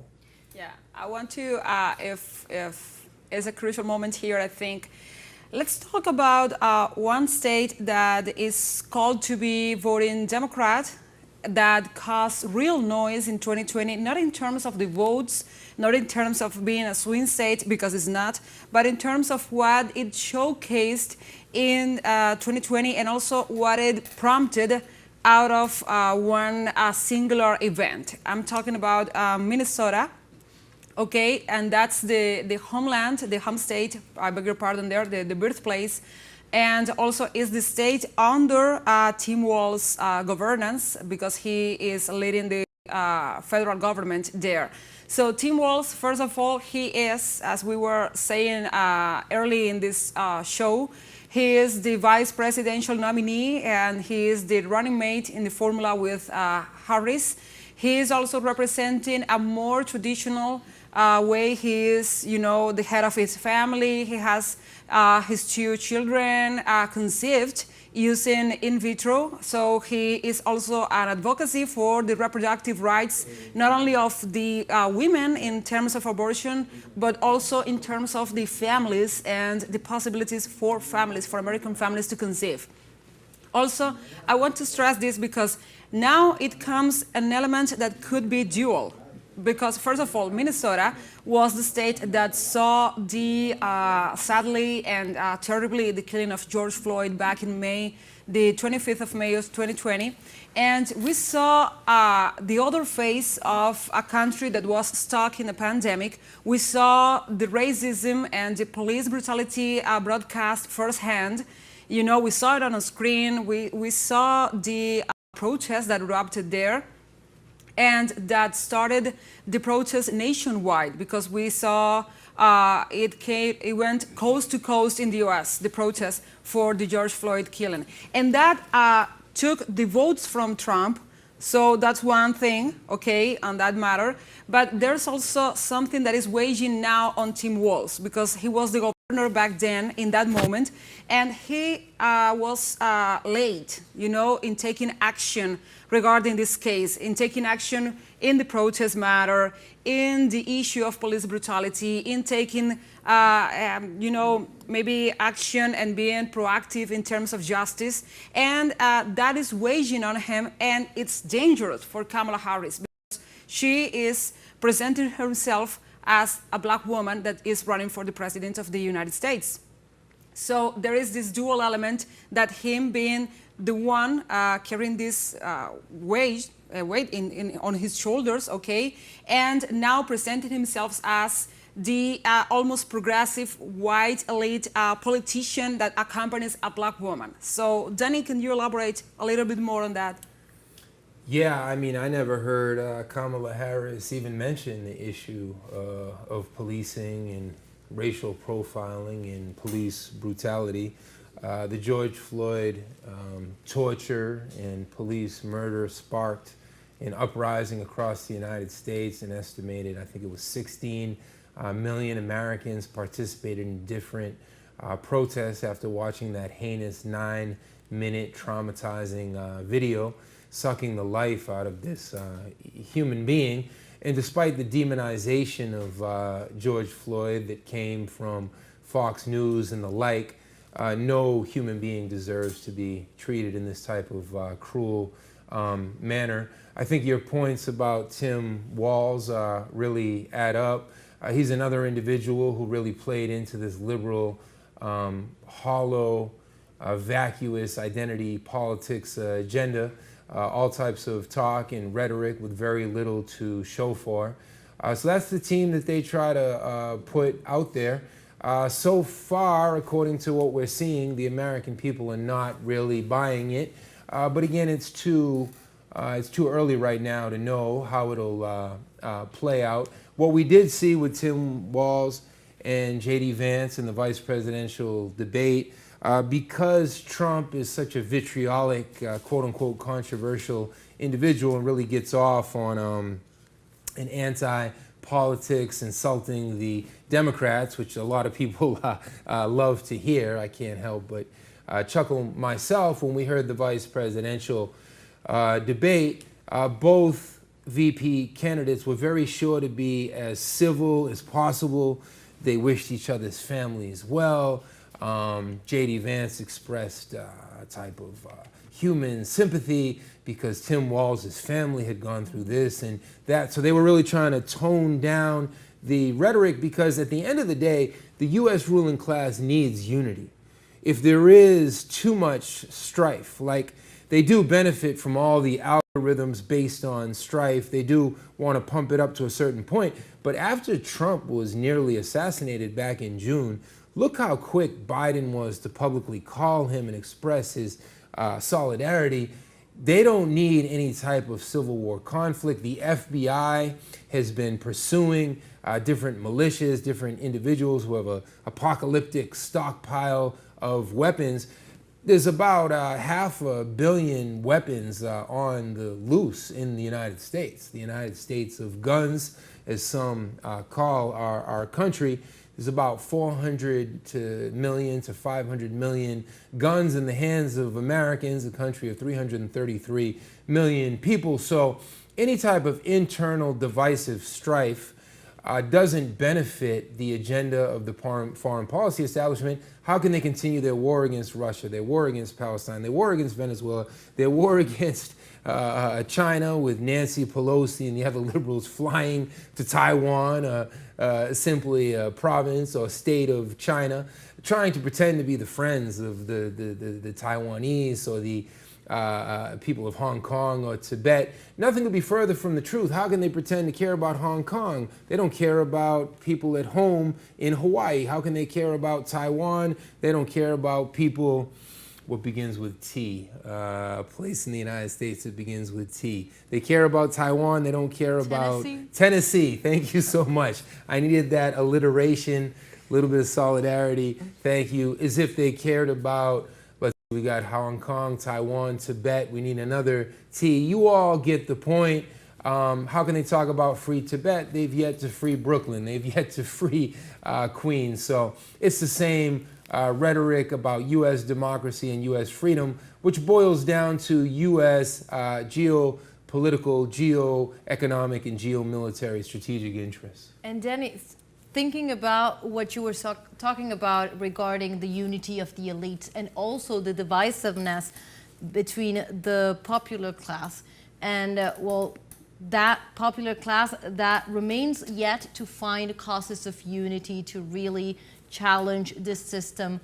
I was wondering, while we were discussing, while we were talking throughout this night with our analysts and with you, I'm listening from the Democrat side, like two different things that are really talking to the people's hearts, if you will.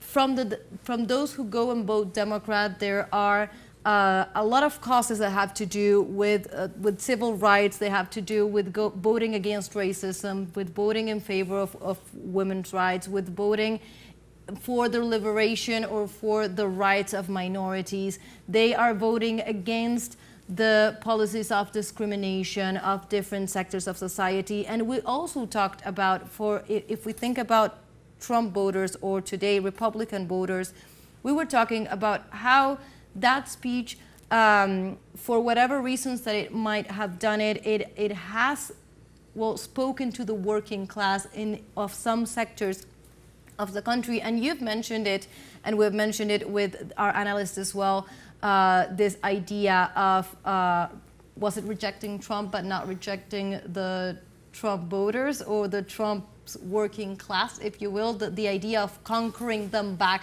through the struggle. So I was thinking, is there a future, is there a possibility of thinking about those two together? Is there a possibility of thinking about a struggle that both speaks to the working class and is a way of coming back to this idea of regaining the civil rights, of fighting for women, fighting for the rights of the Black population, minority population, but doing so not through a liberal perspective, but through a working class perspective. Is that the unity that this two-party system is trying to avoid?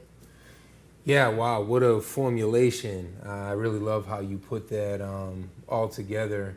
One point that came up for me, it's so common that you hear liberals say, if Trump wins, I'm moving to Portugal. I'm headed to Canada. And if you look in 2016, I remember this, there were so many individuals saying that they were headed to Canada, and all the different statistics were going up. I never heard a conservative say that they were going to abandon their country, their homeland, the United States, if Kamala Harris won. So just a sociological point, I have no skin in the game. I don't believe in either candidate. I've been critiquing the duopoly throughout. I do have some critiques on social media that I've erred too much on this side or on that side, but can't please all the people all the time. Of course, it's so important that the gay community and every community, that all of their rights be respected. But it's also important to ask, well, what's the social terrain? Why are so many of our young people feeling alienated from their own bodies? Why do so many young people engage in this mass violence? 700 mass shootings last year. So the ethnographer, the sociologist has to ask these questions, the questions that the lamestream media, the corporate media on both sides are afraid to ask, because of course they're the ones that are at fault. So I think your point is extremely important, that we have a class approach, a Marxist approach, a critical approach to all of these different social questions and social issues that plague us. But it's clear that the woke agenda has created incredible resentments across the United States. And it's not just in the Midwest, and it's not just in the South, because there's a Midwest deep buried within California. There's a resentful Midwest across the eastern seaboard.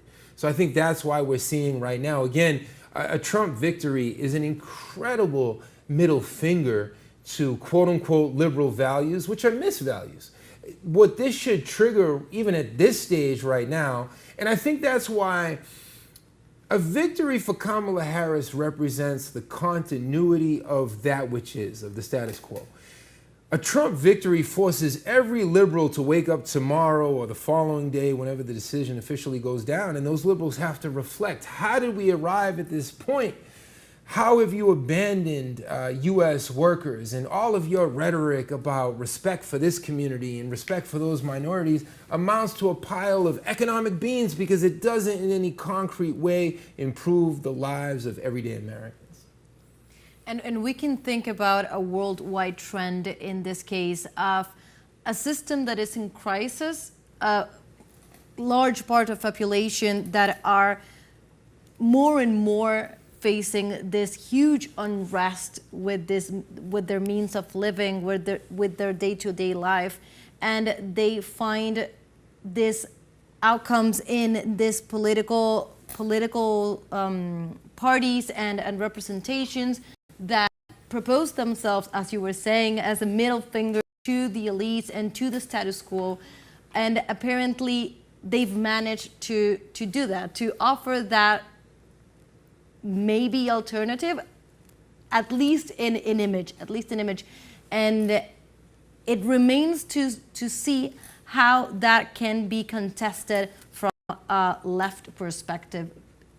If we think that, for example, in this two-party system, as you were saying, the Democrat, not to associate the Democrat to the left, but in the spectrum, it's holding so tight to the status quo. It appears to being unable to do anything but defend that status quo.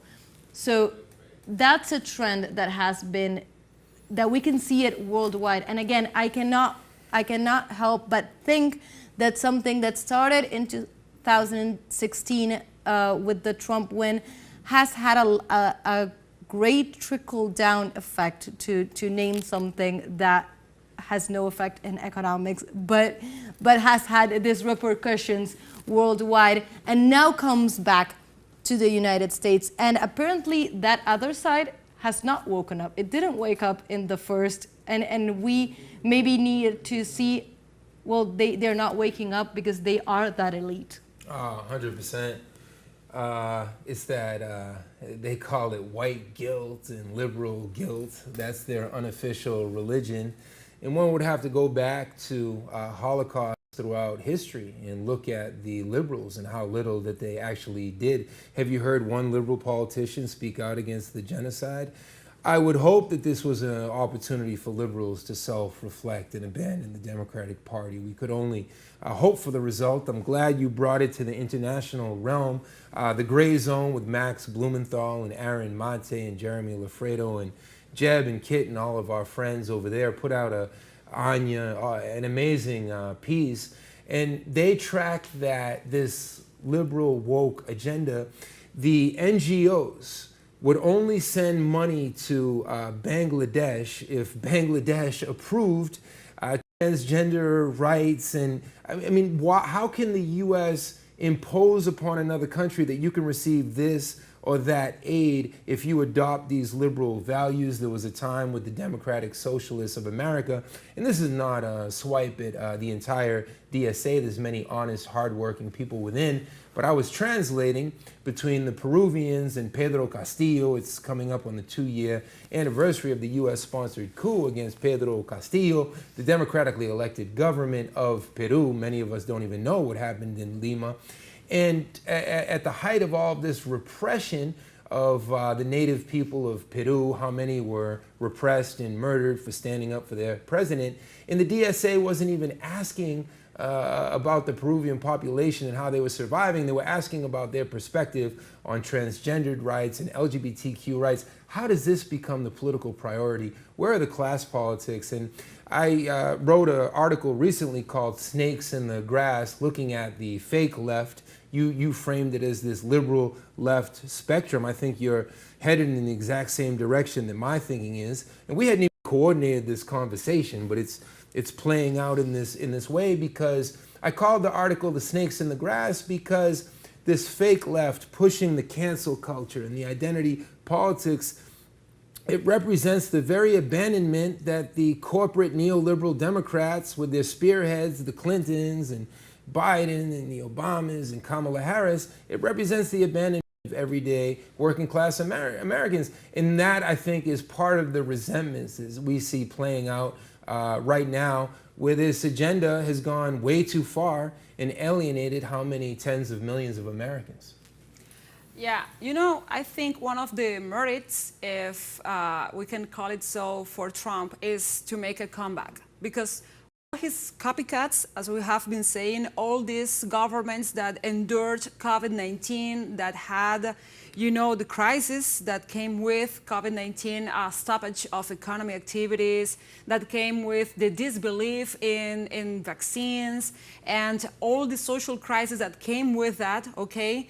All of those governments lost the election that came afterwards, the COVID-19 crisis. So if you see that, he lost, but none of those governments or those candidates or those political figures had made a comeback to the political sphere with such a pressure, with such a pace, with such a following base as Donald Trump has been doing, because he never went out. Okay, we have to concede that to him. He came in, he won in 2016, he lost in 2020, and when we thought, okay, we are out of this, he's just gone, he's not going to run again, he was present all the time, he was still steering the pot of the politics. He was trying to find, the key points to twist a little bit here, to twist a little bit there.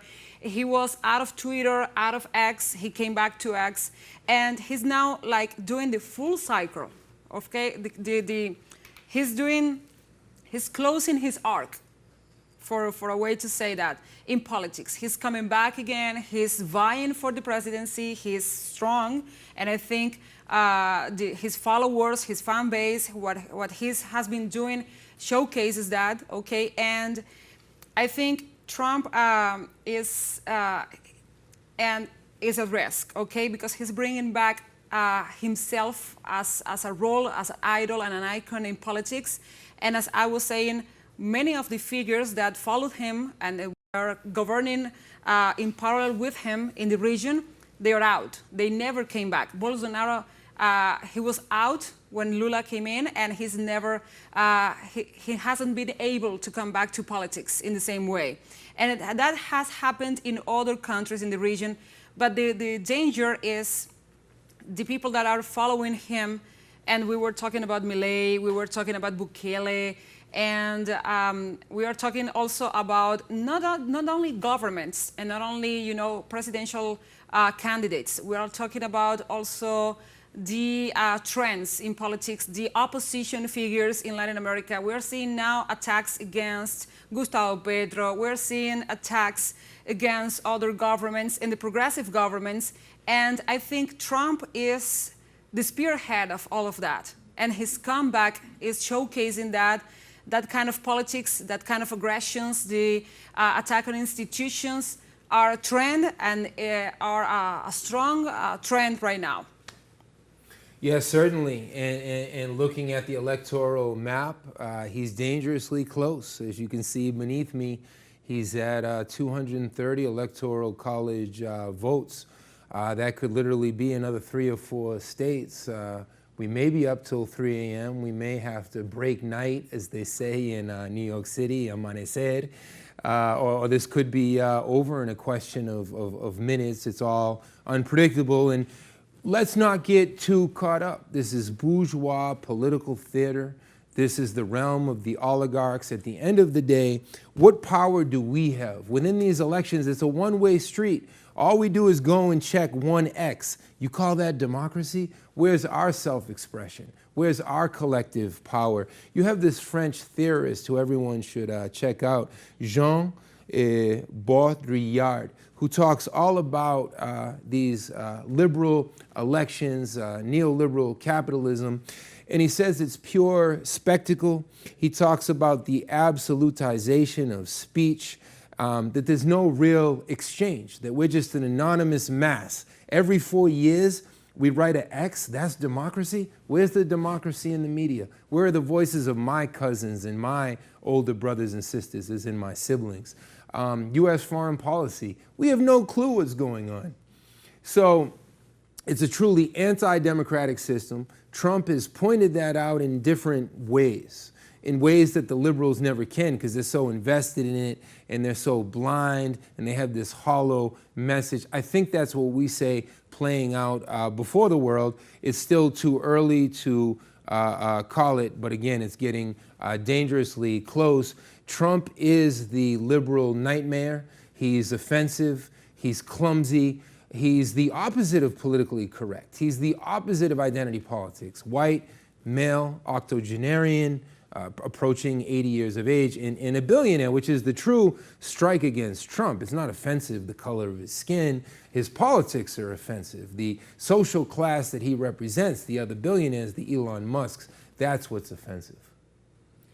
Exactly, and we could not go to, as we move along in this night, as we continue to look at the numbers, as you were saying, and the map of the results of the states that we have already called close. We have discussed the results so far, and I would like now to go to some media outlets to see how other outlets are covering these elections, to really analyze. We've been speaking about media coverage, we've been speaking about, you just said, the way media participates in this non-democratic system, or the way the media interferes in the participation of the people in really their political life.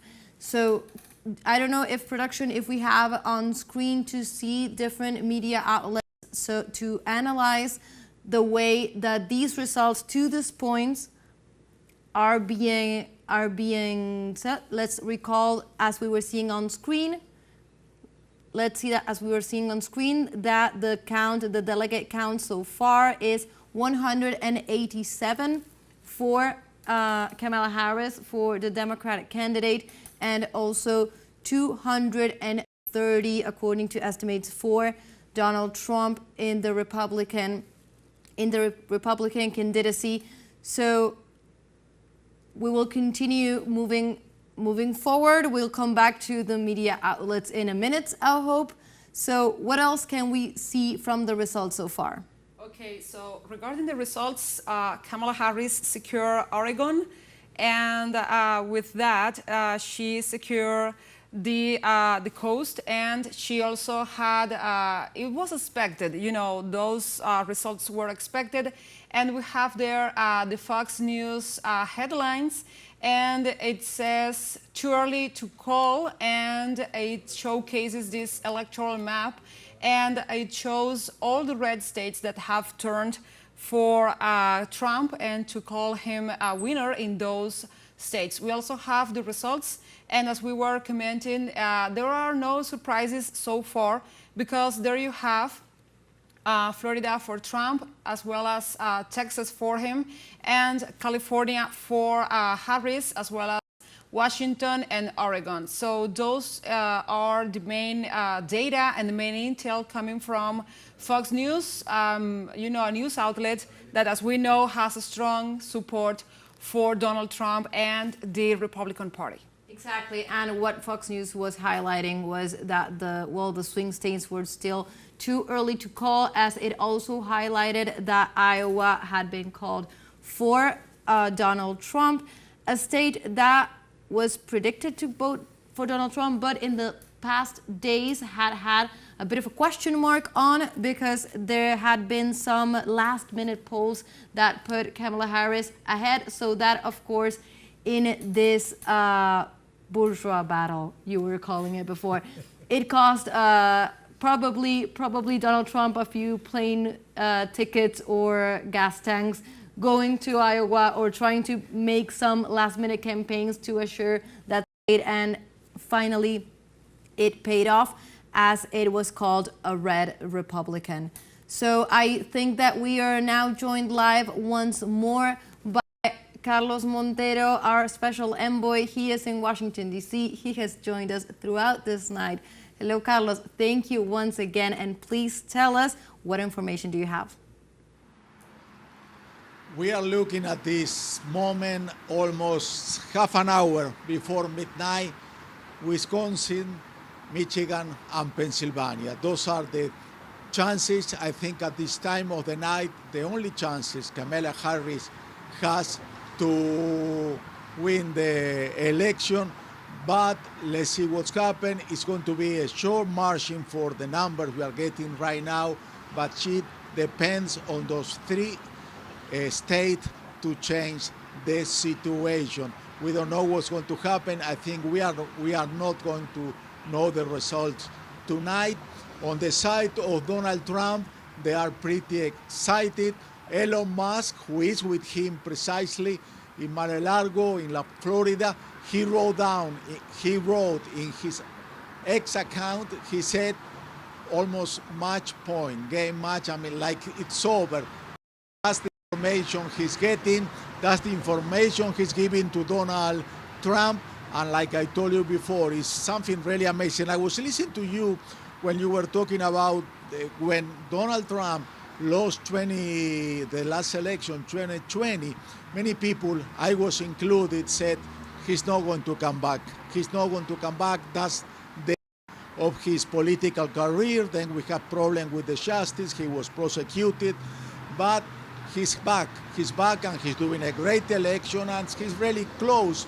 We don't know yet, but he looks like he's close to win the election. And you were talking about something that's not common, but it reminds me that I'm from Argentina. I was born in Argentina. That Cristina Kirchner, she left the presidency. Her party lost. Mauricio Macri took over, and everybody, all the specialists agree, it's the end of Cristina Fernandez de Kirchner. She's not going to come back. She cannot come back. 4 years later, Macri lost the election, and Cristina, in something that you have to study what she did, because it's something politically amazing. She's back in power. She's back in Casa Rosada. Was for Argentina the White House, but as vice president. She put somebody else, Alberto Fernandez, as president. So that, I mean, it's amazing. And what I'm talking about here is that the same way that many of us, we thought that Trump was dead politically, Cristina Fernandez de Kirchner, she survived like the ave phoenix. She raised from the ashes. But that's something amazing. We are going to study. We are going to study also in the future how come Donald Trump can revert. We can analyze the situation. There are many positions we can say. Some people say the economy is not doing as great as the papers show you, because the World Bank, they're saying USA is doing great, the Wall Street is doing okay, but the people that Trump know how to talk, how to convince, they feel that they are not doing good. They think that America is not what should be, is not America great like Donald Trump is promising. Make America great. America is American is for American people. And that's the way, I mean, he's getting close to be very close to get back to the White House. We have to see if he wins the election, what's going to happen with the Congress, because it's something that we have to pay attention to see what's going to happen. So far, what we've been watching, there are a lot of right, extreme right, like Cuban American back, Maria Elvira Salazar, Diaz Balar, they won. They are in the lower house. Also, Chris Scott as a senator. Those are people who has a vision very close of what's going on in Latin America. And those people, they make decisions. They have a lot of power regarding what's the relationship between USA and Venezuela, USA and Cuba, USA and the rest of Latin America. The one who is happy, I was talking about Argentina before, is Javier Milei. Javier Milei is very close to Donald Trump. So if Donald Trump wins this election, he has a good ally, a good friend in the south of the continent, because like, remember last week when the vote in the United Nations to condemn the embargo against Cuba, only 2 countries support, so they didn't want to stop it, USA and Israel. Argentina voted in favor to stop it, and what Milei did, he fired the foreign minister because he said, that's not what I want. I want to be close to the USA, and I want to be close to Israel. So that, I mean, he's going to have a good friends. They met each other only once, and he make a big deal out of that. So that, let's see what's happened, how it's going to be USA in foreign relation with the Trump presidency. But maybe I'm talking ahead because we don't know what's going to happen. Let's pay attention to those 3 states. They call it the blue wall because they are in the north, close to Canada. And if Kamala Harris, she gets those 3 states, maybe we are going to change our conversation, and maybe Trump is going to be out of the picture and Kamala Harris is going to stay in the White House, but not as a vice president, but as a president. Okay, we are going to be paying attention. We are almost at the end of the day. And like I said before, I don't think we are going to know the results tonight. Maybe after midnight, but no tonight. Yes, Carlos, Gladys over here, and you were saying that maybe we will talk indifferently if some of the swing states lean to Kamala Harris and the Democrat Party. But I want to talk to you about something else, because in the days prior to the election, the Secret Service and, intelligence in the United States have been saying that they have been checking and receiving some threats regarding political violence, the prospect of political violence in the nation. And we know they had a big surprise back in January 6th of 2021 with the other certification and the other process of the election in the aftermath of the results. So how do you perceive the security, the safety situation, and what do you know, what intel do you have regarding this topic? The situation, there is a perception, there is a feeling here in the capital, talking to different people, that anything could happen after what's happened 4 years ago. People are really scared. I was walking from the hotel to here where we have the studio, and some of the stores, they cover all the windows with blocks of wood, just in case there is any kind of problems, any kind of violence. The security is really extreme. I can see a lot of police on the street of the capital. But when they asked Trump what's the possibility about the violence, he said, don't even ask that, because it's not going to happen. And the candidate for the vice president of Donald Trump, he said something this morning, and I agree with him, that he said, Vince, when he was voting in Ohio, whoever wins this election, half of the country is going to be upset. That's true. The country is divided, but violence, I was scared at the beginning of the day. I didn't know what's going to happen, but hopefully it's not going to be a watch group who was monitoring the election. They said, everything went smooth. There were little incidents, some were malfunction in the computer systems, but nothing serious. So at the election, they didn't show to have any kind of problem. And let's see what's happening in the next hours. But I was expecting maybe something was going to happen, but at this point, after being here for so long, I think that problem is past. I hope so, mostly. Yeah, we know that so far it is calm, but on the morning time we had some reports regarding some individual that tried to get in supposedly Capitol Hill, and he was carrying fuel, and those were the reports in the morning. But I think, and I know, I want to know if you have common ground with me in this, that maybe because Trump is on the lead, is there wise no, advances of this kind of events, of this kind of accidents also? That was an incident, that the police arrest this guy. They are thinking he's somebody who has some kind of mental issues. But if we compare what's happened 4 years ago, you were talking what's going on in the Capitol when the group of Donald Trump, I was really surprised because we did a lot of our coverage in a place behind the White House, and that's the place, like there is a big green space, like maybe 3-4 acres. And that's where the place 4 years ago, when they are going to validate the result, Mike Pence, that's when Trump was talking to his followers and was telling them, don't let us steal the election from us. Let make Mike Pence the vice president, his vice president, to do the right thing and not accept the result. Those people who were listening to him, they ran to the Capitol, and we know what's happened. It was really insane. What happened last Tuesday?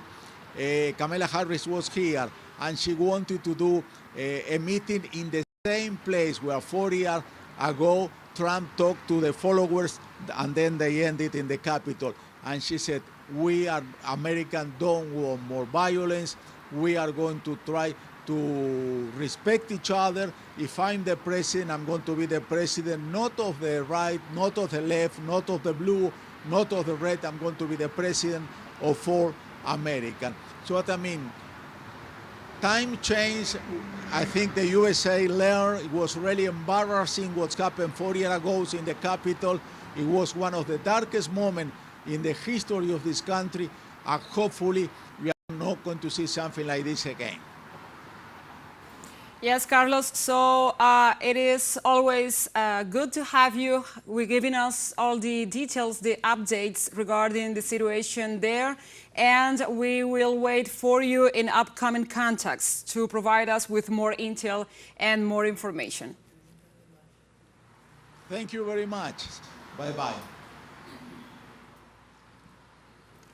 So we now retake the dialogue, we retake the analysis, and as we have been saying, we are not just falling into the numbers, but the math represents something else, represents social background, represents politics, represents economics.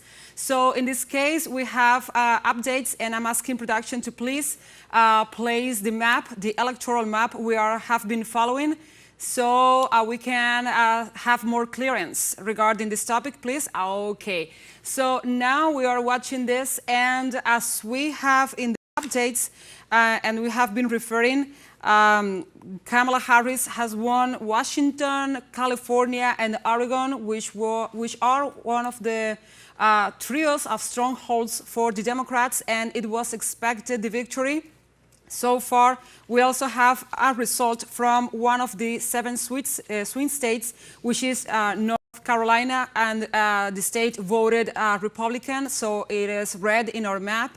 But as we can see now, the balance of the votes, the electoral votes, is changing.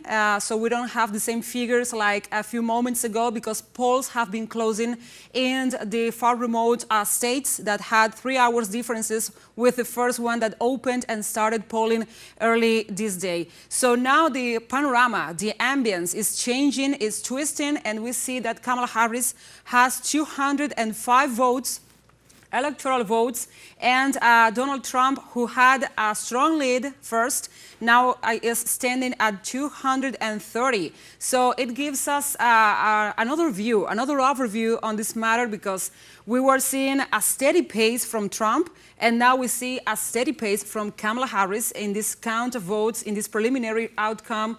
And we are not given all the results and all the reason to exit polls, but we are seeing the projection, and the projection are more optimistic for Kamala Harris. What is that telling us at this state of the night, at this state of election day, and how this could twist the discourse that we have been seeing so far, and now which one are the states that have the power? Because not only the 7 swing states, we are seeing Minnesota has not called the winner. We are expecting, according to projections and pollings, we are expecting Democrat from the outcome, but we are still watching other states, but we have this different result, this different outcome of the count of the electoral votes in this election. So, so far we are still following this, we are still analyzing this, but we wanted to do this moment, this briefing regarding the count, because the figures have changed, and it could keep changing also. And the difference now is, is narrowing. It's narrowing, and it again comes down to the swing states, and that is where the voting continues, and of course where it's going to be the longest to conclude, because of that that contest in both of these. We're talking about Nevada, Arizona, Georgia, Pennsylvania, also Michigan and Wisconsin. So. And once again, we see, even leaving out those states, even moving on from the presidential race just for a minute, because we, United States citizens are also voting to elect and decide on the configuration of the Congress as well. So Senate seats and also the House of Representatives seats are being decided tonight, as the roles of president and vice president as well. So what do we know in terms of the configuration of the Senate, and what does that mean for the coming years? Yeah, what I have called up are the Battleground States, but if you click there on the Senate, we had a few wins from the Republican side. Exactly. 2 senators to the Republican side that were also lost by the Democratic side. A Democrat Party that had a very slim majority in the Senate so far.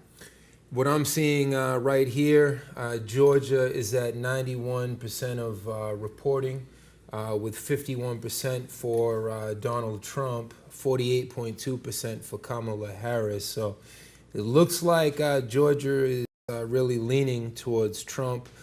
Pennsylvania, Trump has a slight lead. It's still too early there. Only 65% of the reporting of votes so far. North Carolina came up earlier. Kayla spoke to North Carolina, one of the states most deeply impacted by that hurricane. The people of North Carolina felt abandoned by Sleepy Joe, as some call him, or Negligent Joe, if you want to stay away from the Trumpisms, Trump slogans.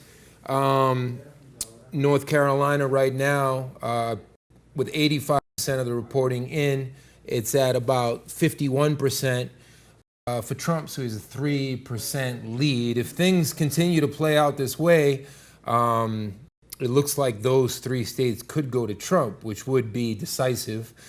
Michigan right now, it's only 1/3 of the votes in. Remember that Michigan is the state with Dearborn, the Arab capital of the United States, largest Arab community. There's also Bay Ridge, Brooklyn. Michigan right now, Kamala Harris has a slightly comfortable lead. Wisconsin, another battleground state, Donald Trump's up by about 1.6 percentage points. And we still don't know absolutely anything from Nevada. 0% of the vote has been counted, so we may be in suspense for some time yet. Arizona is virtually deadlocked, with Trump having just a 0.2% lead. Only half of the votes have been counted there, and if you heard Gladys's tone a few minutes ago, it almost sounded like we were in the 10th round or so of a fight between Muhammad Ali and Teofilio Stevenson, a heavyweight fight that never happened, though a generation of boxing fans dreamed about it. But you can feel the tension, the excitement. How is this all going to play out in the upcoming hours and days? So we had this map, and I'm asking production to place the map again, please.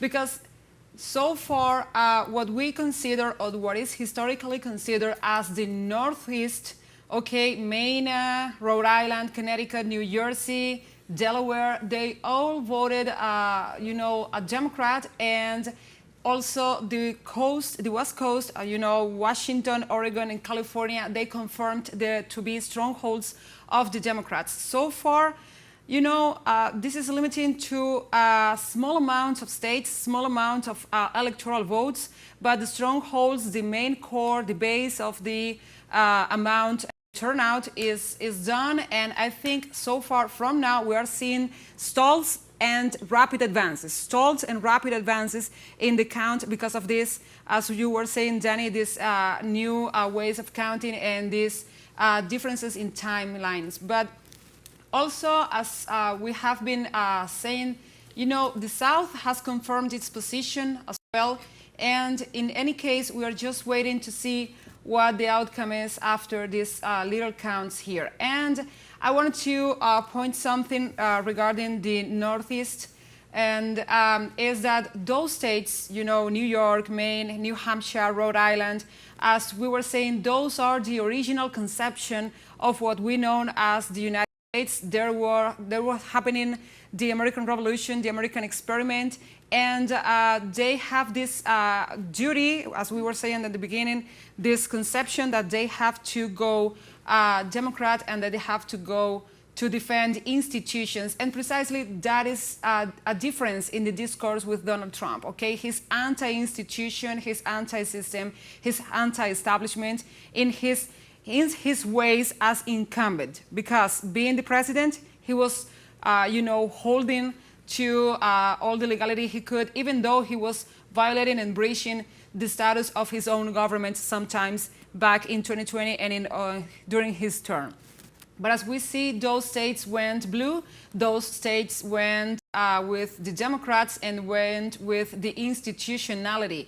And also both coasts did the same. One because it's too traditional, and the other because it's too open to diversity, too open to immigrants, too open to academia, to plurality, to multi-voices. And I think we're seeing a map. And of course, we also are conceiving and seeing the political and ideological spectrum in the U.S. because the Midwest is conservative, is rural, okay, and is predominantly white. And I'm not pointing at ethnicity here, but as we know, because of a majority, they have this ruling and they have these ways to be more formal, more traditional in their politics and in their options. And that's the difference with the states that have been receiving with good hands, with open hands and arms, more immigration as California or as New York. That is a city and a state that is composed in the core by Italian immigrants.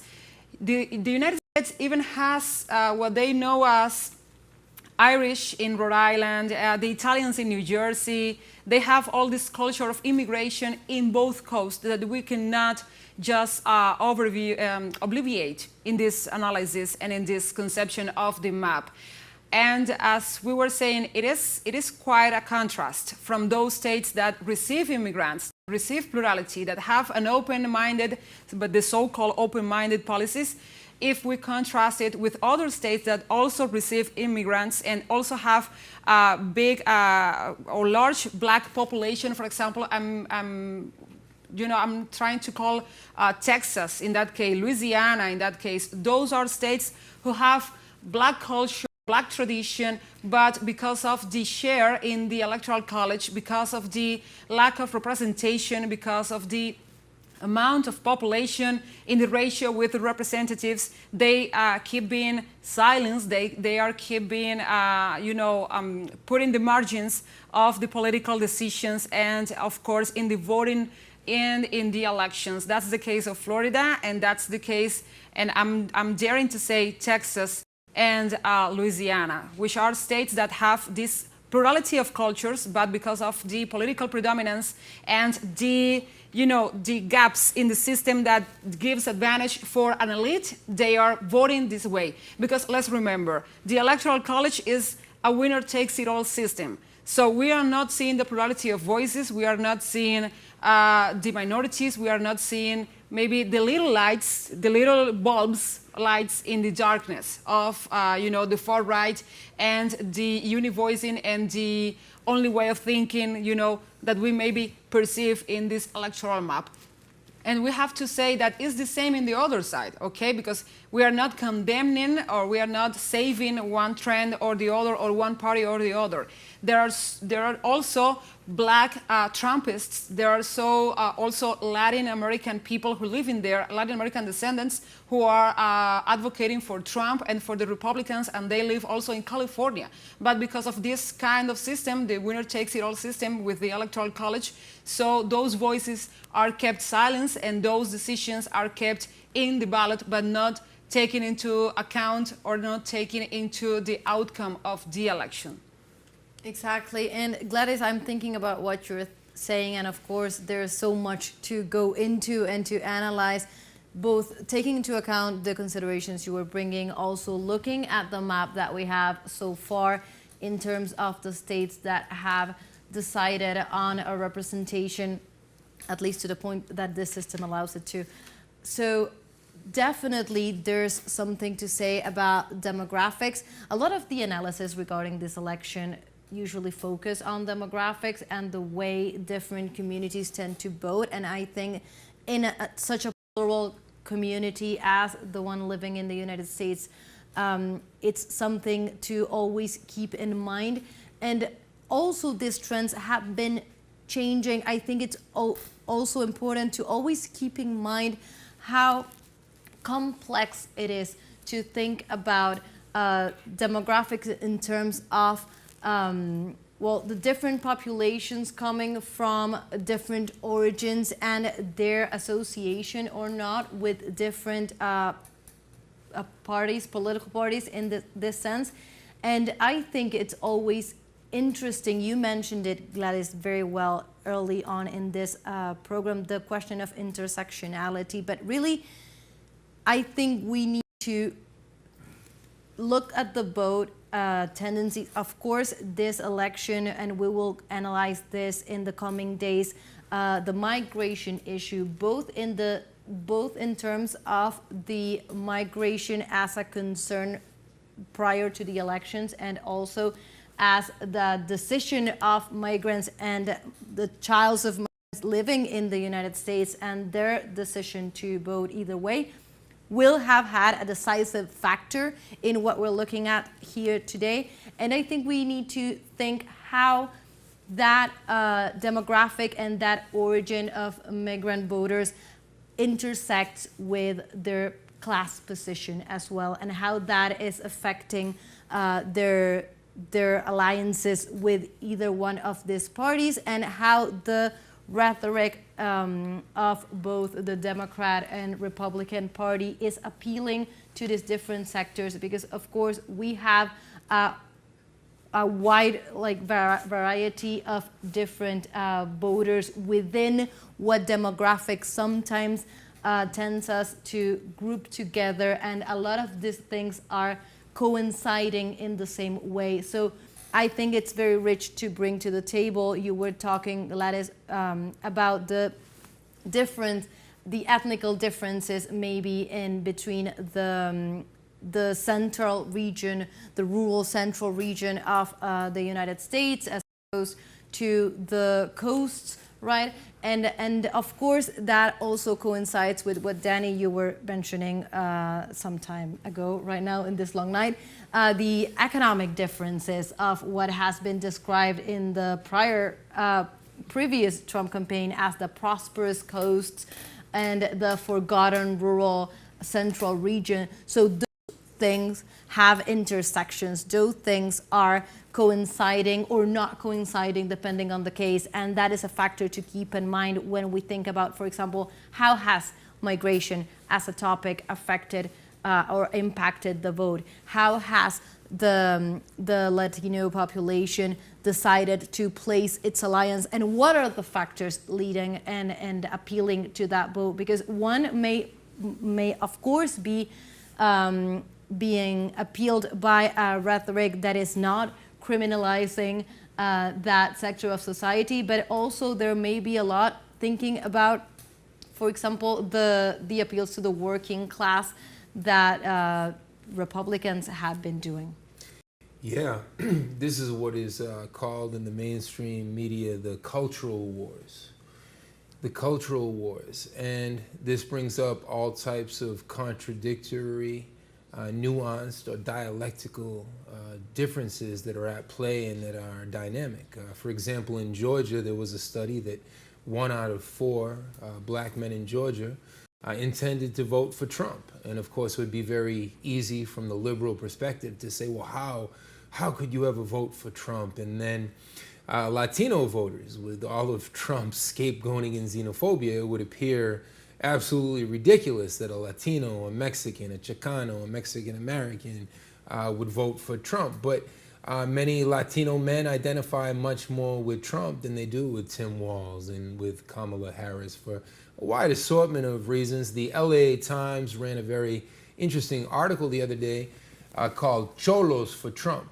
Cholos, this is not the easiest term to define, but Cholos is an aesthetic or a style. At the risk of a gross oversimplification, I guess Cholos would be identified as a type of urban Mexican American with gang connotations, and they have a whole podcast where they're saying we absolutely identify with Trump because of Trump's values. And again, it goes back to the same thing with the cultural wars. And imagine trying to divide us over whether we think that biologically born males should use a women's restroom because they now identify as transgendered. How does that become the most important issue. These are just ways to divide Americans. Every human being deserves respect, and every child and every woman deserves to be safe. So I think that's part of a very divisive agenda that distracts us from the underlying class issues. So when Trump arrives and critiques all of these cultural issues, it plays into his hands because he appears to be the one super focused on the economy. There's another important concept as the votes continue to trickle in and are counted, the concept of profilicity. Profilicity is the opposite of authenticity. It's the opposite of sincerity. It is a sociological concept because nowadays we live in the age of profiles.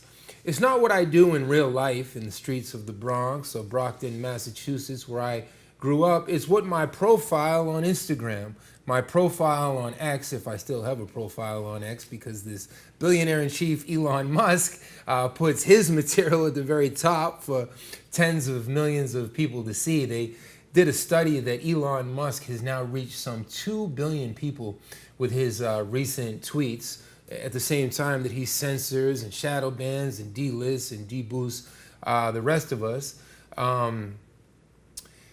The profilicity, someone like Kamala Harris can project herself to be all these different things, but when you actually look at her concretely as vice president, can anyone point to any actual concrete accomplishment that she made? So her entire campaign, again, is Trump bashing and Trump bashing. That's not to say what has Trump actually accomplished. I think it goes both ways, but this idea of profilicity is mighty dangerous. We should be judging people not just by their words, but in this social media era, it's very easy to hide behind one's profile, and we really don't know what's at the core of behind the profile. So again, it comes down to this theme that I think looms large in this election of appearance versus reality. Exactly. So we are now joined once again by Luis Gutierrez from Los Angeles. Luis, please tell us the latest over there, everything you know, and also what's the feeling with the people on the streets? Hi, good night from Los Angeles, California. Yes, we are at the polls in this state closed exactly like 1 hour ago, and the feeling in the streets, it's a feeling of expectation for the results that are going to come from the other states, especially those swing states, as we know, that will most likely define the result of this election. One of the neighbor states, Arizona, it's one of the states that is it's most likely to define who the winner of the presidency will be.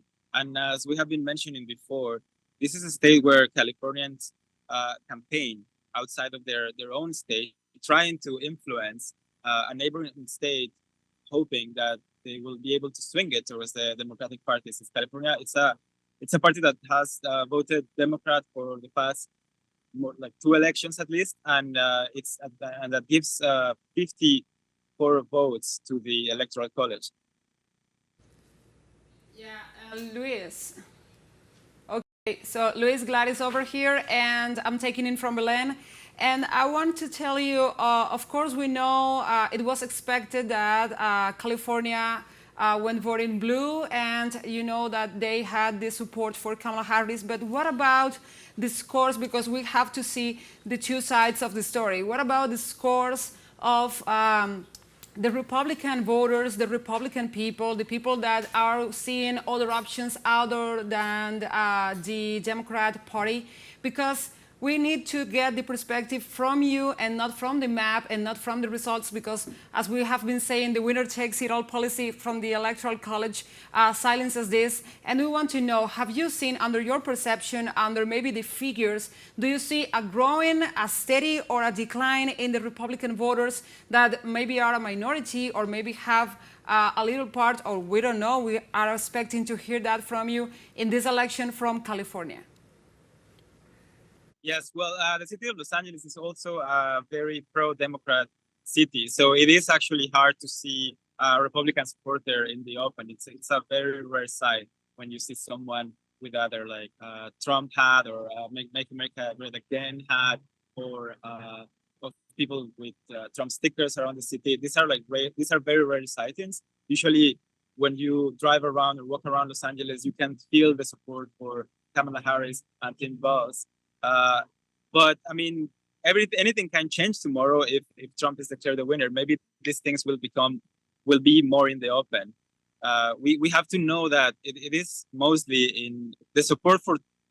We can't say that California it's a state that doesn't support Trump in one way or another, because if we go outside of the big cities, outside of LA, outside of the Bay Area, in the rural areas, you will see that these are mostly red-leaning areas. So in the next few hours, we might see some sort of manifestation of this support. We might see some celebrations if the vote were to be finally defined for Donald Trump. Excellent. Excellent, Luis. Thank you for joining us once again. It's so important to have your testimony from where everything is happening and your input. So we thank you from USA Decides. Thank you.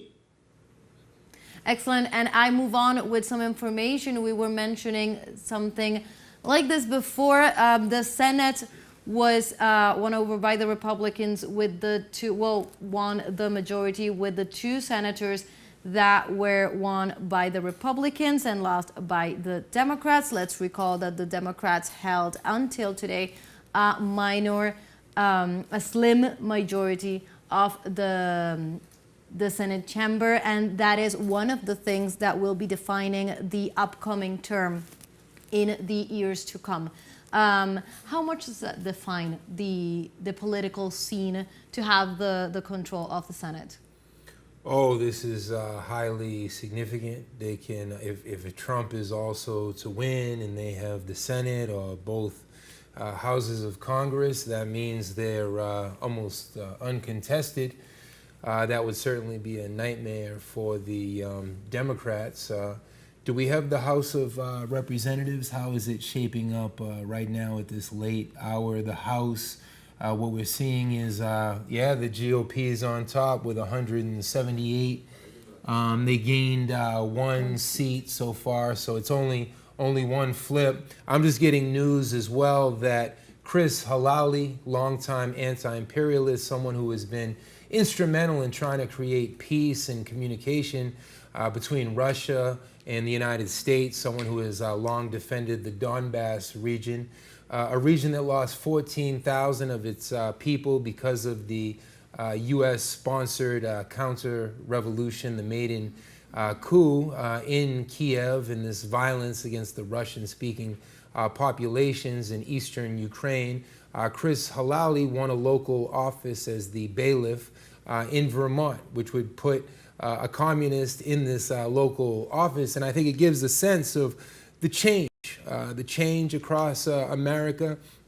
Kayla and Jameer spoke to it earlier, so our hats off to Chris Halali, someone who is a true patriot, true American, fighting for peace from Gaza to the Donbass. And it's important to take into account these local races that don't get as much attention, but if we want to ascend and to organize on a higher level, what better place to start with our neighbors in our communities in Middle America, and that's where we can really have an impact. So congratulations to Chris Halali from the ACP. Yeah, this information is also paramount because, as you were saying, now that the Republicans hold the majority in the Senate, for example, they have control regarding their justices' appointment to the Supreme Court of Justice. And we know what happened back in 2022 when they overturned Roe versus Wade. And because they have now the control over legislation and over, the legal bodies in the country, they also, if Donald Trump wins, if he is called the victor in this and the winner in this election, as you know, he also will have the correlative power to call the federal judges and to appoint the cabinet posts. if Kamala Harris wins and the situation with the Senate, the correlation is that the Senate and the bodies controlled by the Republicans can hold her back from enforcing some legislation and interrupting or making more difficult her governance and her time in office. So this is a key issue. And I know many of the media do not seek, the importance, do not address the relevance of this information, but it is one of the many parts of the governance in the United States, and in any case, which, aside from the party that wins, there is a party sitting in the chambers of the government, in the Congress and the Senate. So those are also governing bodies. They have decision-making power. They can push or pull back some legislation and also have an impact, an important impact on the lives of the people. I want to retake something that we were speaking prior to your breaking news, Belen, and we were making a point regarding why the idea of a role voter or maybe a model of voter is not serving the current election. And we have been, I think we have been addressing this the whole night and the whole broadcasting, but what it means in the core is that people are voting for their survival, and their survival is translated in the economy. And in many cases on the survival in social spheres, in political spheres. So, but we cannot think only, for example, in the, out of the 333.3 million people in the United States, 70% that are registered to vote are women, and 68% are registered for voting, those are men. So you have this balance, and you will think, okay, so this 70% of the voters that are women, or the 70% of the voting population, okay, they will vote for the women's rights. But you have to take into account other intersectional factors, like maybe the religious belonging, because they, or the affiliation, because they are going to have a different perspective, a different ideology on some matters that are in discussion in this election, also in the economy. For example, if you belong to Arizona and Nevada, moreover Nevada, you know, there the economy is harsh, is in a harsh and dire situation after the COVID-19 hit really hard on that state. So they are going to vote not only for some social issues, but also for the possibility of contracting immigrants, okay, for having immigrants there, for reviving the local entrepreneurships, the small businesses, because the small business owners are the motor of the economy in Nevada, and you know, the tourism also. So they are going to vote not because, okay, they are going to vote because they feel so, but also because they have this survival mode, this idea, and they're holding into the economy. Let's rethink this. We are speaking about the country that is the core of capitalism, okay? We cannot just put that aside. So economy is always, first and foremost, the core of what people are moving on politically and why they are seeing this election and what they are choosing one candidate or the other. Exactly. So as we continue to analyze this night, we move forward and we continue to see results, both in terms of the presidential race and also in the Senate and House of Representatives. Let's go and see what were some of the key issues for the two candidates in this electoral race during the campaign. Let's see.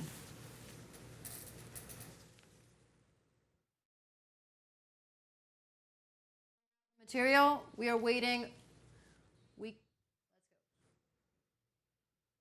Kamala Harris and Donald Trump present sharply contrasting visions for the U.S. across critical issues like the economy, abortion, democracy, immigration, foreign policy, and climate change. Harris focuses on middle-class support aiming to combat inflation through housing initiative, tax cuts for low-income families, and higher tariff on Chinese imports to boost domestic competitiveness. On the other hand, Trump advocates reduction of energy costs through increasing drilling and deregulation, extending his 2017 tax cuts and imposing significant tariff on imports. Harris strongly supports reproductive rights, aiming to restore Roe v. Wade protections and support access to contraceptives and in vitro fertilization. Trump, on the other hand, claims that abortion decisions should be left to the states, promising not to sign a national ban, and has suggested his government will take care of IVF treatments costs.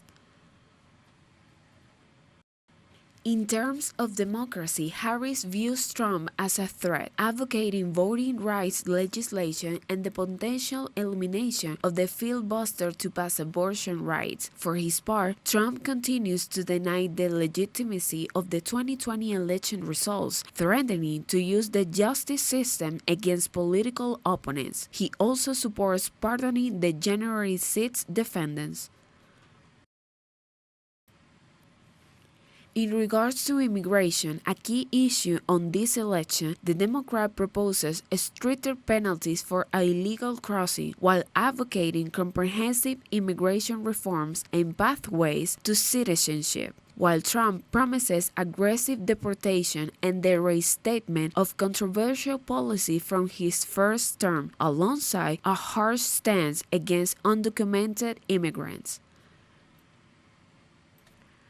Harris' foreign policy views align with Biden's approach of reinforcing global alliances and showing strong support for Ukraine against Russia. For his part, Trump is skeptical of alliances like NATO and vows to reevaluate U.S. support for Ukraine and promotes a hardline stand against China.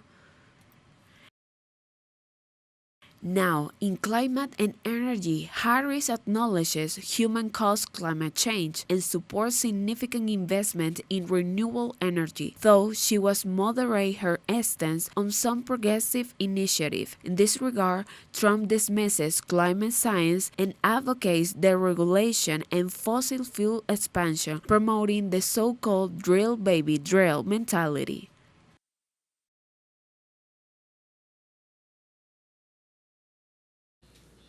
Okay, so those were some of the key points from both sides. We have analyzed a lot of these things. We had a lot of the rhetorics that marked the campaigns. One of the topics that came up in the material and that we have gone into, but we could continue to analyze, has to do with the foreign policies or the relations of the United States with the rest of the world in case of either win.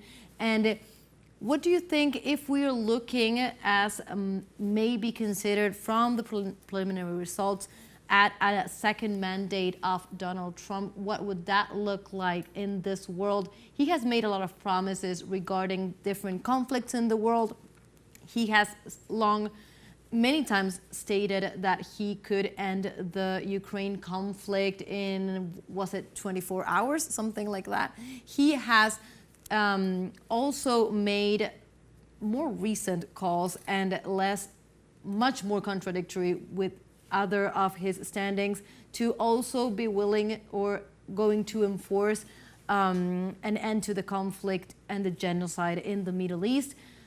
What are we looking at in terms of his relations to the world, also in terms of commerce and his involvement in these conflicts?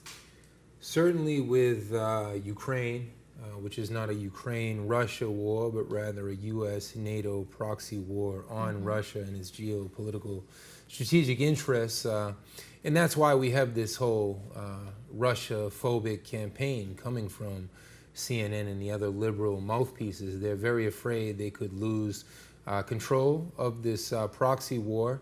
This is the war of Boeing and General Electric and the military-industrial complex, which CNN is a mouthpiece for, and MSNBC.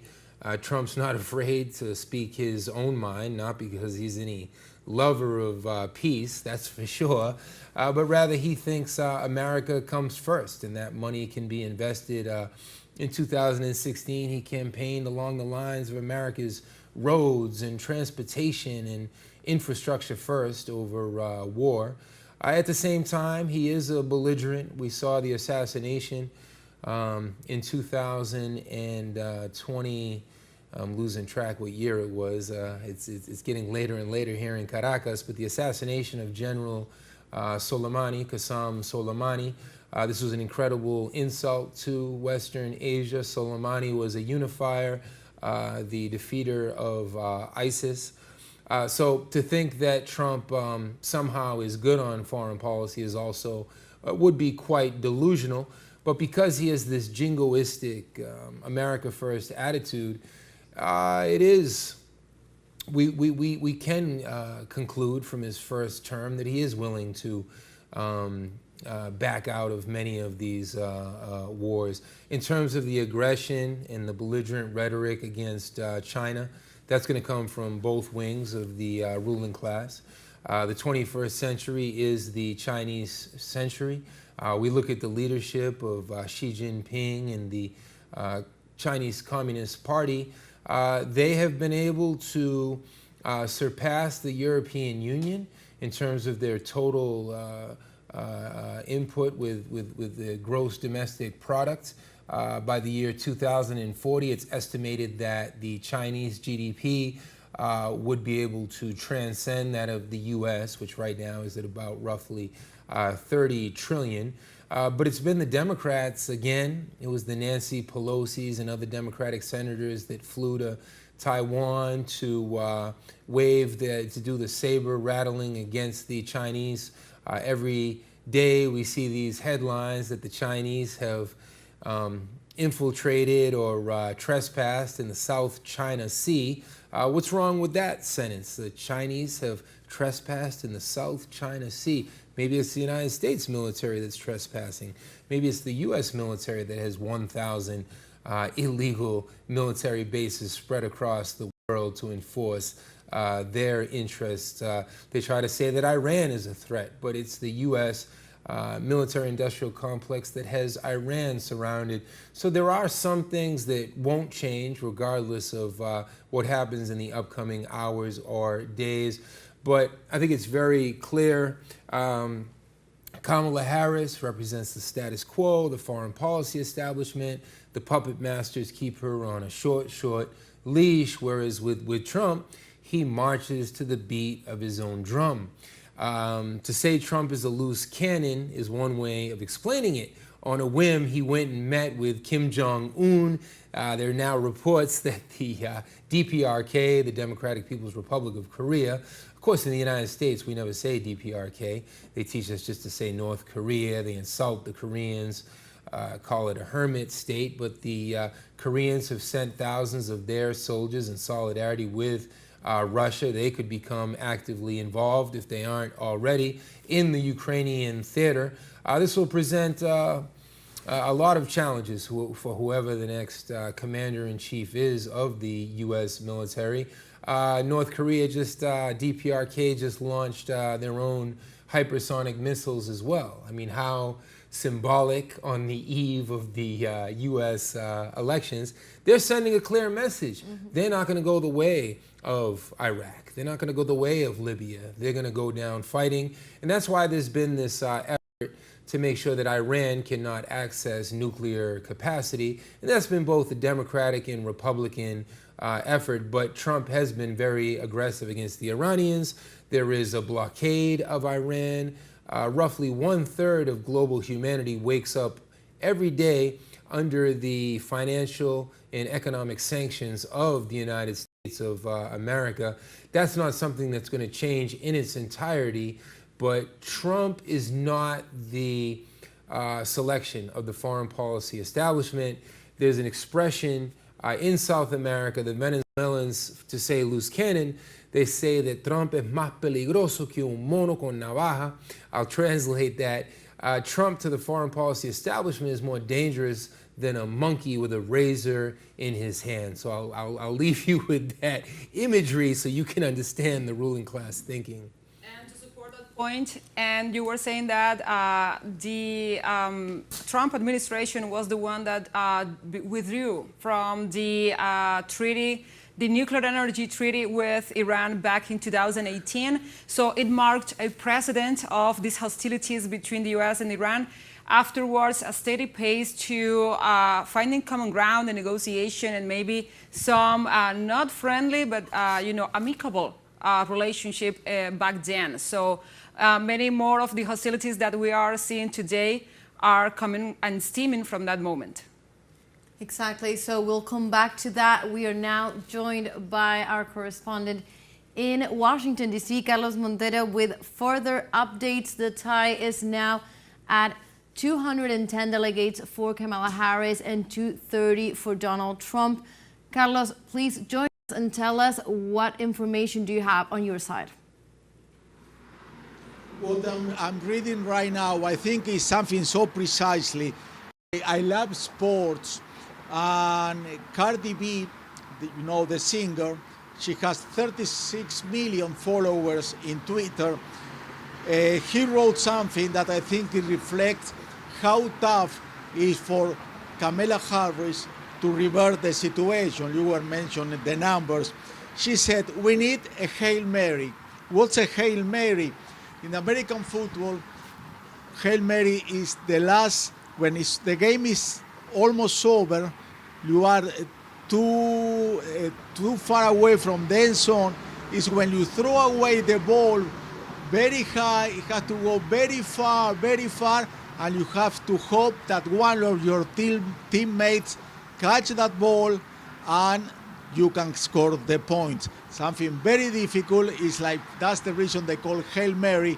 So that gives you an idea. I think if I love sport, maybe if you don't follow American football, it's not so precisely for you guys, but it's a miracle. On other words, it's when the game is, when you in soccer, in football, when you score a goal, when you are losing and you change it when extra time. It's very difficult, but it could happen. The game is not over. The game is November 5th is gone. We are November 6th. I don't think we are going to know the results today, because in the only way that Kamala Harris can revert the situation in those 3 states we were talking before, what they call the blue wall, those 3 states in the north of Pennsylvania is one of them. Pennsylvania is really close what's going on there. Even if she wins, she's going to win for very little. So what I mean, they have to be very careful before giving you any kind of result, or the media to give you any kind of projection. So what I think is already done today, because the followers, the Kamala Harris, they said, go to sleep. Tomorrow is going to be a new day. That's what they said, the Democratic Party, the authorities of the party, go to sleep. It's too late already. Here in the East Coast, it is 12:30. Tomorrow is going to be a new day, and they are hoping that Hail Mary, that last pass, would change the game. But if that happens, let's say tomorrow we go to sleep tonight. What's happening if we go to sleep tonight, and when we wake up tomorrow, we said, no, Kamala Harris is ahead of Donald Trump. That's going to be, I don't know how he's going to react, Donald Trump, how they're going to react his followers. So what I mean, that could be, tomorrow is going to be another busy day, news regarding about this election tomorrow. I'm talking about today, in a few hours, when we go to sleep and we wake up tomorrow morning. So what I mean, this long night is almost over, and I think the information we are dealing right now, it's very difficult for you guys to get an information who is going to win the election. What I can tell you, before going back to you, the Congress, there is a big chance that the Republican, they get control of the Senate. The numbers we are looking at, there is a big possibility they get control of the Senate. So that's going to be much easier if Donald Trump wins the election to try to do his policies, because he's going to have a Congress, at least the Senate, who's going to be in his favor. Going back to you guys. Thank you, Carlos. As you were saying, it is a very long night. We appreciate all your reports and coming back and continue to give us all the information from the site. Thank you so much. Thank you. So Carlos was just saying that one of the expressions to analyze the position that the Democrats are in right now is that they can only hope for a Hail Mary. Let's break down what we know so far.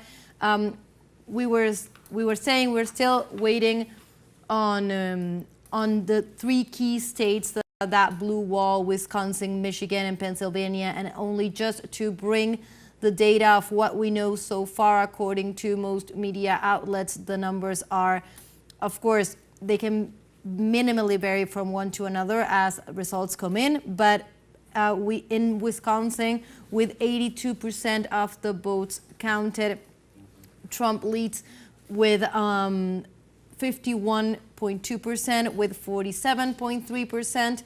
In Michigan, 54% of the votes counted, so there's still a way to go, and there's also a small lead for Donald Trump, 52.1 to 46.1.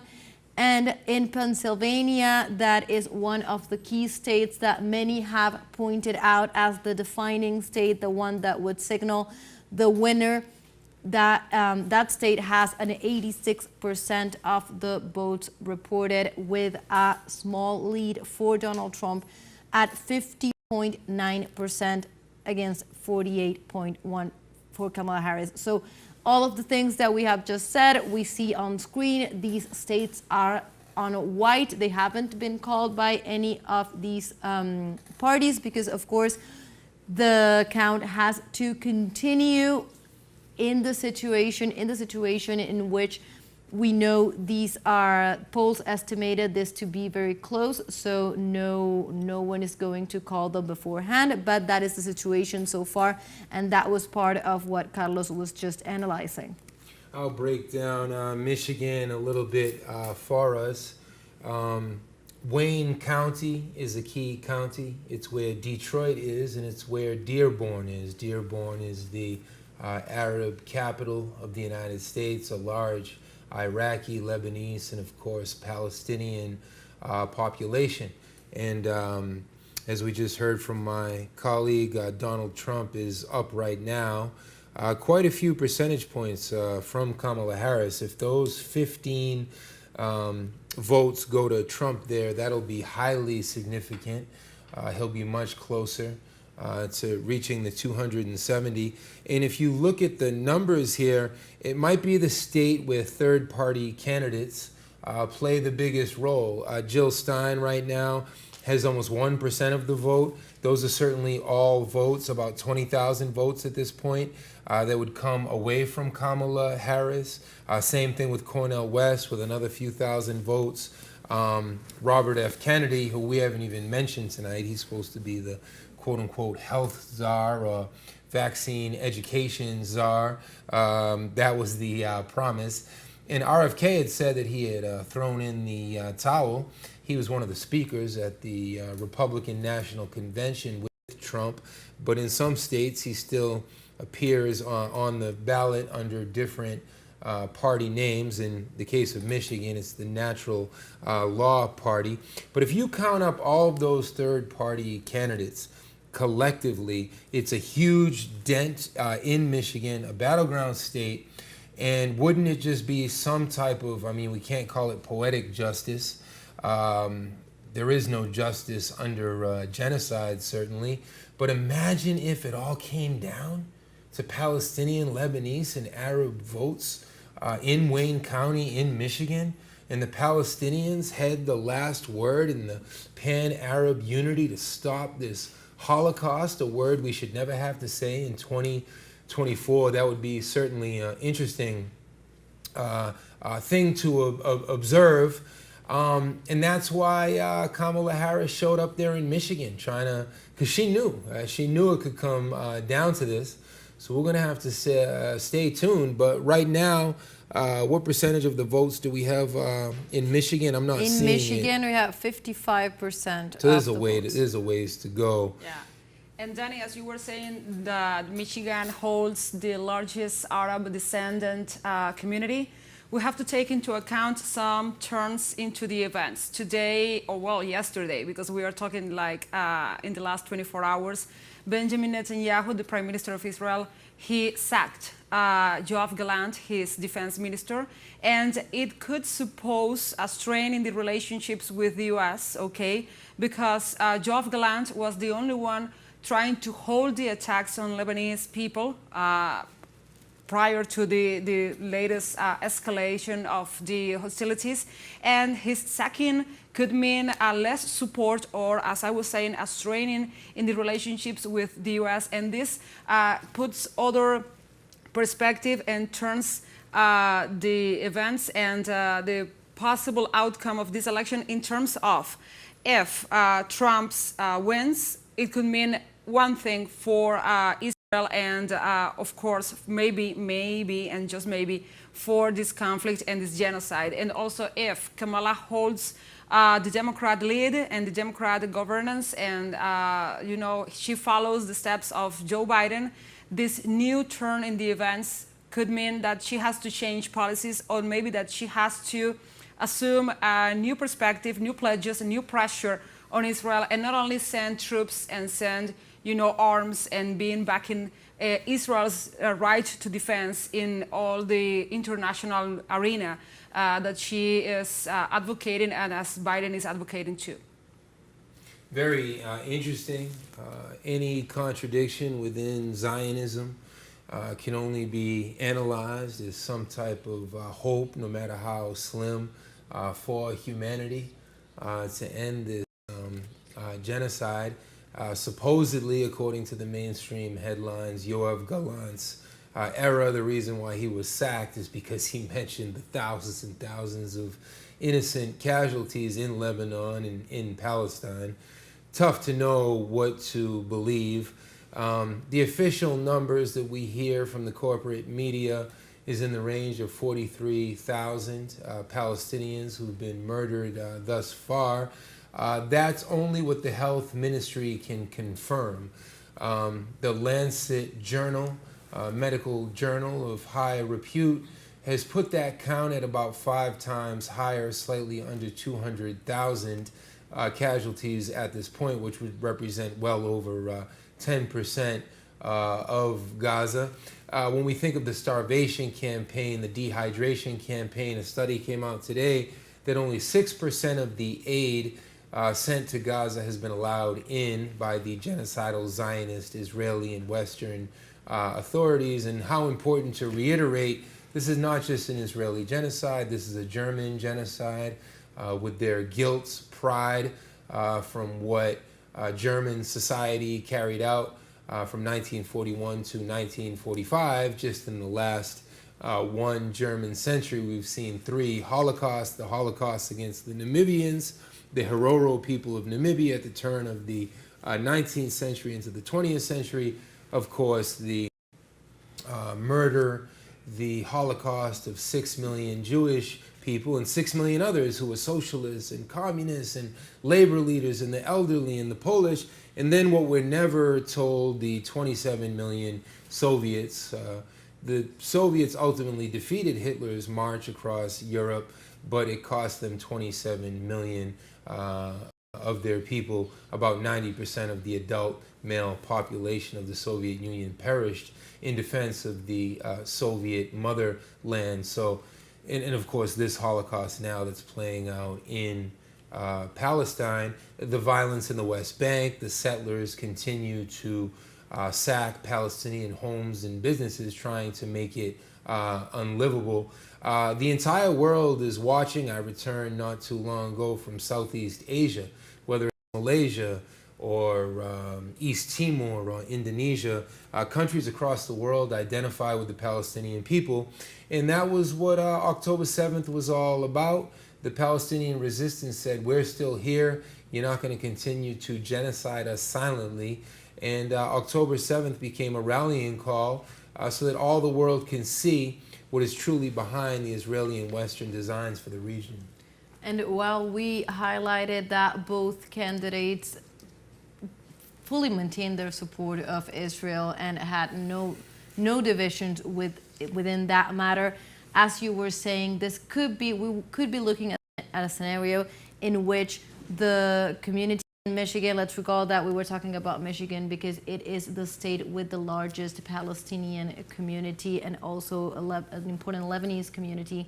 At least could be sending the message, even if they do not have an alternative to vote, an alternative representing a stop to the genocide, they could be sending the message that at least an administration that enforces a genocide will not be a winning administration. And that could be a message for this term and the administration to come as well. So if it comes to that, we were saying there's still votes to be counted in the state, but definitely it was a defining factor, a factor that even led Kamala Harris herself, who really was pushed back. Let's recall that at almost every rally that Kamala Harris led, there were not only demonstrations of people just standing by the Palestinian cause, but also just demonstrations made by the own Democrat delegates at every convention, stating that even members of the same Democrat Party were opposing what their own administration was carrying out. So, and in this context, the candidate Harris didn't try to postpone talking about a ceasefire. She always answered when she was questioned about Palestine. She answered positioning herself with Israel, positioning herself with that side. She showed no other position on the matter, and it was just down to the very, very last day when she felt the urgent need to go to Michigan and say something a little bit stronger, like that she would be going for a ceasefire or trying to stop that situation. Let's recall that that is one of the many breaking points from significant political figures that could have endorsed her and could have gave her not only just political support, but also, you know, in the ambience, in the spectrum of the Democratic figures, those figures were key. And I'm talking about Bernie Sanders. He was stating that he is, you know, he has a different position, that he has a not common ground with Kamala Harris regarding Gaza and regarding Palestine. And I think, you know, he's a token, he's an idol, he's, for many people that see, you know, perspectives and future in the Democratic Party, Bernie Sanders was one of those figures that could, you know, pave the way for Kamala to win if given total support, if given total agreement. But with this discord, with this disagreements regarding Gaza, well, maybe that is taking the toll on her and on the votes. Similar in Pennsylvania, with 90% of the vote now in. Not quite called for Trump, but it's getting there. We don't know if it'll be momentarily or in the upcoming hours. But again, 50.7% for Donald Trump, Kamala Harris 48.2%.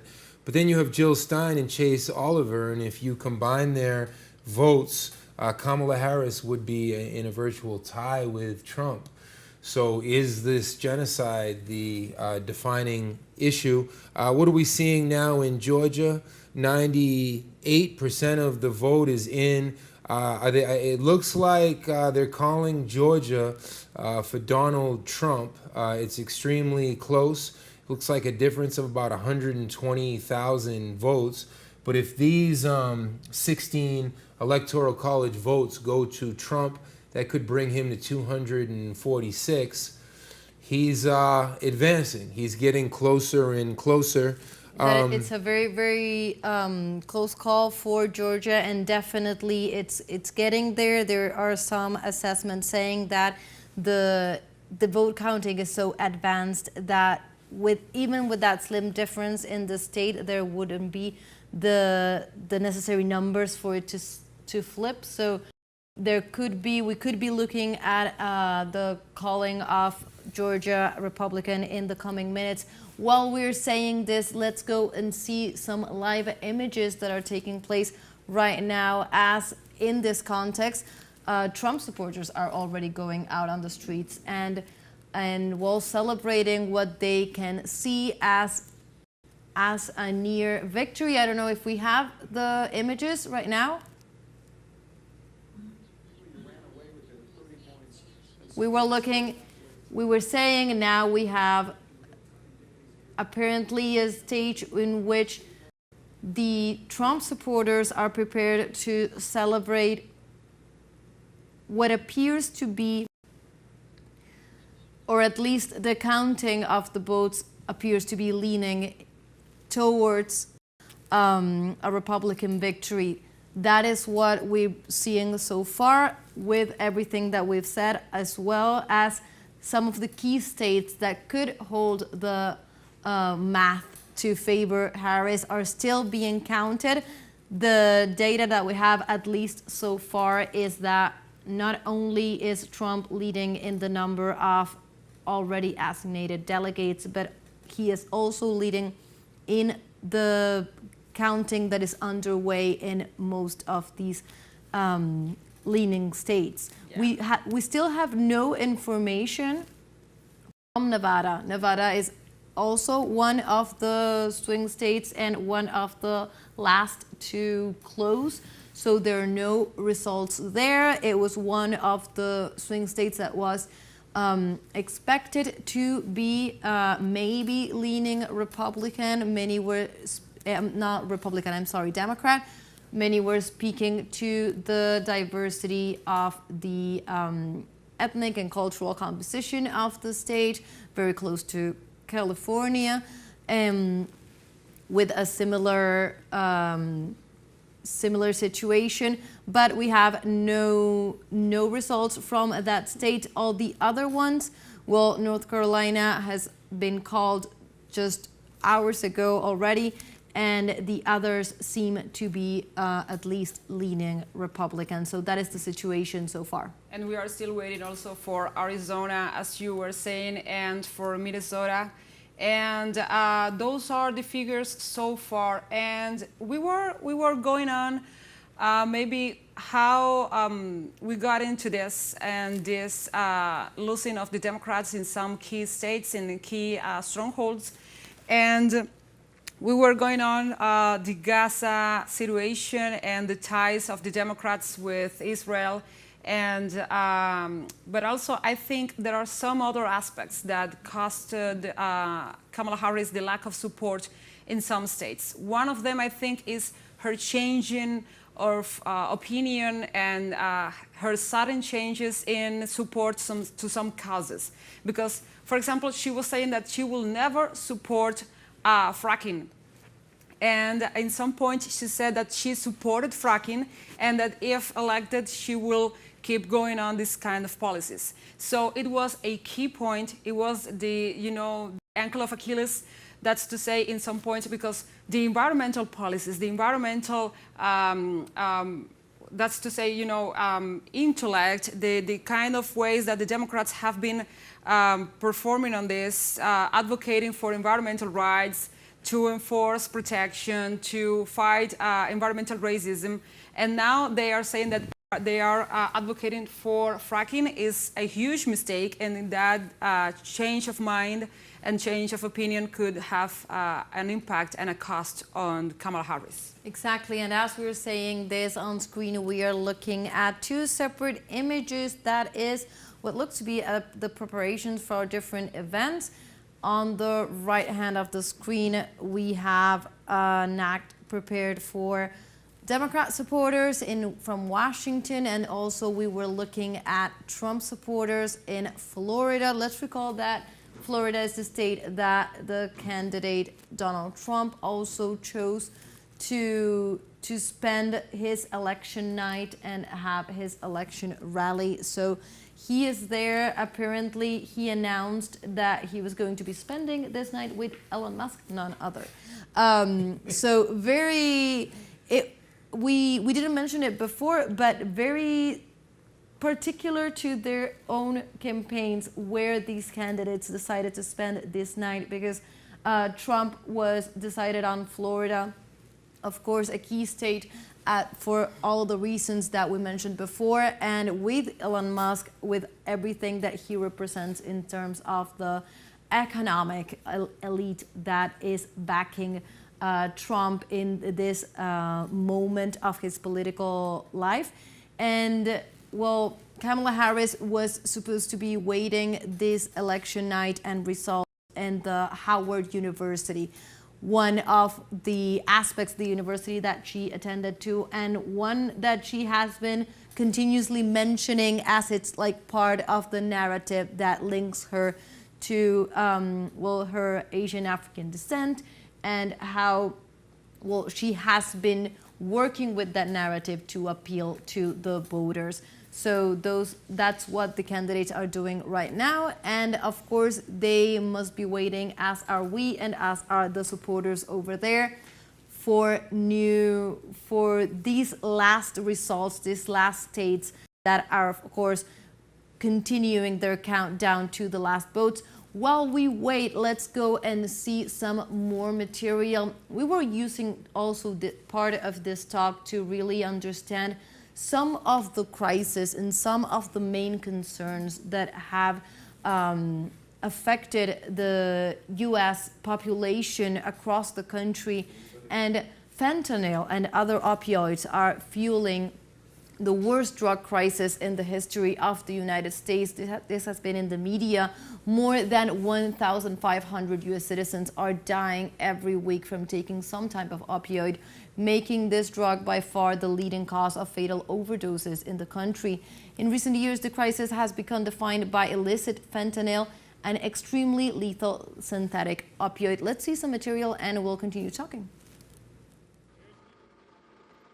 Most fentanyl in the U.S. is smuggled across the Mexico border, often transported in vehicles or by individuals carrying small concealable amounts due to its high potency. The average weight of size fentanyl is 1.2 kilograms, which can contain over 50,000 little doses.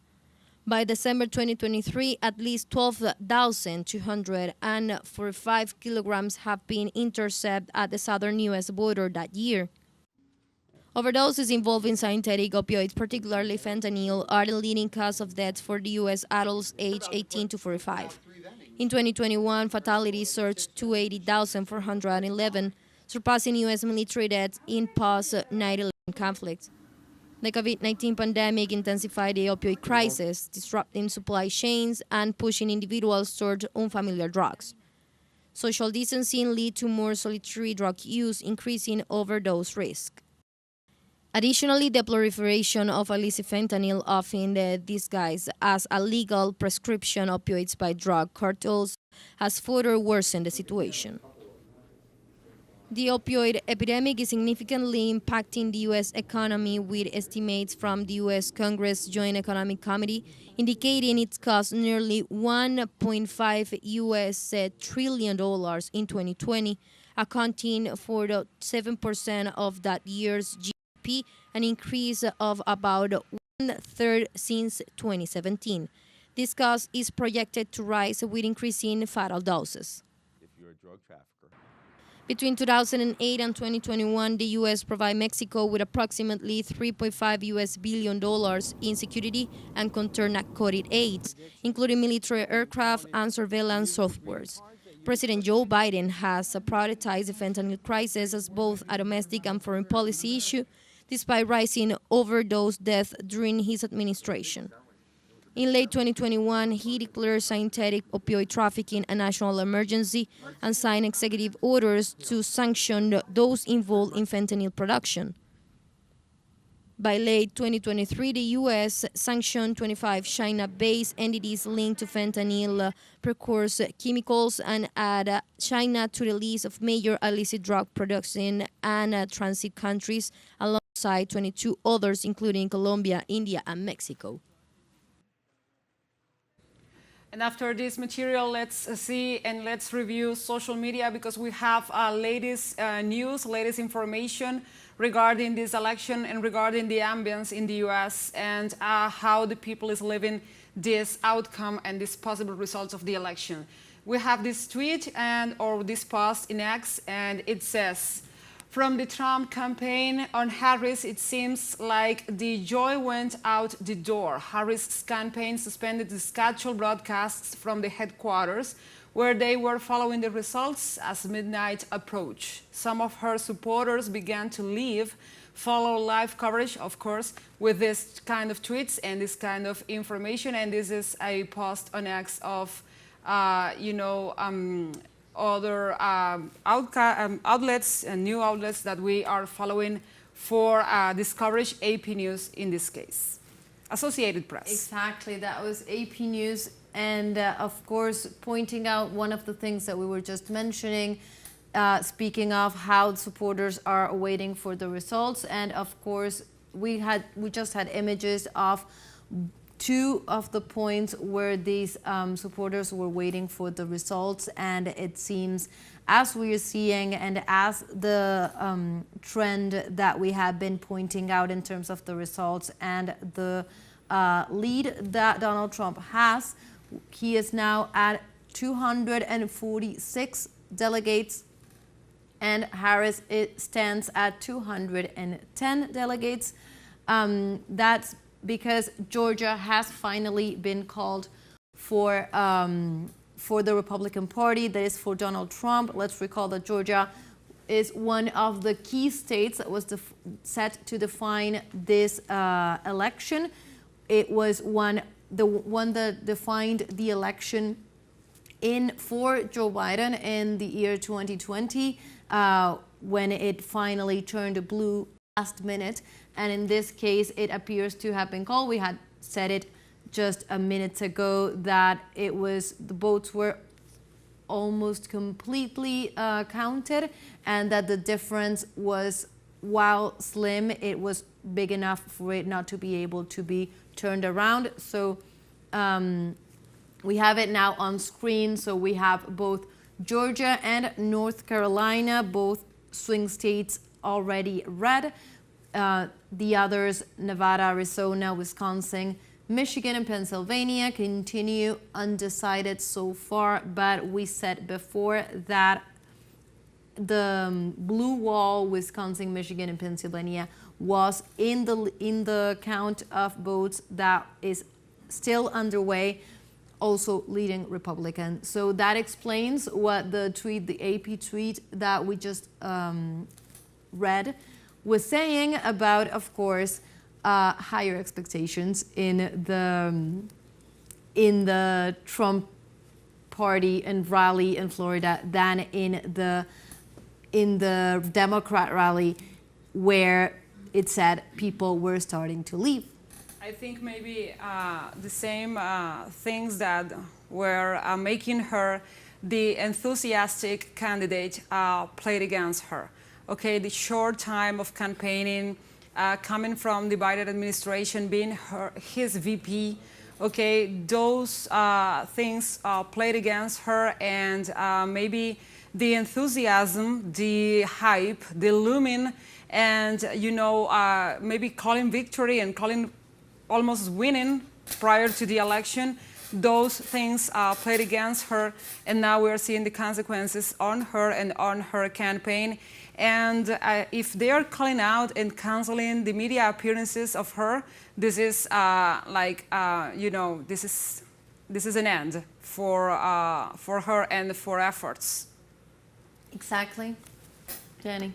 Yeah, very telling. The AP, one of the major news wires in the U.S., mainstream liberal bastion of opinion, for them to report this way bodes very negatively for Kamala Harris and the liberals. Some more news, local news, coming in from Missouri, deep red state, as our friends at the Revolutionary Blackout Network point out. They've done amazing work there. And in this deep red state, they just passed a bill ensuring that there will be a higher minimum wage and more vacation days for everyday workers. So we're fed all this rhetoric about the backward Trump country workers, but they're the ones who are fighting for these very working class rights. Belen, as you talked about earlier, and RBN is doing amazing work out there with the everyday people in Kansas City and across Missouri, and these are the types of victories we have to fight for. It's a state that was roughly 60% for Trump, so I think it shows us the redeeming qualities of the Midwest, and right now these are the states that are determining the race for Trump and for the entire United States. At the same time that we believe in Missouri and we believe in the Midwest, we certainly don't believe in this false prophet, this demagogue in chief, this scapegoater in chief Trump. He's not spending tonight with my cousin Mike or my older brother Newman. No, he's spending the night with Elon Musk, the first, second, or third richest billionaire in the world. It goes back and forth between him and the other megalomaniacs. So important as Haz Al-Din, the chairman of the ACP, teaches over there at Infrared in Dearborn, in this very significant city within Wayne County. What Haz teaches and talks about is that it's a metaphor, an analogy that comes from Burger King. We can throw away the clown, as in throw away Trump, but you can't throw away the burgers. You can't throw away the people. And I think that's one of the major lessons that we're learning tonight. The most cast away, the most forgotten, the underdog, where a lot of these shootings, random mass shootings come from, the most forgotten, the most abandoned, the throwaway states, the flyover states. The Midwest, it seems, is about to have the final say in these decisive moments of U.S. history. And what will this all mean? Regardless of what happens, we can't stop fighting. The American people have to remember that we hold our own destiny in our own hands. No politician, no matter how anti-systemic with their rhetoric, is really going to change anything. That's upon us. The greatest examples we can look at are the CPUSA in the 1930s. It's the reason that we have unemployment insurance and Social Security and all of these different social and economic rights. They were fought for by the everyday people at the height of the Great Depression. The ruling class does not send these things via FedEx or UPS. The ruling class wants to give us nothing. It's only through struggle that we can guarantee these social and economic rights. Exactly, Danny. Now let's go again to social media. Let's go to X to see another post regarding this election and regarding the events that are rolling out in the US at this time precisely. We have this post by Project Veritas, because I'm saying that in Latin, and it means Project Truth. And let's recall that Project Veritas is trying to uncover election fraud and election mismanagement in the US. And regarding this election, we have this video and this post, and I'm going to read the caption. It says, "Eyes on Detroit. It's 11 p.m. Why are boxes of ballots still arriving to Detroit's Bureau of Elections via cars with California plates? We are here, we are watching," and they are posting these videos of people carrying what seems to be the ballot boxes and arriving to other electoral institutions and authorities, in this case the Detroit's Bureau of Elections. And we have more than one video. We are showcasing one of them, but if you follow this thread in X, you will follow another video. You will find another video there.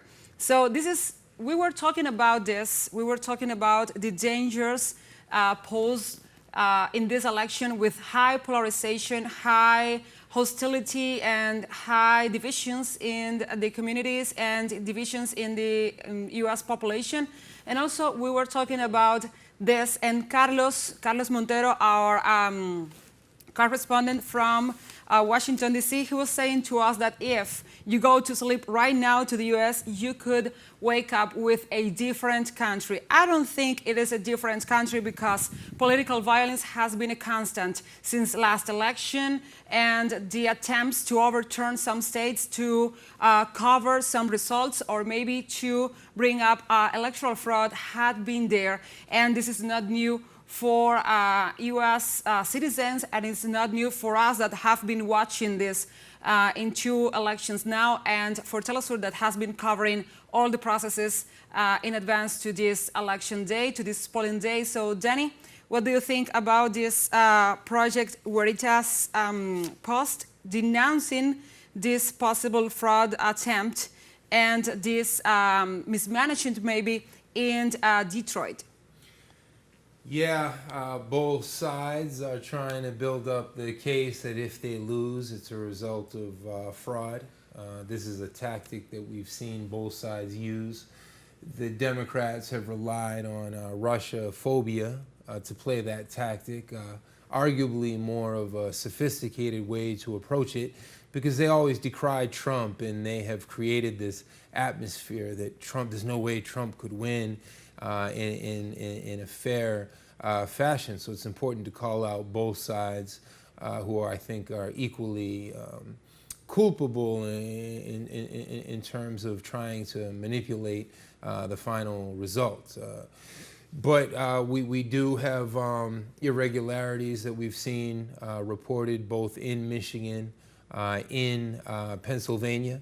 We don't know what that will mean. Pennsylvania right now, the count is at 93%, and Trump at this point has a 220,000 lead. It seems that it's going to be awfully difficult for Pennsylvania to swing back around to Kamala Harris. That's why the AP just announced Kamala Harris supporters are not going to celebrate tonight. They're headed home. They're in a despondent mood. All eyes are on Detroit, but it might not come down to Michigan. If we take these 19 Pennsylvania votes and add them, then Trump would just be, what, 4 short of 270? Where could those 4 votes come from? If he needs 4 more votes, it would depend on Nevada, Arizona. It could come down to Michigan. It could just come down to Michigan, but he could Alaska. He could get those votes elsewhere as well. Well, Alaska. Alaska has not even begun its counting. I'll look into the results of Alaska from 2020. Both Alaska and Nevada have not even begun the counting. But with Pennsylvania and Alaska, that would be 22 votes. 22 would leave him 1 vote short. Is that even possible? That would be 269. My goodness, I told you, we're getting in now to the 11th round of the Teofilio Stevenson-Muhammad Ali fight. They said that would have been the greatest heavyweight fight ever. Teofilio Stevenson said, why do I need $5 million when I have the love of 5 million Cubans? And he didn't feel the need to travel to Madison Square Garden, to the epicenter of capitalism, to have that fight. We're certainly in the 11th or 12th round of a heavyweight fight. What repercussions or consequences this has for the American people and for the world is what we have been analyzing. Certainly whatever happens, it's not a victory for the American people, but a Trump victory certainly sends a middle finger to liberalism, and liberalism is hegemonic, not just in the U.S., but also in U.S. Foreign policy. And I think it's interesting to think and point out how you were just saying you could, talking before about Trump and the movement as well, you could throw away the clown, not the people. Definitely when Trump lost the presidency, there was a way of some part of the media, also parts of the Democrats themselves, trying to paint this as, okay, the quote-unquote like nightmare Trump is over and we've passed this administration. This has been this 4 years and he is done, the political phenomenon is done. But contrary to that idea, Trump left the White House with a massive amount of supporters waiting for him outside, the same supporters that then carried on the assault on the Capitol. So we had to at least take into account that when Trump left the administration, he did so with an important amount of popular support. He did so with a mobilized amount of popular support.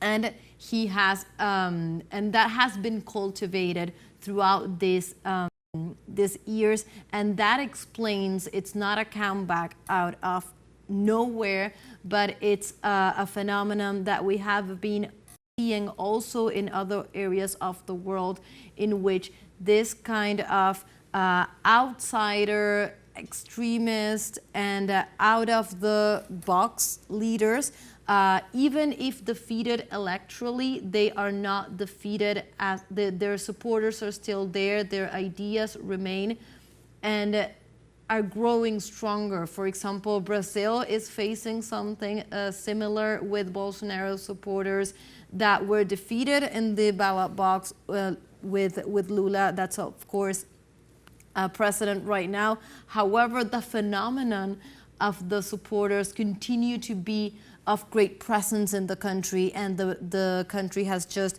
gone through midterm elections in which they have had a lot of wins. So this idea that we sometimes think about international politics in terms of election to election, and someone wins and loses, but these are whole popular movements and identifications that continue to grow and continue to be there, and of course the movement is not over just because it lost an election, for example, for the case of Trump in the year 2020.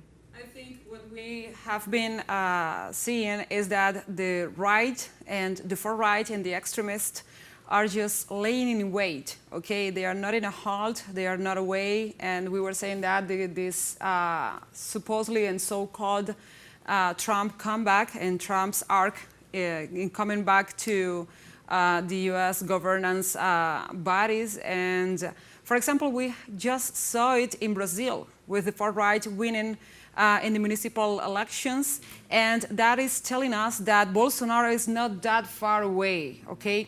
He's just waiting on hold for the conditions for maybe taking territory into the gaps of the politics and the blank spaces that maybe the government sometimes leaves.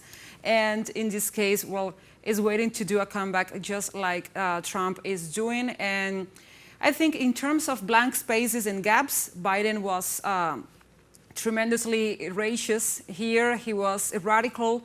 He was maybe not strong enough in some sort of senses, but also the Trump policies are you know, they are strong in paper, but will they be economically talking or speaking, would they be really good for the American people? I don't think so. For example, his voiced taxing on the Chinese merchandise and the imports.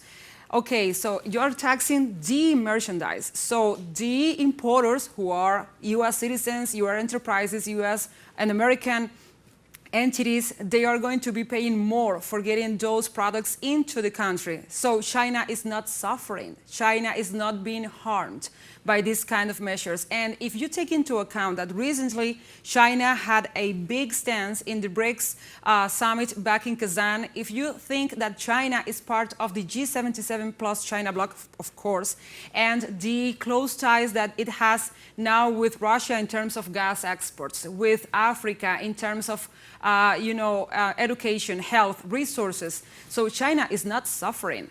The suffer is going to be for the American enterprises that are importing these goods and these products that they do not produce in the US soil. So let's think, because big words, pretty words could be like honey in the ear, but at the future and in the long term, it will be harmful because they have no substance, they have no plan, they have no real protocol or structure to be enforced, okay? It is just screams, you know, the victory screams from someone who just wants the status of the winner, but not the responsibilities, the real thinking and the real mind of a governor or maybe a ruler or a head of state in this new context. Because now, and that's something that we have to start thinking, Trump maybe is going to enter in a second term. Not consecutive, but it is a second term. And the geopolitical scenario is really, really different than 4 or maybe 8 years ago, okay? In terms of different geopolitical blocs, in terms of unity, in terms of the role that some key states are playing in different areas, because Africa is not the same, okay? South Africa is gaining prominence, is gaining traction, BRICS is gaining traction. Russia, despite the sanctions that are enduring since 2022, it is growing, it is using less dollars in their economy, even though they are having more grip in the region. For example, with Bolivia, Bolivia is using more yuan and renminbis, okay? So they are using the exchange, the currency exchange for China, and those are little clues that are telling us that okay, there was a far right, there was, you know, Trump standing still, just waiting, and he's making a comeback. But he's making a comeback to what? Because it's not the same United States. It's not the same geopolitics internationally. It's not the same scenario with the wars. And he's going to inherit these conflicts too. Okay, in some way or the other, using one strategy or the other, he's going to encounter two major conflicts that have been taking away millions and millions and gazillions of dollars from his own economy. Let's recall the support that the United States is giving to Kiev, and you know Zelensky is asking more and more and more money. And for example, the support that the US is giving to Israel is also costing money. So he's going now to encounter a post-COVID interwars economy, interwars geopolitics, more strong, or well, a much stronger China, maybe not so weak Russia from their perspective, because Russia is going stronger, and a better organized BRICS group that it grew in membership, it grew in GDP, it grew in population, it grew in possibilities. So those are many, many key aspects we have to take into account, because it's not only, okay, we are calling the winner, he is possibly the next president, he's possibly the 47th president of the United States. Yeah, but what is he going to do with his inheritance? What is he going to do with this new world, this new scenario? And I think we have to keep that in mind, and we have to think about it a little bit. That was a ton of geopolitical analysis that Gladys laid out that we can unpack, from the Sahel to Brazil to China. And we also have some breaking news. We haven't even mentioned Nevada, but MSNBC is now saying that 70% of the votes are in Nevada, and Trump is up by 4 percentage points. So if Trump gets Nevada, Alaska is just about guaranteed, unless there's any information to the contrary. In Pennsylvania, this would be over. It's getting to that point. It appears that we could have a result pending. A little bit of the geopolitical analysis here. All of these contradictions are coming to the fore within Brazil. We saw, speaking of the far right in Bolsonaro, one of his good buddies, Elon Musk, using X. He claimed that he was going to rename Twitter, and that X was just a stand-in. Potentially he could rename it Apartheid International Incorporated, because that's what really Elon Musk and his father and his economic roots represent, in apartheid and expanded apartheid. So Elon Musk was trying to weaponize X against the Brazilian people to get behind the Bolsonaros and the other politicians. So the Brazilians were forced, in defense of their sovereignty, to ban the use of X in the country about 3 months back. At the same time, going back to the BRICS, 36 different foreign ministers, heads of state, presidents came together in Russia, a massive display of unity. Cuba and many other countries are now joining BRICS, but in the ultimate betrayal, Lula turned his back on Venezuela, not allowing Venezuela, arguably the most blockaded country in the world, well, not as blockaded as Palestine, but Venezuela has suffered from a decade now of cruel, punishing sanctions. Imagine Barack Obama trying to tell us that the people of Venezuela represented an unusual, extraordinary threat to the United States, a country that spends more than $1 trillion per year on the CIA and the U.S. military. I mean, who could ever believe that? They've put Cuba on a list of terrorists, so they politicize these lists to punish the countries that they can't control. And Lula, someone who pretends to be a leftist and a diplomat and kind of like tries to parade around like he's the Switzerland of the Americas or of the world, why would he turn his back on the 30 million people of Venezuela, not to mention the 8 million refugees of the blockade, of U.S. imperialism? So all of these contradictions are at the fore. What agenda does Lula actually serve? Yeah, Biden. I mean, Biden was such a catastrophe. Liberals lived in denial, but across the United States and the world, we've been seeing Biden, his memory lapses, whether it's Alzheimer's. This is an elderly individual. I don't say this in any personalized type of attack, but allow the individual to retire, to not continue committing war crimes across the world. He's been unheard of. Did it ever occur to the Democrats that maybe the U.S. Public doesn't trust them when they just had a completely incapacitated president that we never hear from, that did absolutely no campaigning with his vice president? The Democrats are a complete mess. They can live in absolute denial. But to be beat again, what a slap in the face that this filthy rich billionaire brat tycoon could beat you. So, cógelo ahí, as they say in the Caribbean, take that slap in the face. Democrats, though it's still too early, it's still 23 electoral college votes away from this being all wrapped up. Exactly, and some updates that are very far from defining or even tilting this, but Kamala Harris also added a couple more votes and delegates and has now 214. Now still very much far away from the 247 delegates that Trump has accumulated. And as Danny was saying before, all the swing states that are remaining to decide on a candidate are leaning Republican at this point, with Pennsylvania. Let's recall again that Pennsylvania is the state that experts have pointed out as the one that might be defining the vote, not just because the polls were very close, but also because of the number of delegates that it gave to the winner. So those 19 delegates might be very close to be heading Trump's way, as the vote counted is at 91%, and the difference is from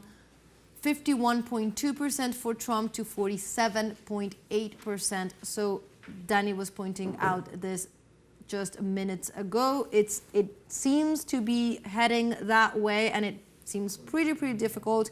A Hail Mary was what Carlos called it before, for this to flip. And if those 19 delegates went Trump's way, then it would be just any of the other states going there, and I think the math would give him the 270 to win. Exactly, and even though we are waiting for Pennsylvania and we're waiting for other states to give in and hand the results and count their ballots, we are contemplating this difference, and it is, Both of them have obviously their strongholds, we have been saying this, and they have the secure, their loyal states, but 247 electoral votes for Trump, that is a truth, and it is a strong truth, a solid truth in the way and in the making. And the truth is that it is more possible that Donald J. Trump is the next president of the United States, the 47th. He's coming from the 45th to the 47th president of the United States, and also with a majority in the Senate. And we have to contemplate that idea too. What could mean a Republican sitting president with a Republican majority in the Senate? So, as we were saying, it could mean less civil rights, less freedom for the people, less possibilities of, advocating for themselves, less independence for the federal states. And Trump will have all the capacity to choose their Supreme Court appointees and to move the ships in that direction and to use that on his favor. So maybe legislation regarding, as we were saying, reproductive rights, not only abortion, but also some other reproductive rights for all families could be blocked, could be seen impeded, could be seen, taken down and taken over from them. So it is, I don't want to say it is a grim picture, but it is not an optimistic one, actually.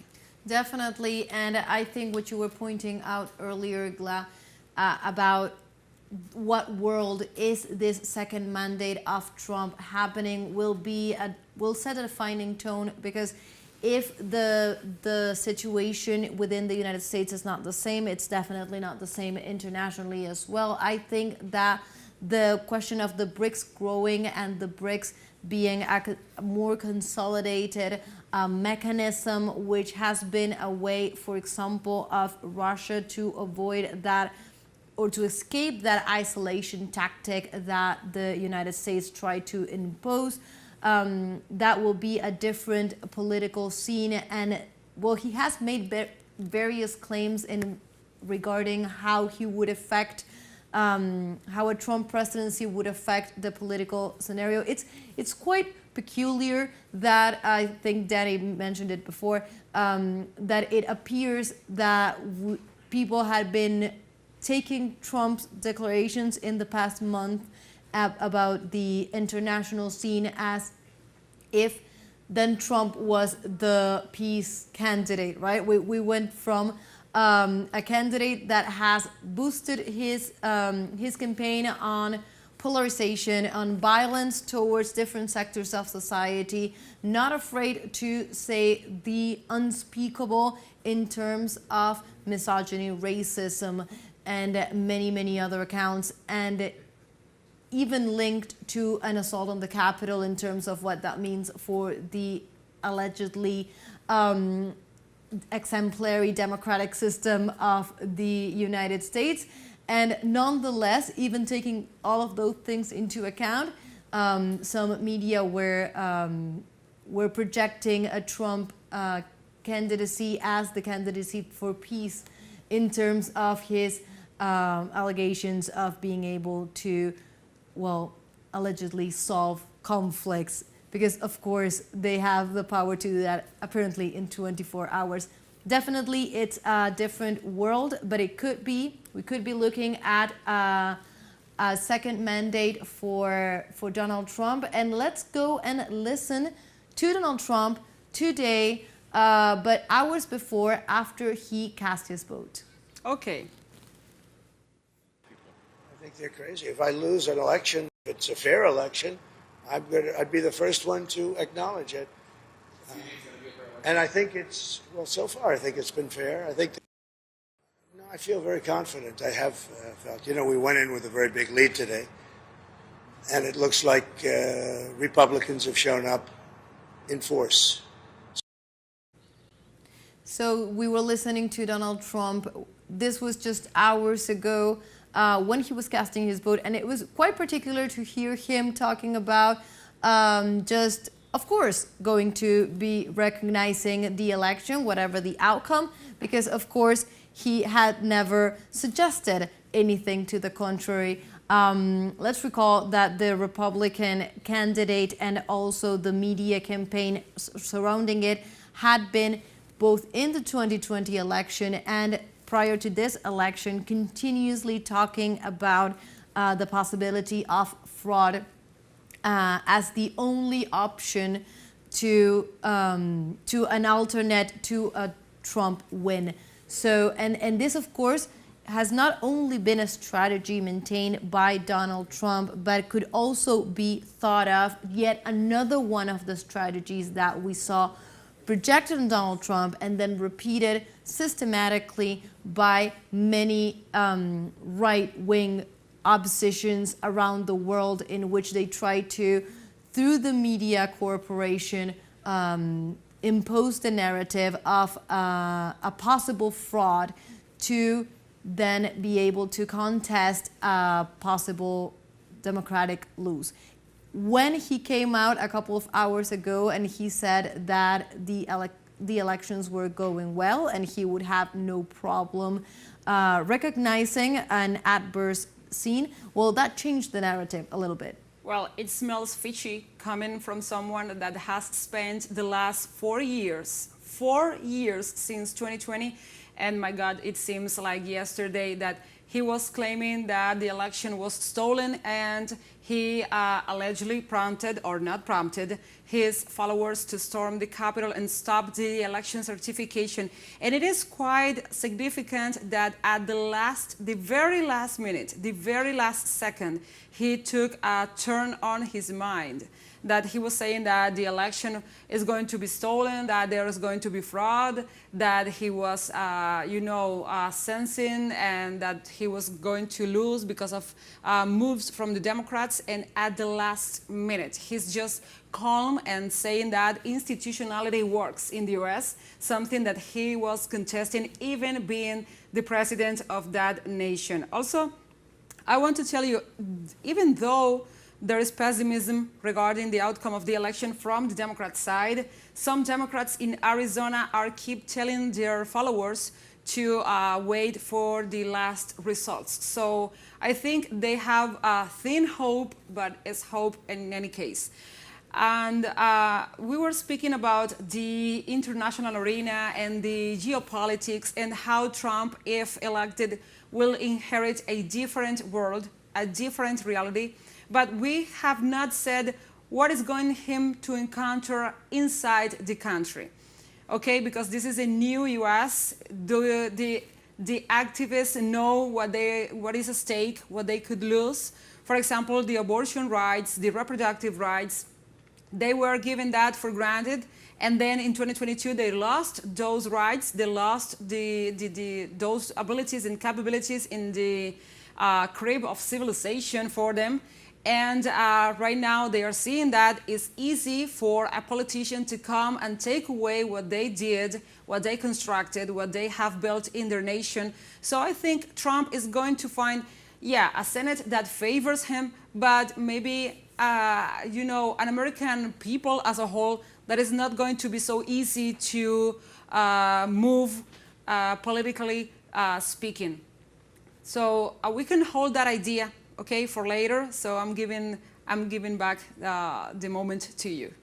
I'm grabbing the moment. And we are going now to Henry Canelo, who is in New York with some updates from the Eastern Coast. Hello, Henry, can you hear us? Please tell us the information you have on your side. What's the climate on the streets? How are you living this last remaining hours or the first hours of the day after the election? Well, the New Yorkers are in high spirit after the latest projections favor Donald Trump over Vice President Kamala Harris. Although the vote count has not yet finished, the Republican red continues to cover a large part of the 50 states of the American nation. Kamala Harris followers in the Big Apple assure that they will stay tuned until any of the two candidates declare victory.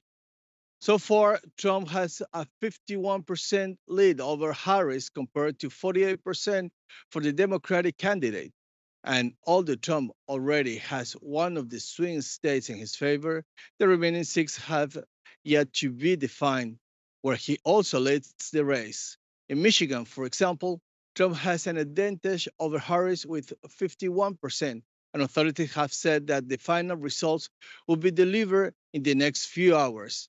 In Pennsylvania, Trump is ahead by more than 2,000 votes, 200,000 votes, but the count has not finished yet either. We will continue to stay tuned for more results and reactions.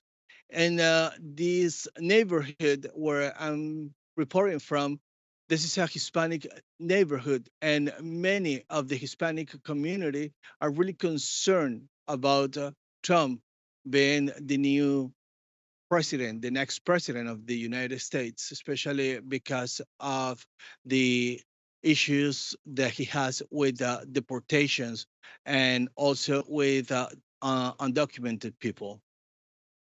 Gladys over here, and it's a pleasure to receive you and talk to you. So, so far as we are seeing the vote counts, Trump needs 23 electoral college votes, while Kamala Harris needs 56 electoral college votes. So these figures are speaking by themselves. And, you know, there is pessimism in Kamala Harris' strongholds and followers, but some of her followers in Arizona are telling and are saying that they have to wait until the last result.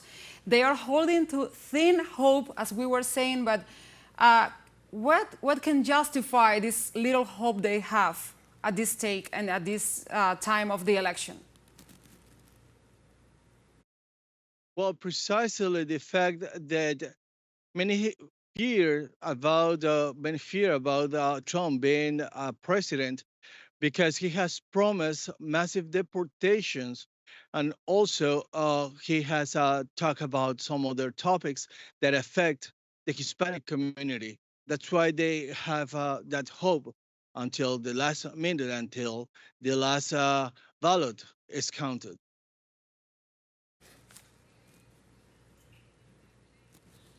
Excellent, Henry. Thank you for your report and for all the information, also for joining us in US Decides.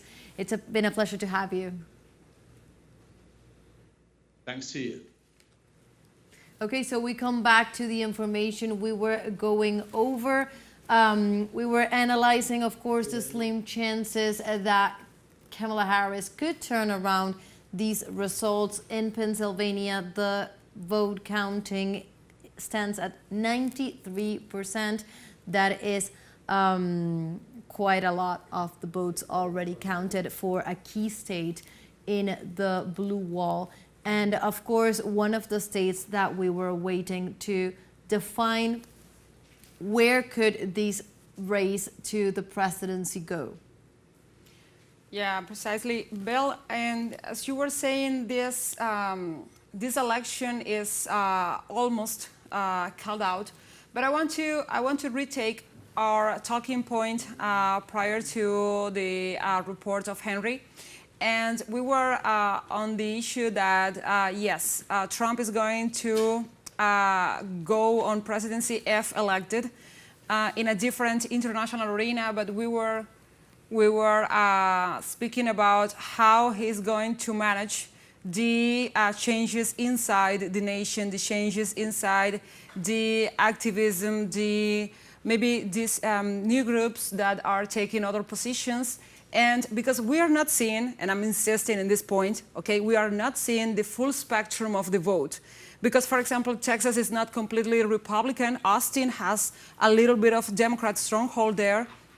And there are so many other places in the US where the vote is invisible, but there is a difference, and there is a very close call too in some states. So he is going to encounter a very, very different country in terms of different positions, in terms of political predisposition, and in terms of maybe their will and their will for advocating and fighting for the rights, because we know people in the US are losing rights more and more, and you know, in the cases of Republican governments, more in any cases. And also what Henry was just describing in terms of the Hispanic population fearing what as they see the numbers, as they see the possible win of Donald Trump beginning to take shape, and well, thinking about all the promises that he once again made in order to not only reduce migration into the United States, but he promised thousands and thousands of deportations. And of course, there's a lot of Hispanic community that is fearing like what could happen afterwards. So we talked about migration throughout this this program, but we haven't gotten into how could this translate to the real world the day before the election, or not just after the election, but the day after the new administration, a possible new administration begins. How can these promises that we know are sometimes upscaled in order to be effective and draw in votes and feed on the fear and the economy and the economic threats of the people, how could this threatens to the Hispanic population and the population in general be translated? Could we be facing, for example, big amounts of deportations? Yeah, the first thing that comes up for me is that in the 8 years of Obama, yes, we can si se puede with all of his, quote unquote, unifying rhetoric. Obama actually deported many more immigrants than were deported in the Bush years or any other years. So it's important to, that's not to say that Trump is, that his threats are idle. I think there is a reason to believe that he represents a significant threat to Latinos, to immigrants, to Muslims, with all of his hateful rhetoric and actions. Why invest in building a border wall of apartheid, of hatred, of xenophobia, when you could invest that money in jobs and education in the oppressed countries so people aren't forced to leave their homeland? These are not voluntary immigrants. These are people who are, their destiny has been usurped from them. And we were talking about this right-wing trend earlier. We mentioned Bolsonaro and Milei. We shouldn't forget Luis Abinader, the neoliberal lackey president of the Dominican Republic, who has built this Trumpian wall along the Dominican-Haitian border, and who has been not just talking about deporting tens of thousands of Haitians, but actually doing it without contextualizing the U.S.'s war on Haiti. Every day, more U.S. guns are leaked into Haiti. Every day, the threat of more U.S. intervention into Haiti. What they've done now is they have paid $333 million to Kenyan mercenaries. There's 400 Kenyan police officers and other Caribbean soldiers that are occupying Haiti right now. This represents the 4th U.S. invasion and occupation of Haiti in just the past 100 years. We don't know exactly Trump and his bark versus his bite. I remember in that 2016 to 2020 period in the Bronx, New York, it was not uncommon for there to be WhatsApp groups where immigrant rights advocates and family members alerted one another. ICE is here, ICE is at this subway station, and ICE is deporting people from this housing project, and they're invading here. Remember the sanctuary cities and people looking out for one another. And that's one thing about a Trump victory. It activates millions of people across the United States who would otherwise be adormecidos, would be fast asleep. I'll give one example to demonstrate my point. In the Bush years, when we protested the war on Iraq and the war on Afghanistan, we could get hundreds of thousands of people to surround the White House and the Pentagon and Times Square, and in Los Angeles and San Francisco. How many millions of people came into the streets in those Bush years? 2008, Barack Obama is the president. It's the same war in Iraq. It's the same occupation of Afghanistan. Overnight, our demonstrations go from hundreds of thousands to hundreds or 1,000 here, 1,000 there. Of course, in 2011, you have the dismemberment, the bombing, the recolonization of Libya. There were times where we had demonstrations in defense of Libya. There were only 12 of us or 14 of us or 16 of us marching in the streets.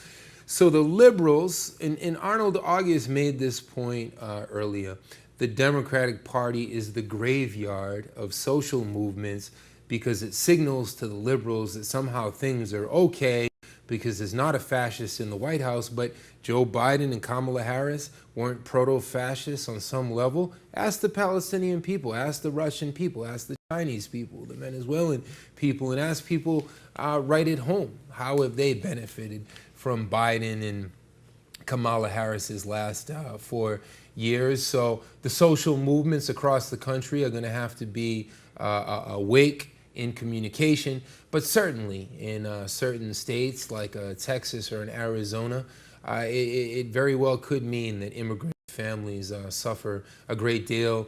We can't forget the separation of parents and children on the border during the Trump years, but this also happened in the Biden years, so we can't be selective and segregate our tears. No, and let's recall that the Biden administration were the ones that planned a joint invasion or joint takeover of Haiti just a few months ago, and alongside Kenya and alongside other forces. They were trying to go into force, into full gear inside Haiti, and not to address the root causes of inequalities, the root causes of what is happening right now there in this humanitarian crisis that is going on, and that it dates back to other U.S. administrations with other installments and other invasions of the Haitian territory and Haitian people. I'm seeing here, sorry Gladys, they've called Pennsylvania for Trump. Trump said 276, this is according to Fox News, Trump just hit 277 votes. Let's check our updates. Fox just called it for Trump. That would mean he's 7 votes over the Electoral College. Fox News projects Donald Trump will become the 47th president of the United States. What is CNN saying? That is Fox. The AP has not called it yet. No. CNN has not called it yet as well. They continue to be just pointing out the leaning tendency. We had mentioned before that the vote counting is very, very, very much advanced. So, and the difference stands still at a couple points in percentage points. So definitely it's there, and it's one of the, definitely it's one of the cases in which they'll be waiting last minute to call, because it's a very significant call to make, right? It's one of those candidates. So you were saying Fox has called it. We still have pending on information to really confirm that, but it's definitely very close. Meanwhile, while we wait on that, let's go to Luis Gutierrez once more, who's joining us, bringing us the latest in New York. Let's see, in Los Angeles, I'm sorry. Hello, good night from Los Angeles, California. Here, the polls closed about 3 hours ago, more than 3 hours ago, almost 4 actually now. And we are seeing a very quiet night in LA, in the streets of LA, where like there is actually not any sort of celebration for either candidate. The people are mostly at home waiting for the results. There are a few watch parties happening around the city. However, a lot of these watch parties have become, people have started to leave, people have started to go home, since they are, I mean, most of these places were expecting or were hoping for a victory for Kamala Harris. However, seeing the latest results, seeing like the trend on the Electoral College, people started to go home with a very disappointed attitude after losing or starting to lose hope that there will be any sort of changes in the projections for this election. Okay, Luis, so you were saying that many are just leaving the watch parties. Do you think that that is a general sentiment across the state? Of course, this is a state that has voted Democrat, that was expected to vote Democrat as well. What about we talked earlier about the local elections in terms of some decisions that were going to be set locally. What can you tell us about the outcome of those? Yes, some of these some of these votes are still being counted about these different propositions. However, it is expected that most of these propositions will pass, especially those related to the environment or to minimum wage, as well as the ones related to forced labor for incarcerated people. But however, we still need to wait a few hours. We won't get any final decision on those propositions until tomorrow morning as well. This is because California is a very big state with a very big population, and there's a lot of votes to count. Excellent, Luis. Thank you for your input. Thank you for your report for us and for joining us throughout the night and giving us the latest at every moment. So thank you. Thank you. Okay, so we continue with the information. We are speaking of Trump leading the race to the White House at 248 delegates, with 214 for Kamala Harris. So he's getting closer, definitely. Let's recall to our audience what the numbers we are looking at have to do with the number of delegates appointed to the Electoral College. That will then in turn define the President of the United States for the following term. The Electoral College is defined by a majority, or the election is defined by a majority of 270 votes, and that is what we are seeing on screen. That is the race to get the 270, and as we see, Donald Trump is closer and closer as Kamala Harris was standing at 214. He needs only 22 Electoral College votes, and if Pennsylvania goes red and, for example, Alaska does the same, those are the 22 required votes, and it's calling a win and calling a close. Exactly. We're just talking about Pennsylvania. That is very, very close to finishing its total vote count, being as sensible as it is in terms of defining this race. I'm assuming many media outlets are remaining cautious, but we have a 94% of votes counted with a 3 percentage point difference, leading with Donald Trump on the lead, so that could come in at any time as well.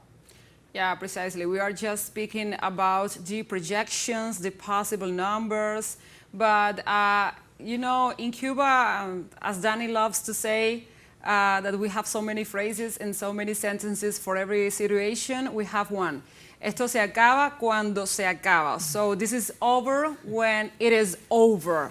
So we are not talking about defeats or victories. We are not giving final figures or final numbers. We're just doing the projections that we have in facts and in outcomes and official results in some states. And of course, we are just giving the overview of this outcome and this election. Exactly. So let's recall, we are continuing to see on screen the different results with the different states that have been already called. We've talked about the political landscape that this map shows. Again, the blue in the coasts and a big red center, and with this and with Pennsylvania so close to being called, we could now announce that Donald Trump is the winner of this election. This will be confirmed, of course, in the coming hours as the final results are coming in. But everything indicates that that is the decision of the U.S. people in this democratic system, at least. And so we reiterate, we were looking at the results, and as we waited for the swing states that are very, very close to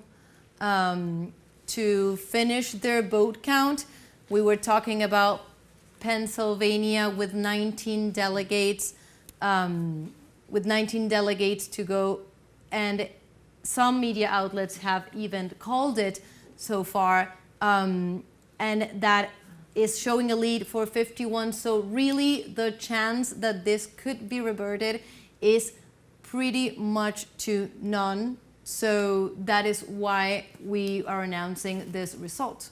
Yeah, precisely. And one of the many things that we wanted to add is that Trump, he has been tweeting, and his affiliates have been calling the victory one way or the other and being optimistic and vocal about it. But there is a grim silence on the Democrats' side. Kamala Harris has not tweeted yet. He has not issued any statement, any posts. Okay, she has said that in any case, if she lost the election, she will concede. And it's also a polls projection amongst the American people. They are saying that they are they are confident that she will concede and go through this process without any, complaints or any kind of violent remarks. And this is the scenario that is unfolding in front of us right now, with this more steady trend and more steady possible outcome in these elections. Danny? Yeah, it's interesting to look at the popular vote.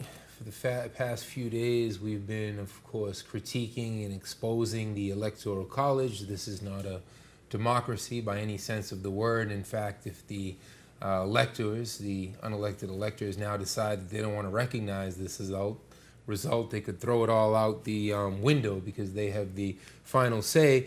But in terms of the popular vote, which Trump lost in 2016, which Al Gore won in 2000 against Bush. But this time, Trump, as of right now, there's still so many different votes to come in from different states. I think roughly 83% of the total popular vote is in, but Trump's above 67 million votes. Kamala Harris lags behind at less than 62 million votes. So even in the popular vote, the people of the United States have spoken. These vote tallies are less than 4 years ago. So I think we're going to see roughly 58 to 61% of eligible voters who participated. But those numbers will continue to rise up as many votes have not come in, specifically from West Coast states. We've heard of irregularities in Pennsylvania, in Michigan. So the numbers could exceed the total vote counts from 2020, which is something that the ruling class relies upon, because they're trying to showcase, quote unquote, their democracy to other countries across the world. So for them, it's very embarrassing when less than 60% of the U.S. electorate even participates, because that means people don't even trust the election enough to participate. So we'll see how these numbers shake out, but it appears now, as we've just announced, it's an irreversible victory for the GOP, for the Republicans, for this backlash against neoliberalism, against the identity politics agenda that we laid out earlier in the program. Exactly. And of course, what comes now is the analysis of what is that country. Afterwards, the analysis of what will the world look like in this new Trump presidency. We've been discussing a lot of this, and we will continue to do so. Of course, this is a more by parts integrated global south as well to contend with this Trump presidency. So that is what we will be analyzing in the coming days in the aftermath of this election. So like this, now we would like to conclude this special program for today. As we have been closely following this election, we have achieved a final decision. Of course, the final counts were remaining, but also we were mentioning this was a defining trend, and we will have the possible more analysis coming in on the coming days. What are last perspectives to keep in mind before we close tonight? Well, I think, first of all, that enthusiasm wasn't enough, okay? So you have to reconsider that maybe that you are fighting, you need to fight it with better guns, with better predisposition, because it's not only to hype people, it's not only to try to find the sensitive issues, to try to appeal to their emotions. You have to have a structure, a plan, and maybe that played against Kamala Harris and the Democrats, because they came in strong but without a conceived and a structured plan for economy, for maybe, you know, key elemental things. Yeah, we are going to give healthcare, but the healthcare has to sustain itself. So the money is coming from where? Okay, who is going to fund and to put the money where the needs are? And those are mechanisms and explainings you have to do in order to convince the voters, to gain the people's trust, to engage the voters with you. It's not only to promise, it's to promise with substance. Danny? For 13 long genocidal months, we've watched the life drained out of Gaza and Palestine and now Lebanon, and the ongoing bombing of Iraq and Syria. The whole world is watching.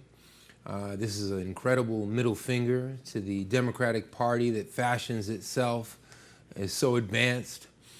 And the more progressive they get, the more the genocide progresses in Palestine. Hopefully this can be a moment of reflection for our liberal family members and friends to ask, how have you marched goose steps shoulder to shoulder with the genocidal Zionist entity? Certainly that was a huge factor. U.S. foreign policy and Trump in all of his anti-establishment rhetoric ruled the roost today and had the final say. This is a type of vengeance or a boomerang that swung back around from the Midwest, from the South, from the most forgotten sectors of the United States, with an incredible slap in the face of the liberal left elites from LA to New York. Let this be a lesson to you: never place identity politics over class politics. Yeah, so now we are taking over social media, and we are going to break down the reactions from supporters of Trump. And I'm asking production to allocate these images so we can have this ex-post so you can see it. Okay, so there we have the first tweet by the GOP, okay, the Republicans. This is a post from 7 or 11 minutes ago with this poster and this picture of Trump that declares the victory and the win in Wisconsin. We know this was an awaited result and an outcome given the importance for the final results of the election, final count. Also, we have other posts. And I'm going to jump from the GOP posts because they all look the same and they have celebrations in each one of the states. And they keep just celebrating and they keep saying that you know what time it is. And this is the prelude for a new Trump era and a new Trump term and mandate.